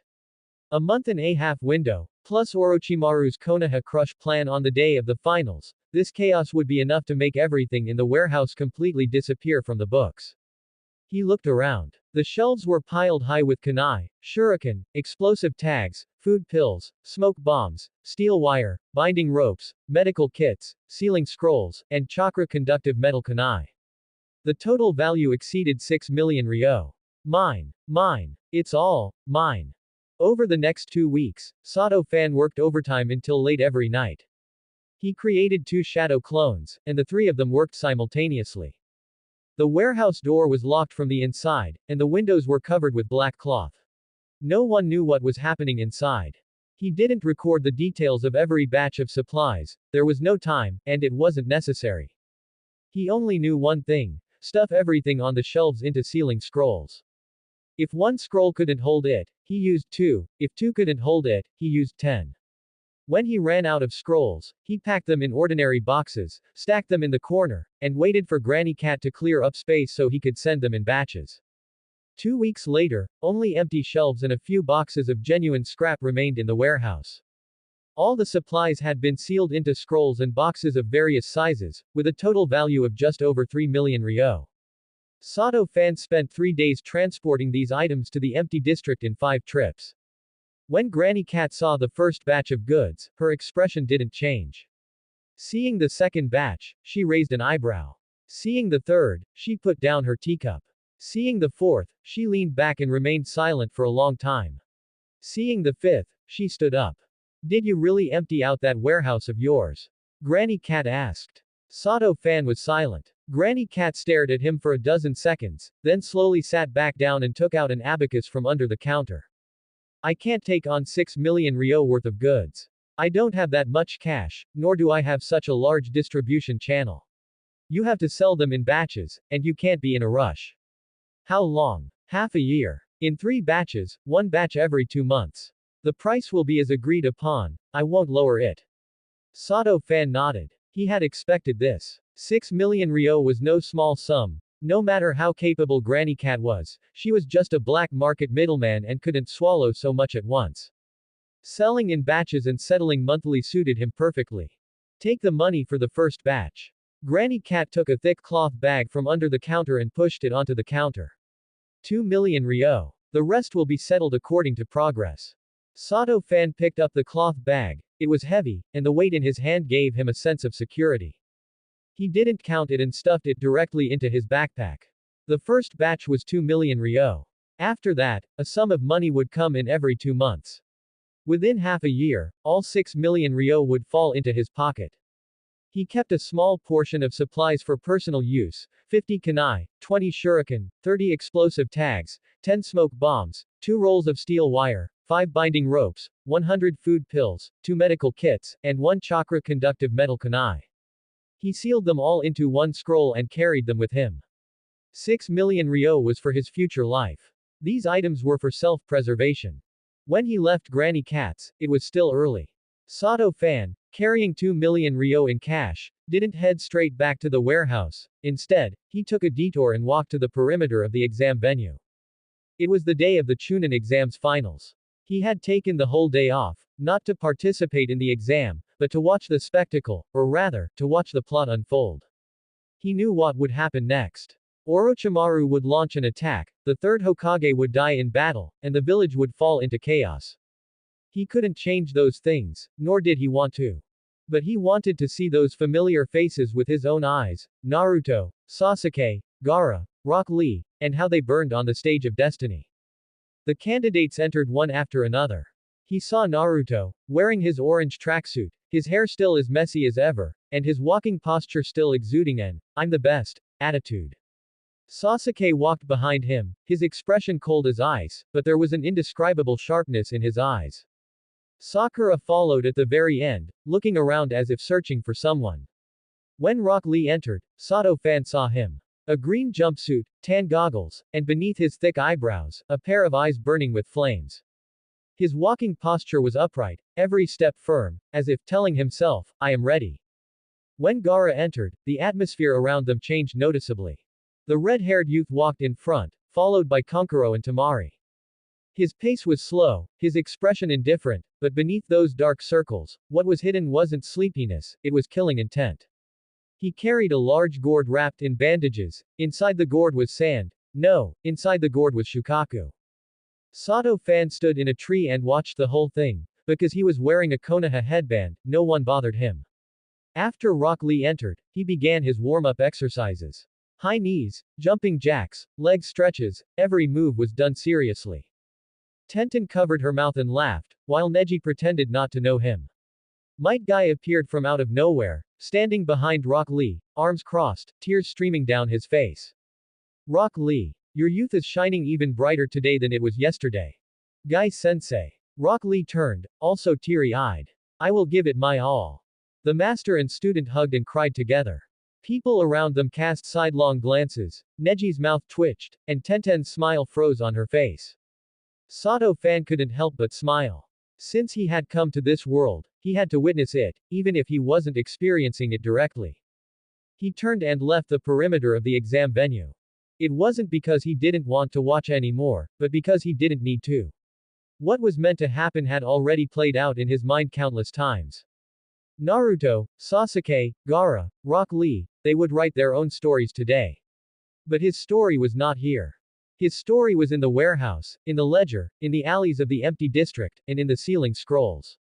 6 million ryo. This was the first page he had written for himself. Sato fan, carrying a backpack full of cash, walked back along the path in the logistics area. The sun had risen high, the sunlight shone on his face, feeling warm. There were far fewer people on the street than usual, everyone had gone to watch the Chunin exams. Even the ramen shop was closed, the owner said he was going to cheer for the candidates. He returned to the warehouse and locked the door. Then he sat down and opened the ledger. In the ledger, the inventory numbers for the warehouse were still full, 15,000 kunai, 7,000 heavy-duty ones, 3,000 practice ones, 15,000 shuriken, 5,500 explosive tags. Every number was neat and tidy. He flipped through the ledger from beginning to end, confirmed there were no flaws, closed it, and locked it in the steel cabinet. After the Chunin exams, Konoha would fall into chaos. Before that, no one would come to manage this small warehouse. When the chaos ended, this warehouse would be damaged, and these supplies would be classified as war losses, and sealed away forever. And he, with his 6 million ryo, would continue being a warehouse manager. No one would suspect him. Because he had always been the diligent and honest Sato fan. Sato fan stood up, put on his backpack, locked the warehouse door, and walked towards home. Passing by the perimeter of the exam venue, he heard a huge roar of noise from inside, people cheering. He guessed Naruto and the others had passed the first written exam. He quickened his pace and disappeared around the street corner.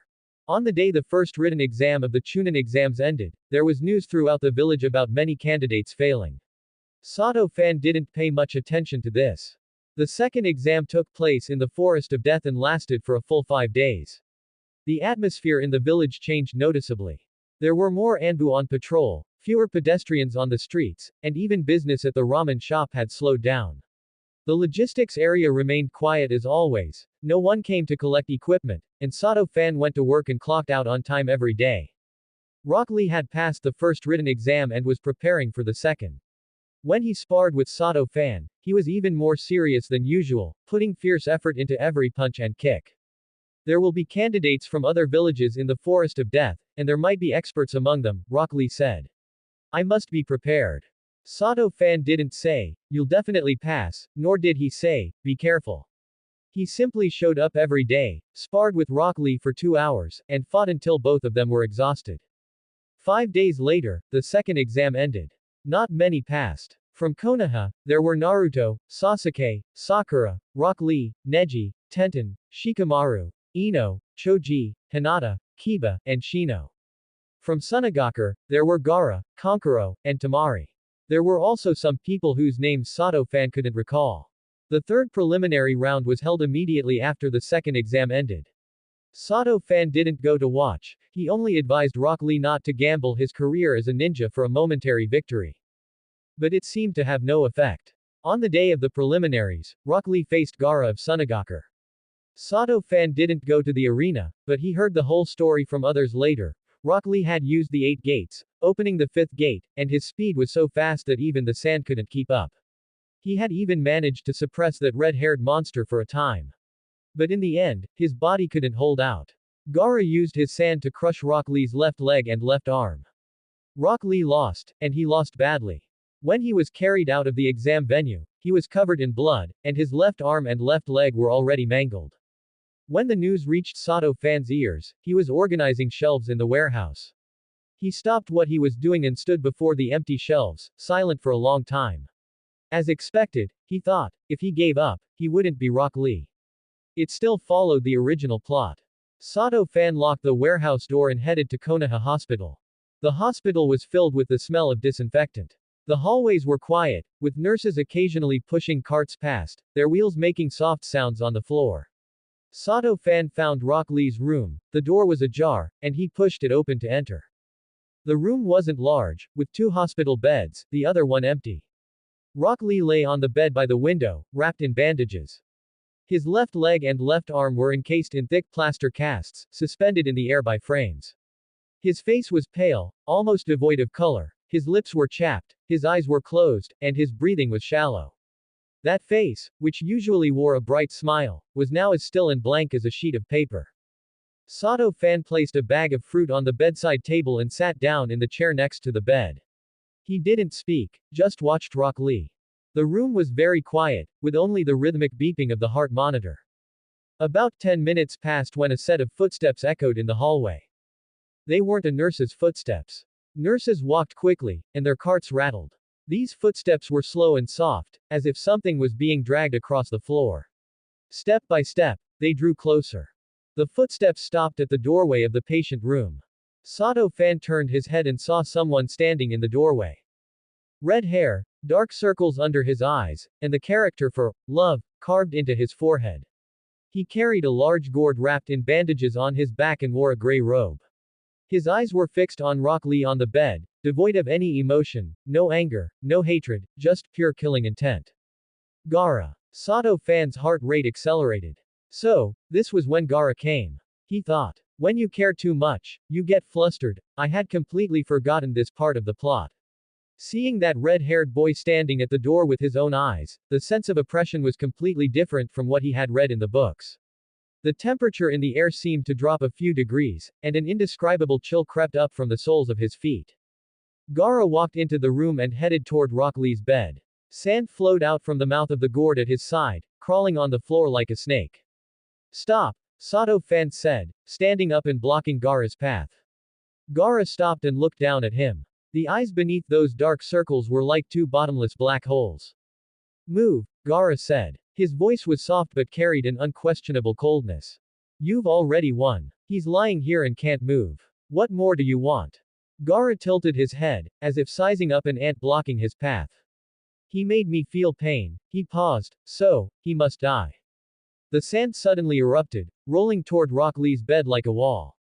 Sato-fan used the body flicker technique, his figure vanished from where he stood and reappeared in front of the hospital bed. He slammed his hands onto the floor, and a wall of earth rose up, blocking the sand's path. The sand collided with the earth wall with a dull thud. The wall developed a few cracks, but it didn't collapse. Earth release. Gaara's gaze finally shifted from Rock Lee and landed on Sato-fan. At that moment, the door to the room was pushed open again. Gaara. What are you doing here? Naruto stood at the doorway, his face full of anger. Behind him was Shikamaru. Both of them were panting, as if they had run all the way here. Naruto. Why are you here? Sakura said she saw Gaara walking toward the hospital, and I knew what he was coming to do. Naruto rushed into the room and stood next to Sato-fan. What do you want to do to Rock Lee? Shikamaru leaned against the doorframe, looking lazy, but his eyes were sharp. Gaara of Sunagakure, the preliminaries are already over. It wouldn't look good if word got out that you came to the hospital to attack someone from our Konoha village, would it? Gaara didn't look at them. He stared at Sato-fan, staring at the cracking earth wall. Why are you standing in my way? Gaara asked. Are you not afraid of death? Sato-fan didn't speak. Of course he was afraid of death, but he couldn't abandon a friend. If he hadn't blocked that attack just now, Rock Lee would already be dead. What was the original plot again? He only remembered that Gaara came to kill Rock Lee but didn't succeed. Naruto rushed forward and threw a punch at Gaara. The sand automatically protected its master, solidifying into a shield in front of Naruto's fist and blocking the attack. Shikamaru circled around from the side and threw a shuriken at a tricky angle, forcing Gaara to take a step back. But it was only one step. Sand surged out of the gourd like a tidal wave, instantly filling the open space of the room. Sato-fan's earth wall was squeezed by the sand, and the cracks grew larger. He gritted his teeth to maintain the wall, his chakra depleting rapidly. You cannot defeat me, Gaara said, his voice still calm. I am a monster. The sand my mother left inside me will protect me. No one can defeat me. His eyes were fixed on Sato-fan. Your earth release cannot stop me. The sand erupted again, surging from 3 directions simultaneously. Sato-fan's earth wall finally couldn't hold on and shattered with a boom. He took 2 steps back, preparing to weave hand signs again. But the sand was faster than him. Just as the sand was about to engulf Rock Lee's bed, Gaara suddenly stopped. He turned his head and looked toward the hallway. Footsteps echoed in the hallway. They weren't a nurse's, nor a patient's. The footsteps were heavy and steady, like a wild beast slowly approaching. Then, a green figure appeared in the doorway. Might Guy. He was wearing his green bodysuit, his hair still as messy as ever, but the expression on his face was completely different from usual. That face, which always wore a smile and shouted about youth, was now as cold as iron. Guy-sensei. Naruto shouted. Might Guy didn't speak. He walked into the room, stepping toward Gaara 1 step at a time. With every step, his aura grew stronger. It wasn't the pressure of chakra, but killing intent, the killing intent of a Jonin who had been tempered on the battlefield for decades. Gaara's sand automatically retracted, forming a defensive wall around him. He took a step back. You are Might Guy, Lee's teacher. Might Guy stopped in front of Rock Lee's bed and looked down at his disciple.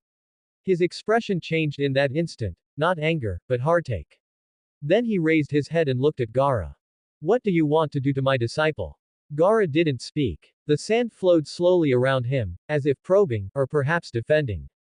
Might Guy didn't weave any hand signs, didn't strike a battle stance, and just stood there. But his aura made the temperature in the entire room drop to freezing. Lee is my disciple, Might Guy said. His voice wasn't loud, but every word felt like a nail driven into the ground. As long as I am here, don't even think about touching a single hair on him. Lee is someone I will protect with my life. He took a step forward. Try it. Gaara stared at Might Guy for a few seconds. The speed at which the sand flowed around him slowed down, as if he were hesitating. Is that so? Then next time, I will kill you too, Gaara said. I'll be ready anytime. But today, you are leaving here. Silence. The sand slowly retreated back into the gourd. Gaara turned and walked toward the door. When he passed by Naruto, he paused for a moment. He stepped out of the room and left without looking back.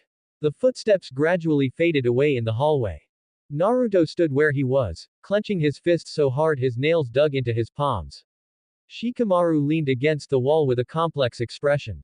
Might Guy didn't chase after him. He turned and walked to Rock Lee's bedside, looked down at him, and pulled his blanket up. You should all go back, Might Guy said. Leave this to me. Naruto opened his mouth, wanting to say something, but in the end, he said nothing. He glanced at Rock Lee on the bed and turned to walk out of the room. Shikamaru followed behind him. Sato-fan was the last to leave. When he reached the door, he looked back. Might Guy was sitting by Rock Lee's bedside, his head bowed, his shoulders trembling slightly. He gently closed the door.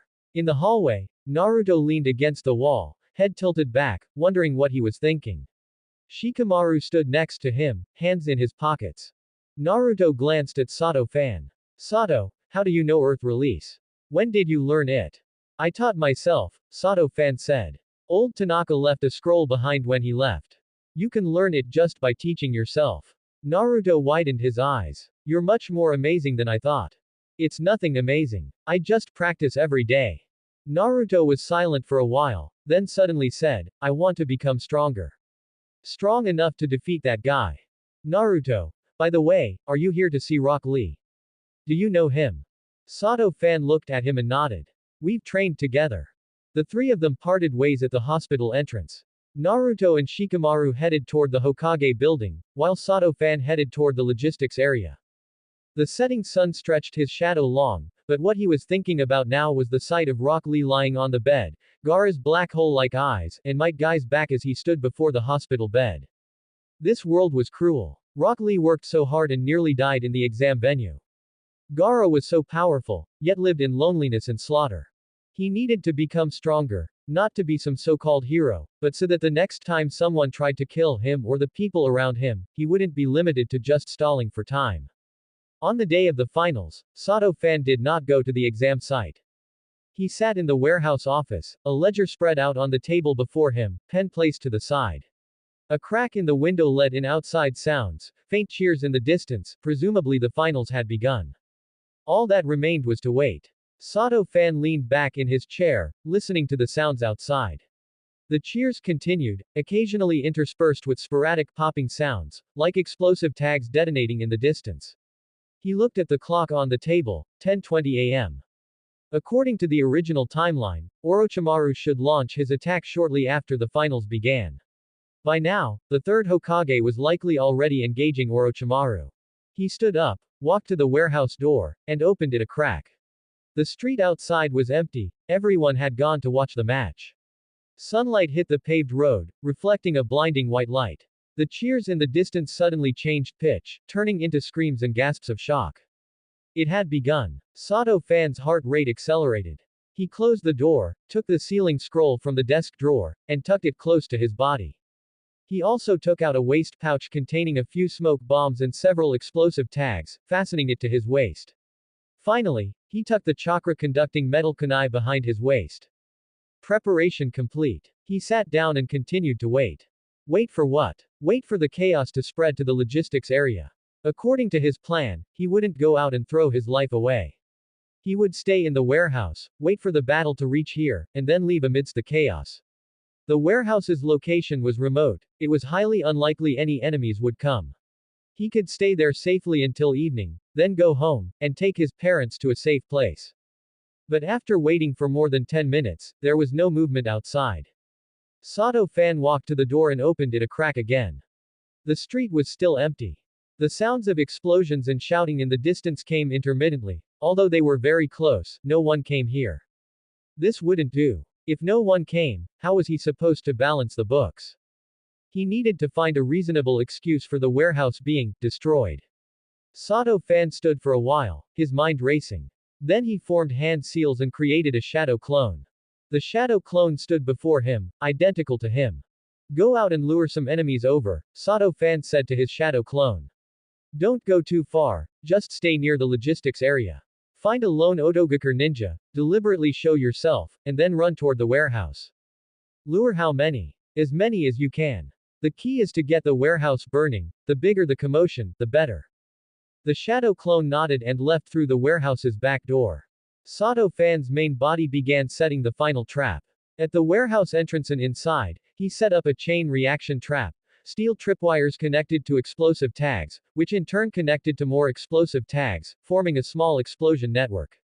As long as someone stepped on the first tripwire, the entire warehouse would be blown sky high in seconds. Then he retreated to a hidden corner outside the warehouse and watched from afar. After waiting about 5 minutes, the shadow clone returned. It wasn't alone, 3 people wearing black trench coats were following it. Sato fan looked from his corner, their headbands were from Odogaker. All 3 were holding weapons, their faces wearing ferocious expressions. That brat ran over there. Chase him. Don't let him get away. The shadow clone ran into the warehouse. The 3 people followed closely and charged in. Sato fan crouched in the corner and covered his ears. To be safe, he had covered the shadow clone in explosive tags. He was playing gold release. 3 seconds later, the first explosion came from the warehouse. Boom. Not one, but continuous explosions. Explosive tags detonated one after another, fire spewing from the windows and door cracks, fragments flying everywhere. In a few seconds, the entire warehouse turned into a sea of flames. The shockwave of the explosions knocked the branches and leaves off several surrounding trees, and the ground trembled slightly. Sato Fan crouched in the corner, feeling the heatwave sweep across his face, burning his skin. He didn't move, just stared at the sea of flames. The explosions continued for about 10 seconds, then gradually stopped. The fire was still burning, but there were no new explosions. He stood up from the corner and slowly approached the warehouse. Flames engulfed the entire building, and the shelves collapsed in the fire. Suddenly, an Otogakur ninja was thrown out the door by the shockwave of the explosion. Seeing Sato Fan, he immediately turned and ran. He was already seriously injured. What about the other two? Sato Fan looked around, but didn't see anyone else. They were probably buried in the ruins, or had run out the back, but he didn't care. The important thing was that the warehouse had burned down, burned thoroughly, and all traces would disappear in this fire. No one would know it had once been full of supplies, and no one would know where those supplies had gone. When the fire went out, everything would turn to ash. He turned and ran toward his home. The street was already a mess. People were running everywhere, civilians, merchants, old people, children, everyone was panicked. Some were clutching bundles, others were holding children, and some were pushing carts toward the evacuation area. Explosions and shouts came from the distance, and buildings collapsed from time to time with loud noises, raising clouds of dust. Sato Fan ran against the flow of people toward his home. His home was in a row of single-story houses east of the logistics area, about a 15-minute walk from the warehouse. He passed a few alleys on the way and heard sounds of fighting, but he didn't stop to look. He only wanted to go home now, find his parents, and take them away from this chaotic place. After running for about 10 minutes, he saw the row of houses where he lived. But the house was on fire. Sato Fan's heart sank sharply. He quickened his pace and rushed to his front door. The door was half open, thick smoke billowing from inside, and tongues of fire licked out of the windows. He rushed in, hunching over, covering his mouth and nose with his arm. Dad. Mom. No one answered. He groped through the smoke, passed through the living room, and pushed open the bedroom door. The bedroom was also on fire, but there was no one there. He checked the kitchen, bathroom, and storage room, all empty. Not at home. Sato Fan retreated from the house and stood on the street at the door, panting heavily. The fire scorched his face, and the smoke made his throat ache. But he couldn't care about that. His parents weren't home, which meant they might have already escaped. He turned and ran toward the center of the village. That was the direction of the shelter. Every time the village was attacked, civilians were evacuated to the shelter near the Hokage building. The shelter was in the basement of the Hokage building, with the entrance behind the building. When Sato Fan arrived, there was a long line at the entrance, and the crowd was moving slowly inside. He squeezed to the front and was stopped by a chunin. Line up at the back. Don't push. I'm looking for my parents. Sato Fan pushed away his hand and rushed into the entrance. The basement was packed with people, crying, shouting, and praying mixed together, as noisy as a wet market. Sato Fan moved through the crowd, looking at them one by one. Old people, women, children, injured men. He saw many familiar faces, all neighbors from the logistics area. But his parents were not among them. He searched from beginning to end, then searched again. Nothing. Sato Fan stood in the corner of the basement, his heart beating fast. A terrible thought popped into his mind. Did his parents not manage to escape? Were they still at home? But the fire at home was already raging, no one could survive inside. He turned and rushed out of the basement, almost bumping into someone. Sato. Sato Fan looked up and saw a familiar face. Section Chief Yamada.